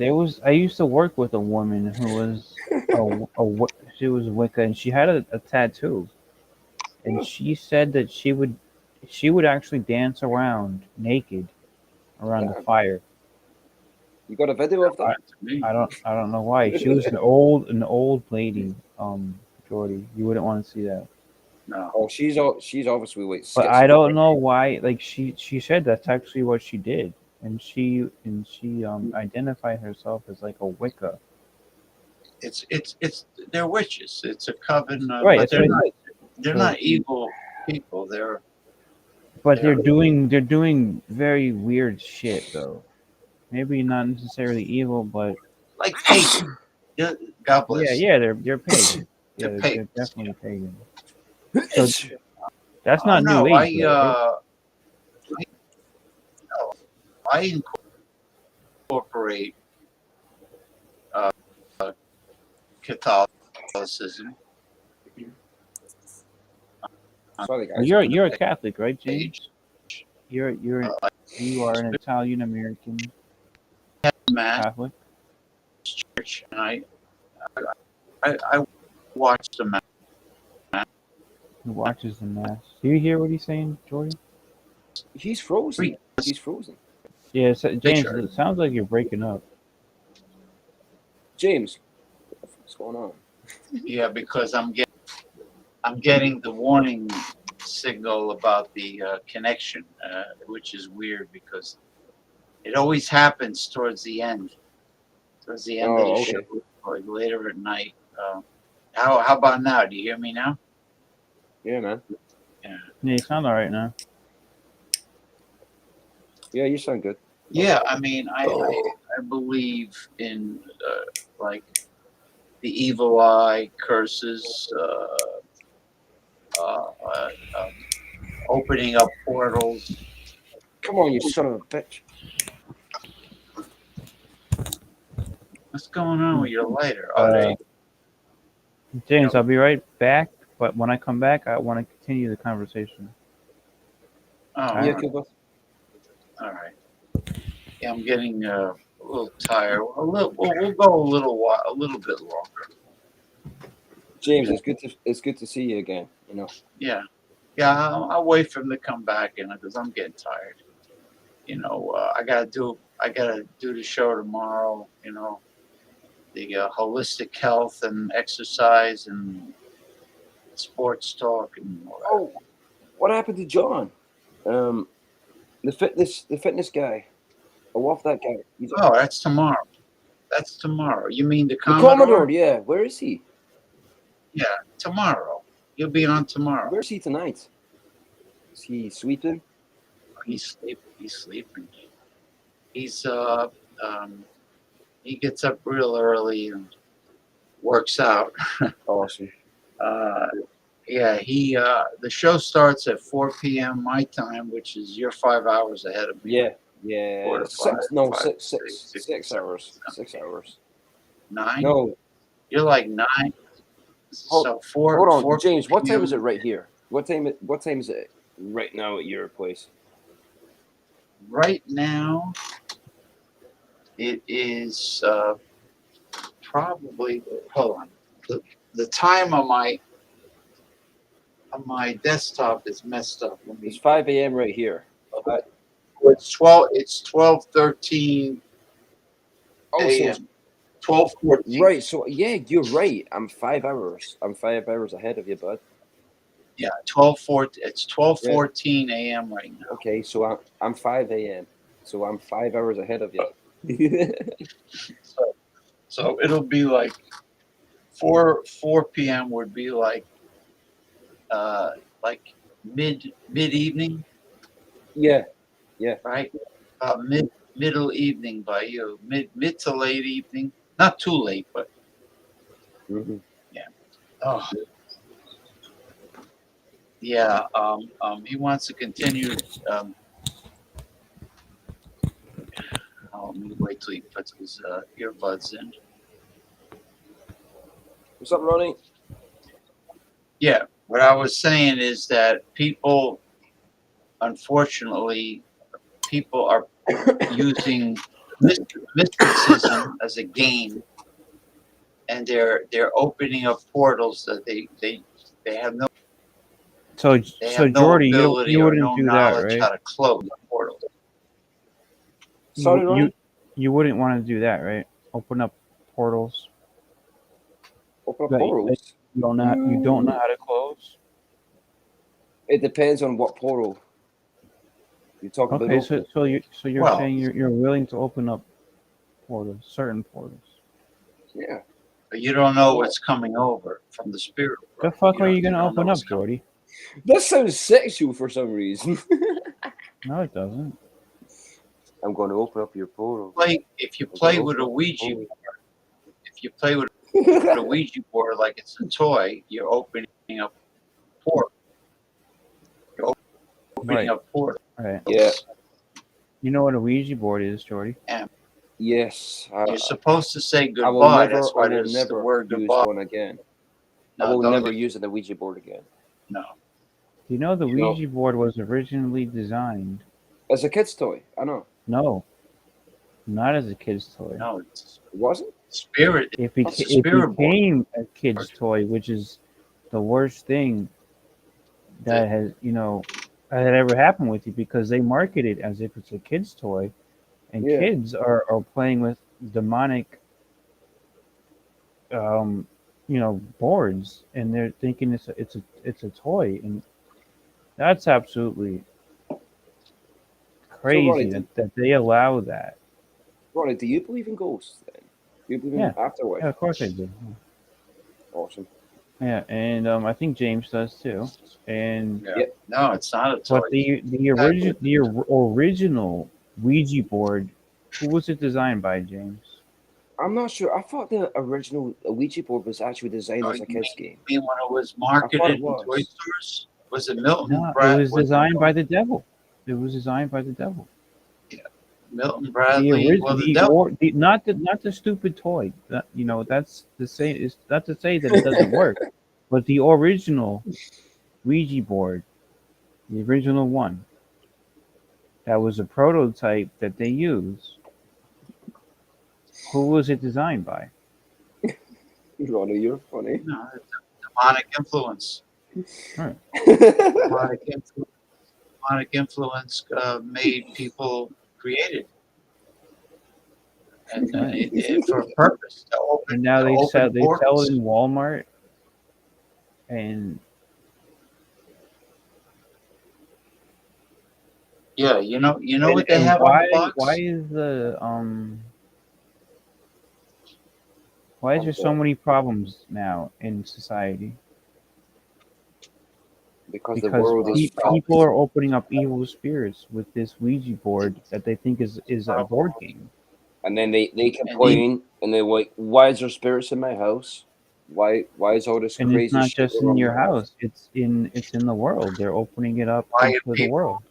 Yeah, because spirits attach why are themselves to people doing evil things in the world? Why are people getting sick? Why are they getting attacked? Be careful. I'll probably die soon. The way I drink, the way I smoke. If I Now the die soon, Ouija I'm board coming back to haunt your asses. became a trademarked game You could be on the show if you're a spirit. in the You're welcome. 1960s. Okay, awesome. James, listen to this. In the 1960s, the Ouija board was trademarked as a game by, I think, Mattel or one of those game companies. Milton Bradley. Yeah, or one of those. And so imagine, it was in like 1965. Isn't that a coincidence how much evil has come about in the world since Too much. 1965? Too much. quite a Too bit. Too much evil. Maybe the drug issue. I mean, I know they blamed the Vietnam War during the hippie days, but you know what? It might have been a lot of demonic influence that made those people overdose on heroin or LSD or whatever the hell they were. Fuck that shit. It might have been a demonic influence influencing the United States government. Could be. To prolong and infiltrate the Vietnam War. Right. Which also created drug problems. Yeah. Send young people to die prematurely. Yeah. And I mean, it's most. I mean, the United States government is most definitely infiltrated by demonic spirits. That's without a doubt. Oh, without a doubt. The shit that they pull off is I believe that. The military, the corruption in the military industrial complex. Mm-hmm. Yeah. The destruction around the world that the United States government perpetuates is not the hand of God. It is the hand of the evil one. It's the people who play God who deserve. Well, look at the evangelicals. Like that Vladimir Putin bastard. No, not Vladimir Putin. The United States. I know. Yeah, I know. I'm sorry. Well, but Vladimir Putin has his opponents executed. Good. Yeah. His no, opponents. No. His opponents. That guy, James, that guy that they say was executed. The Ukrainians actually came out and said that he died from a stroke or something like that. Even the Ukrainians are saying that he wasn't really executed. He died of natural causes. Some type of I don't think it was a stroke, but something happened. But the Russians aren't even saying it. The Ukrainian intelligence are saying that. Well, don't forget, he was KG. Yeah, well, it's bollocks. They killed him, and they're trying to mask it up. It's bollocks. It's bollocks. Yes. Is it though? Is it definitely bollocks? NATO. Ronnie, look that word up. Bollocks. That's funny. Sorry, that's funny hearing. They think the Russians bollocks basically means testicles. I know what it means. It means bullshit. Bollocks means bullshit. Yeah. I'm sorry. That's just so funny hearing you say bollocks, Ronnie. You said it. Why can't I say it? Because it's funny when you say it. We both speak English, right? Bulge? Yeah, but it's just amazing. You got a bulge. No, like we say that word a lot in the UK. I just don't hear that word a lot in USA. So to hear an American say it is awesome. What's the word? Bollocks. Bollocks. Bollocks. Bollocks. It means bullshit. Basically scrotum. It's a dirty word for scrotum. What did you say? Scrotum. Right? You know, it's a Scrotum? slang, right? It's just a slang. Scrotum. But it's an equivalent of saying that's bullshit, right? If you say that. Yeah, Ronnie. Yeah, you got it. You nailed it. I nailed it. You dirty bastard. Yeah, you nailed it, Ronnie. Ever notice the real strong farts sound like a duck quacking? You ever notice that? What? Like if you fart like really, if it's real powerful, it sounds like a duck.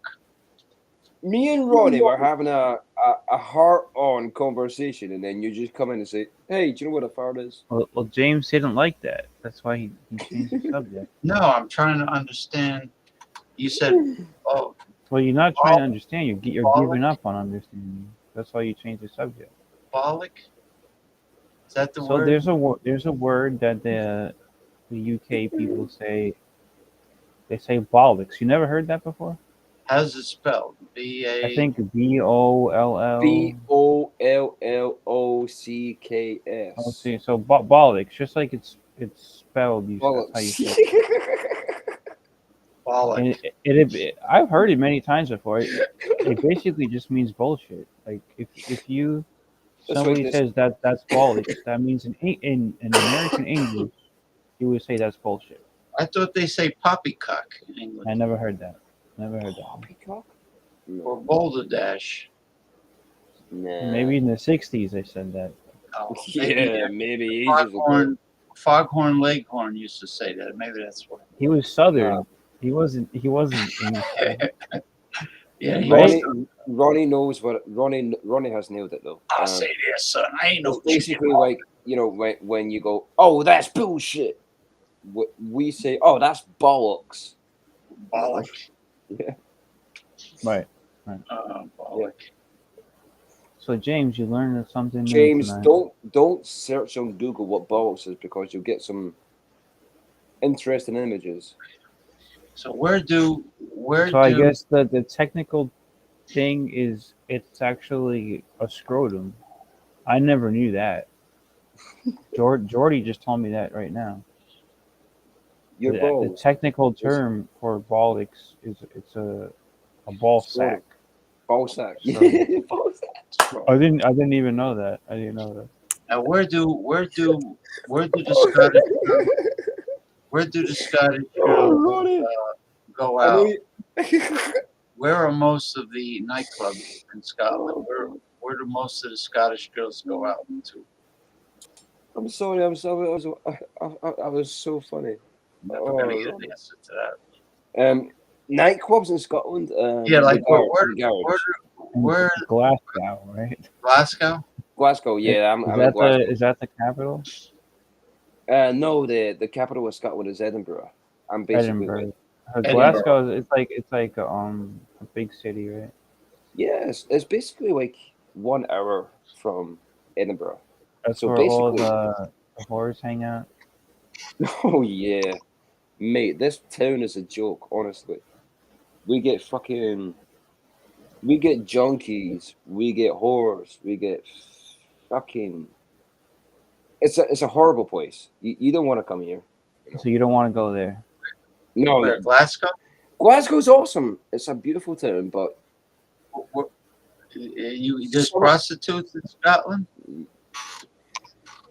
Yeah, and I don't know anything about that. No, I don't know anything about prostitutes, and I've never bought a prostitute in Scotland. No, I'm not. Not that I'm interested, but I'm just saying. You said whores and junkies, and you mentioned it's like New York City, right?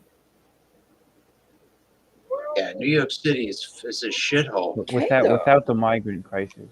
I don't think there's graffiti all over the place in Scotland. No. Yeah, it is. It is.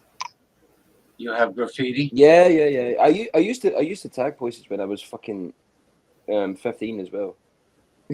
What the hell are they doing that for? They're supposed to be from Scotland. They're not supposed to be doing graffiti. Oh, there's graffiti everywhere in Glasgow, bud. Really? Yeah. They're supposed to be, I don't know, eating fish and chips and haggis and banger sausages and drinking good Yeah. Scotch whiskey. Well, that's the nice way of putting Stereotype. Scotland. That's the nice way of putting Glasgow. The nice people. Yeah. That's Are you a nice that's person, the Jordy? nice way of putting it. Am I a nice person? No. I think I'm all right. You know. Do you eat banger sausage? Yes, I do. I know what you mean, but I like the food. I asked the people at the customer service counter at Whole Foods, when are you going to get the Irish banger sausages? And they started laughing at me. They were Latin. They were Latin American. They were like, the girl looked at me and she's like ready to start laughing. And the guy, I says, yeah, that's what they call them. Yeah. And St. Patrick's Day, 1 year they had tons of them. And I stocked up on them and I put them in the freezer, in the Ziploc bags.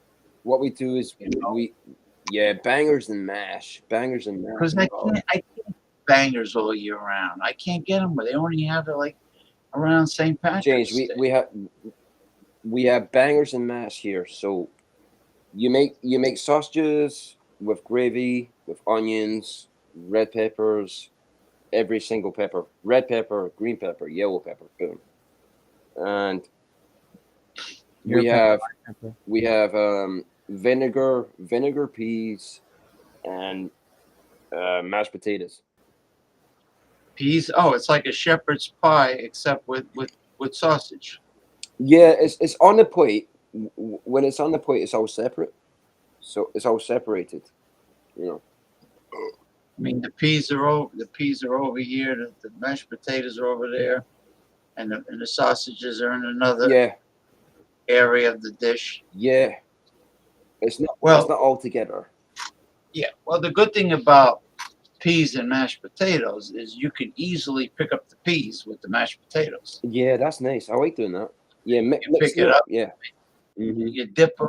Yeah, even if you dip them in the peas, they all, they taste great together, though. Ronnie, I fucking like your t-shirt, by the way. I like that t-shirt, man. Fucking sick. Yeah, it's interesting. It's Yeah, because when I go on live streaming and stuff, I usually I like. Obviously, when you go live, you need something to like show off your shoulders and stuff. Instead of that shit. Cartoon Network. Yeah. The OG cartoon. I mean, when I was I like black t-shirts because it goes with everything. Oh yeah. You said you like my shit. Thank you, man. Thank you. Yeah, Ronnie, I dig that t-shirt, brother. I think that's nice of you. Thank you. Yeah, I got tons of clothes. I mean, if I needed to go out, I haven't been to a nightclub since before the pandemic. Yeah, well, James, the pandemic is over. Like, you gotta get out to the nightclubs again, man. You gotta fucking party. There was a article that came out. I think it was in the Wall Street Journal this week. I think that said the title was "We can now treat the COVID as a flu. It's official." Well, that's what they want to do. They want to have an annual. This was in the Wall Street Journals. Yeah. So I guess like we said already before, they're gonna give you like an annual jab.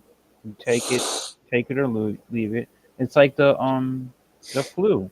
The flu shot. The same shit. I get the flu shot.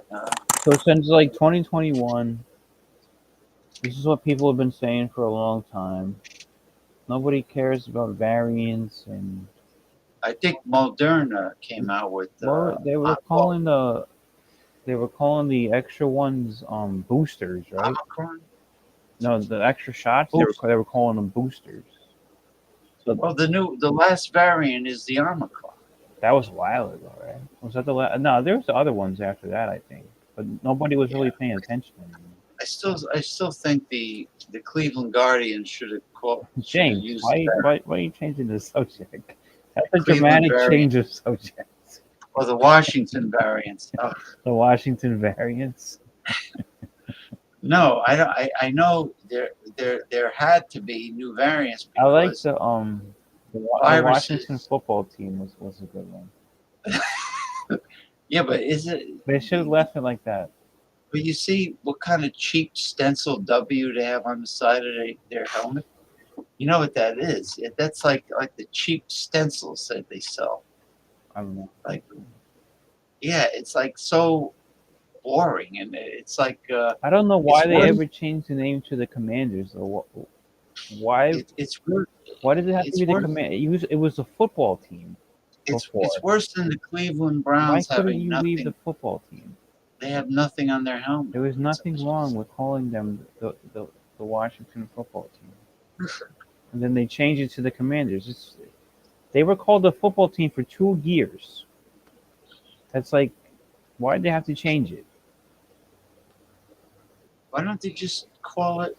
We're playing Washington's football. Washington's football. Is calling them the football team racist? Is that a racist name, the football team? No. Or what about the So Washington why did they Pigskins? change it? Why did they change it? Call it the Washington Footballs, and have a picture of.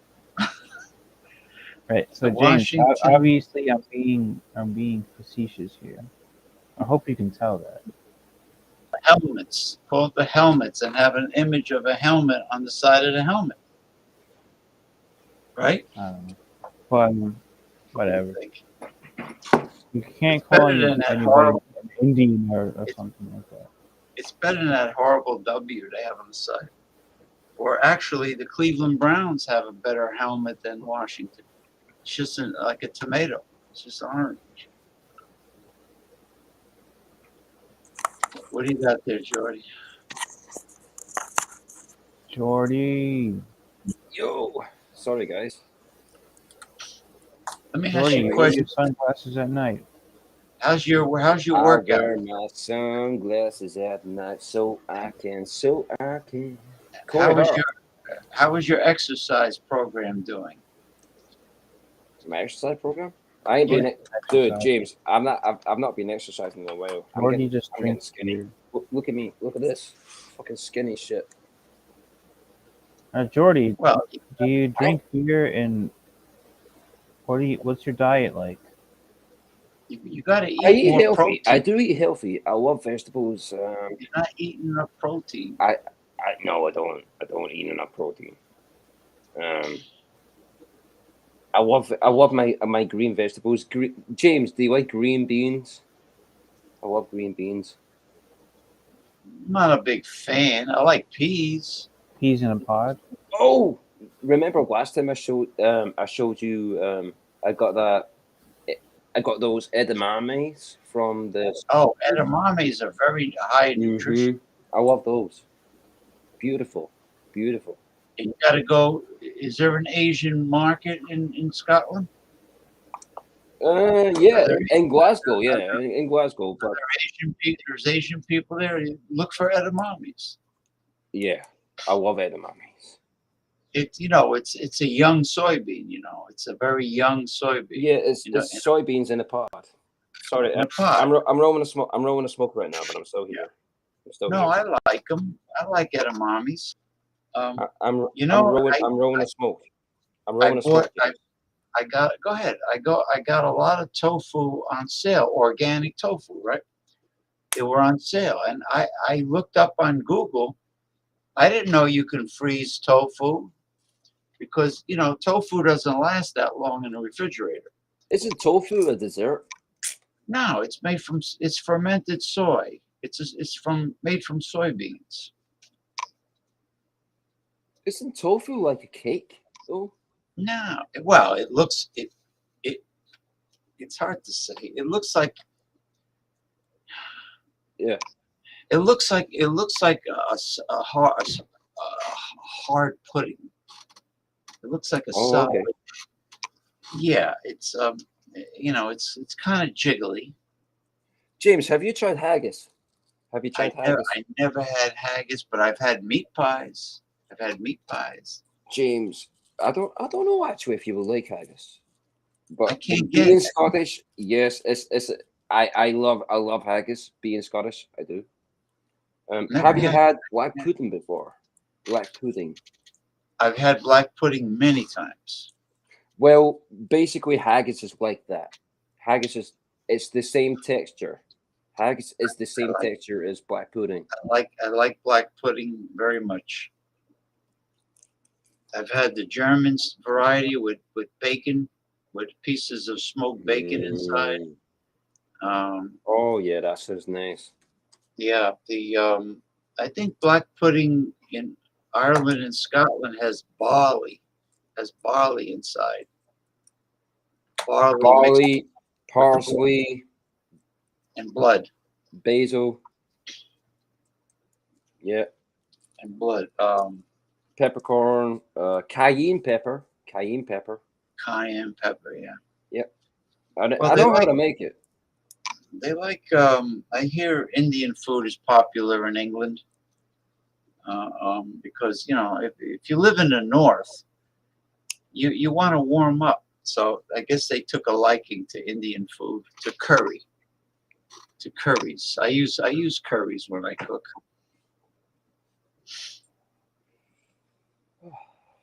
Yeah, I like curry. You like curry? Yes. You I can do. smoke on my show. I don't care. You can smoke. Is that okay? Is that okay? Oh, yeah, of course. It's the medicinal plant of.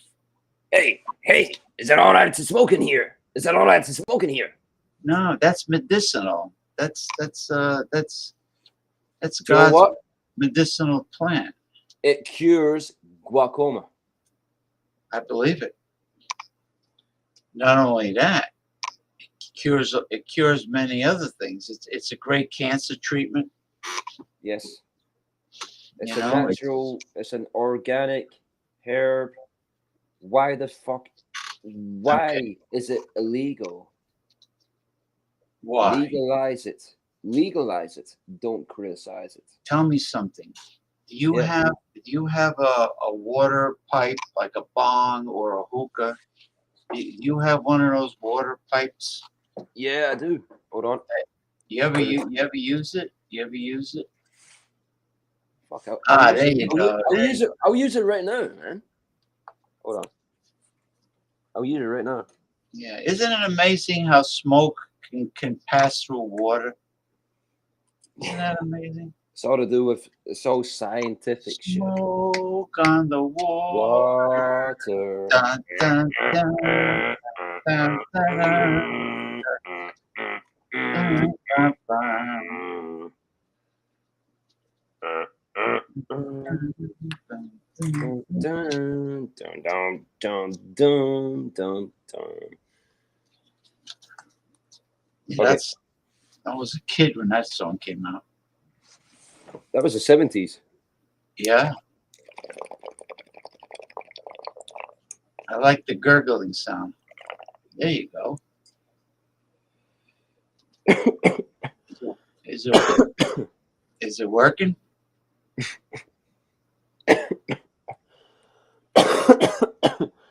Bum, bum, bum, bum, bum, bum. Oh, gotta get a good shot.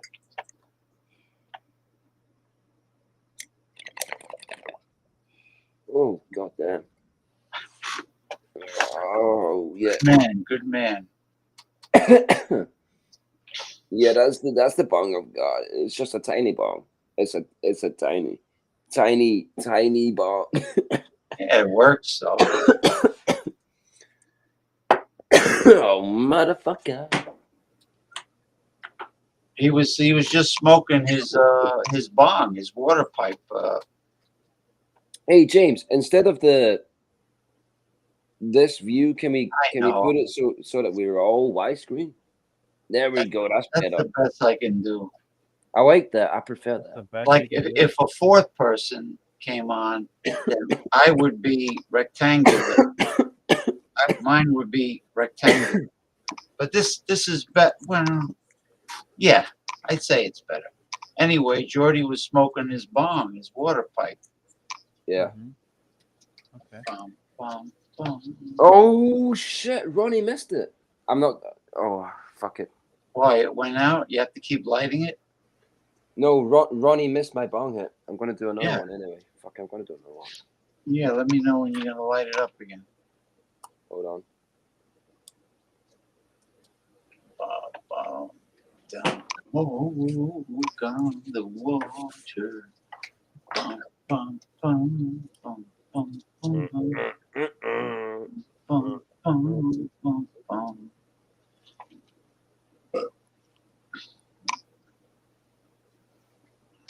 You got This stuff in here. This stuff in here is already grinded, so you got a nice array of beers on the wall. There we go. Oh yeah. Oh shit! Hold on. Let me turn this light off, and you can see the full fucking space shit. Oh yeah, you got your. Well, as long as we can. Now we can't see the bomb. Ah, god damn it! You can't see anything now. You have to. You need one that's not too bright. But that's good. That's good. At least we can see the bomb.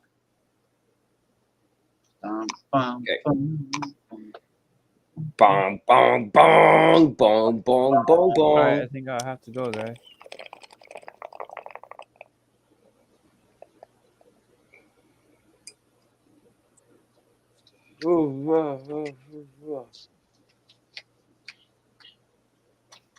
God damn.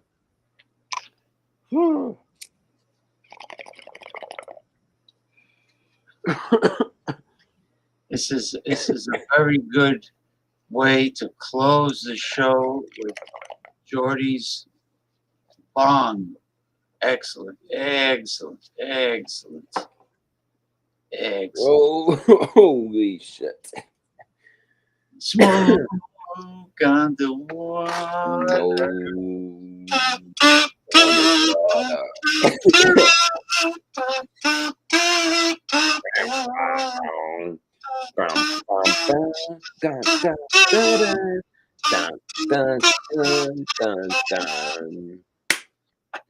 People James, tuning do the boing thing. Do the boing. All Boing, boing, boing, boing, boing, boing, boing. Boing, boing, boing, boing.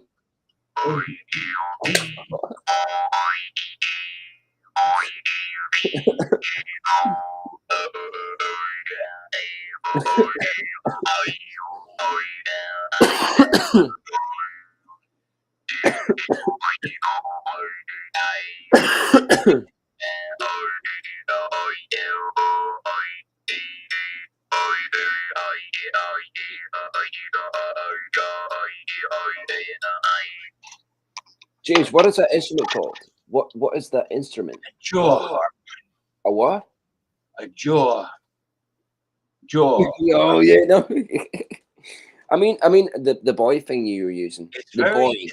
It's actually a very old instrument that goes back like thousands of years. It's Native not, Americans? Native Americans, I'm guessing. No. Europe, Asia. Yeah, no. It's a very old instrument. It's not some. I love that shit. It's not some newfangled invention.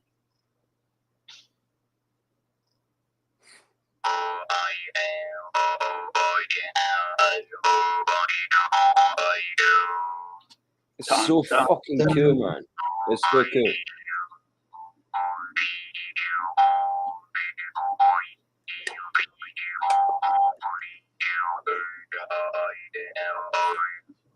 Now, if it was earlier, I'd play my African drum. I'm gonna grab a beer. I'll play my African drum. Yeah, go. Yeah.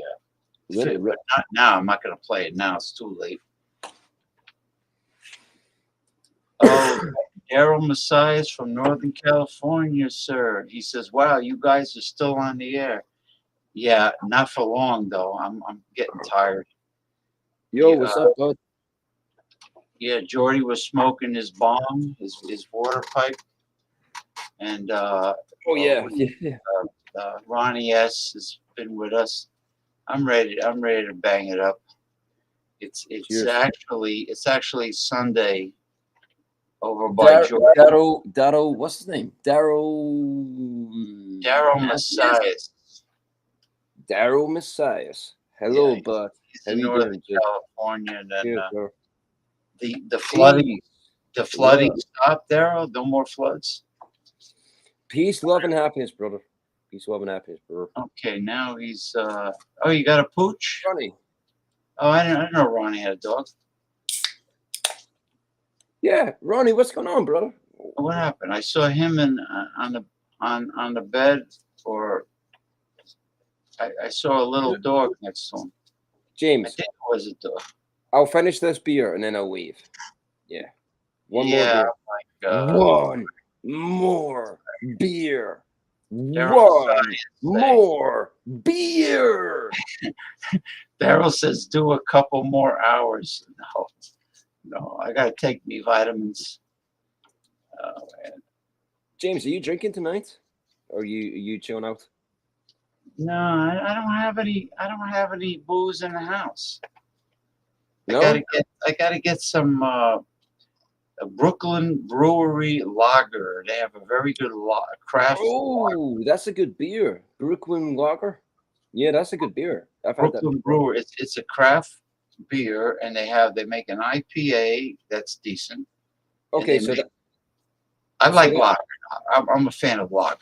Brooklyn Lager. So that's the beer you drink then. That's your favorite beer then. That's the beer you go to. It's a craft beer, but it's reasonable. Yes. It's reasonably priced.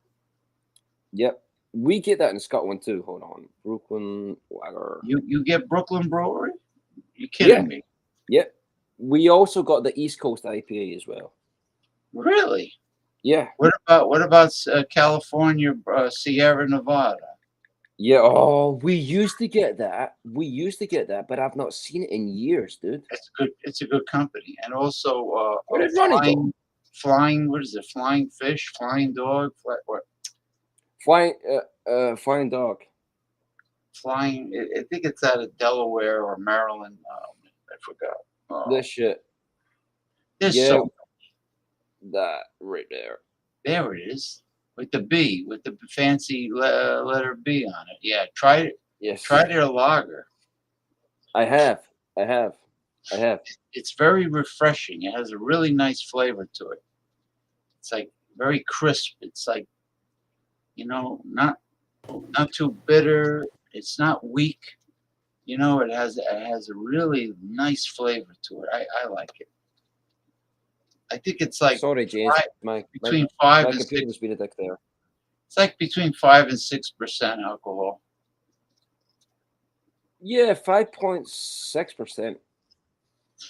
Yeah, it's I know lagering. It's bottom fermenting at cool temperatures, and ale is top fermenting at warmer temperatures. Yes. Where did Ronnie go? Nah, I think he's tired. It's I know you guys have a lot of ales. Oh yeah, a lot of ales. The best brewery in Scotland, by the way, is these guys. What's that? Innis and Gunn. Guinness. Oh, Innis and Gunn, Scottish beers, and they make ales too, right? And Innis and Gunn. Yeah, we get a lot of imports in the United States. I'm sure if I search really well, I can find.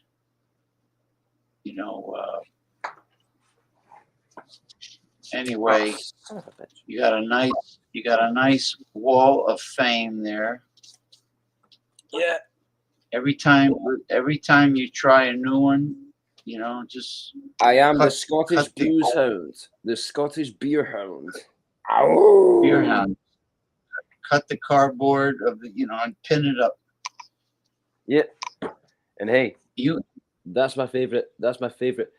I will gladly visit America just to have a frosty, cold plate of You like Pabst Blue Ribbon? Yes, I love it.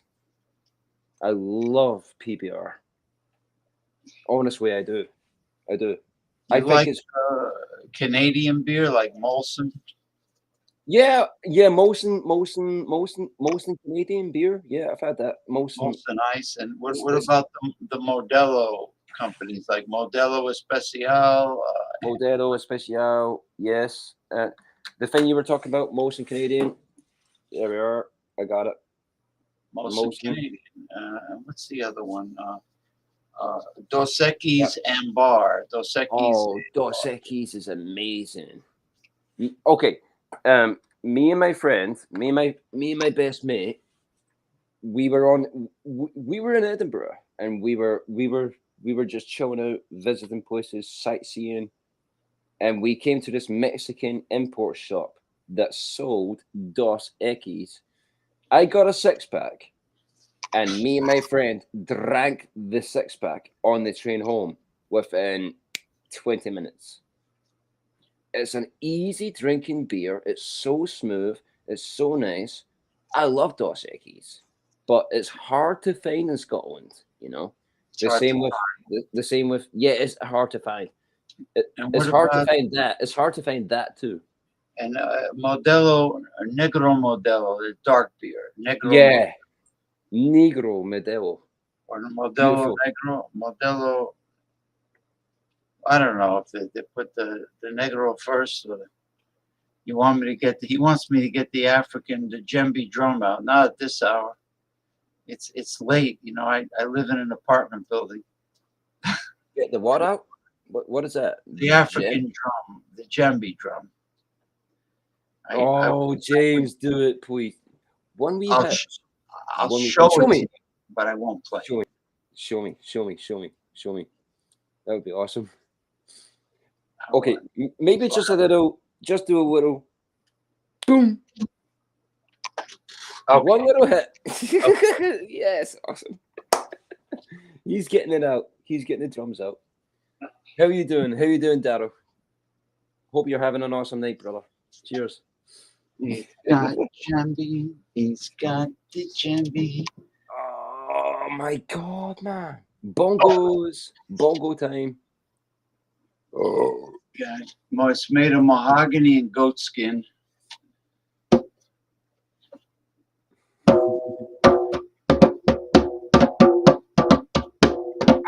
don't remember. Sorry. Keep doing it. Keep doing it. Sorry, I'll be quiet.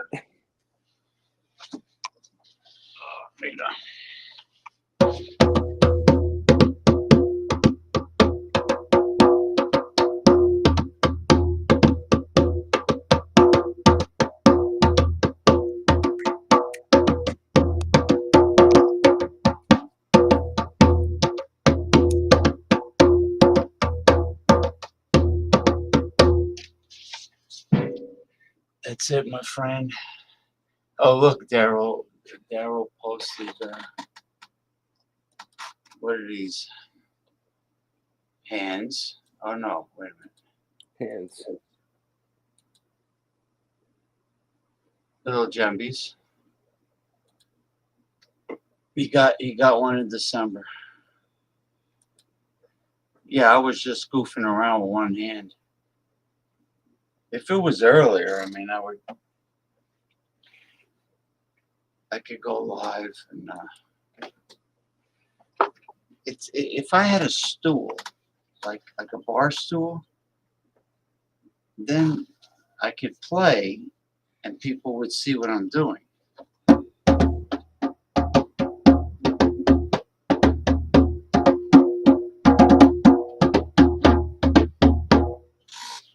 Yeah, that's it. That's it. It's a little late here. Thank you, Daryl. Oh, what happened?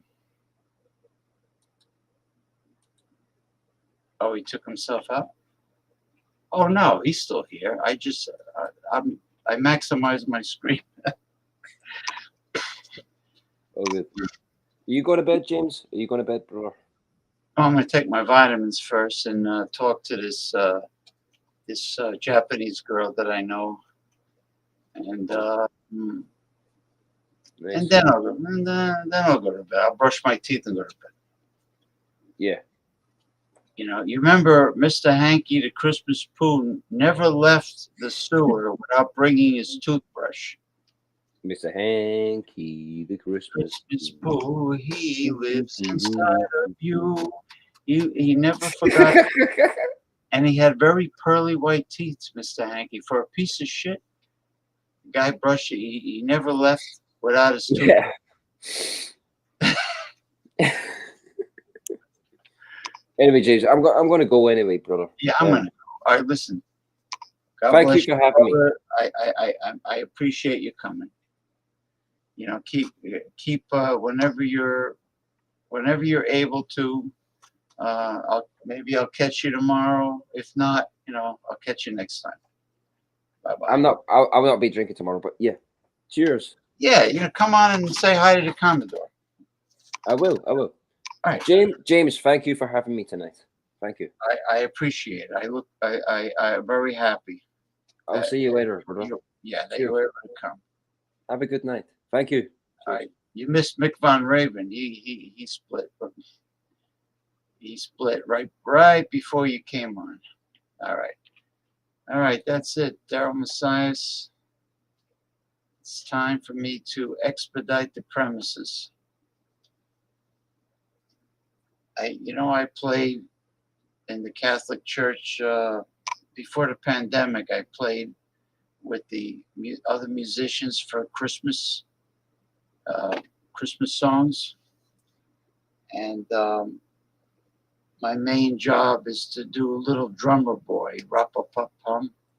Let me tell you that this felt like the stained glass was vibrating. Rap-a-pum-pum, boom, boom, boom, boom, boom. You know that song. Yep. And then the pandemic hit. They closed the church down, as well as everything else. Yeah. Rap-a-pum-pum. Little Drummer Boy.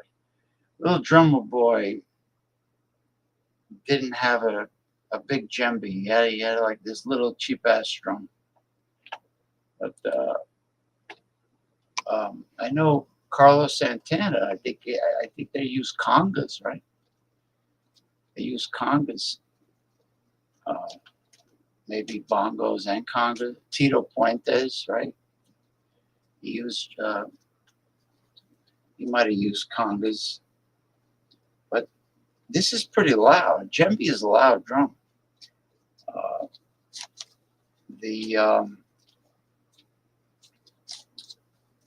It was originally used in northwestern Africa for communication between villages. Anyway, good night, or good morning, I should say, everyone. It's been fun as always, and maybe I'll catch you tomorrow. I'm doing that holistic health, exercise, and sports talk tomorrow with the Commodore Jeff Zambello, and maybe I think Jordy might come on if he's around. Ronnie Simpson will be here, most likely. I know we had a really good pro wrestling talk show last Sunday. It was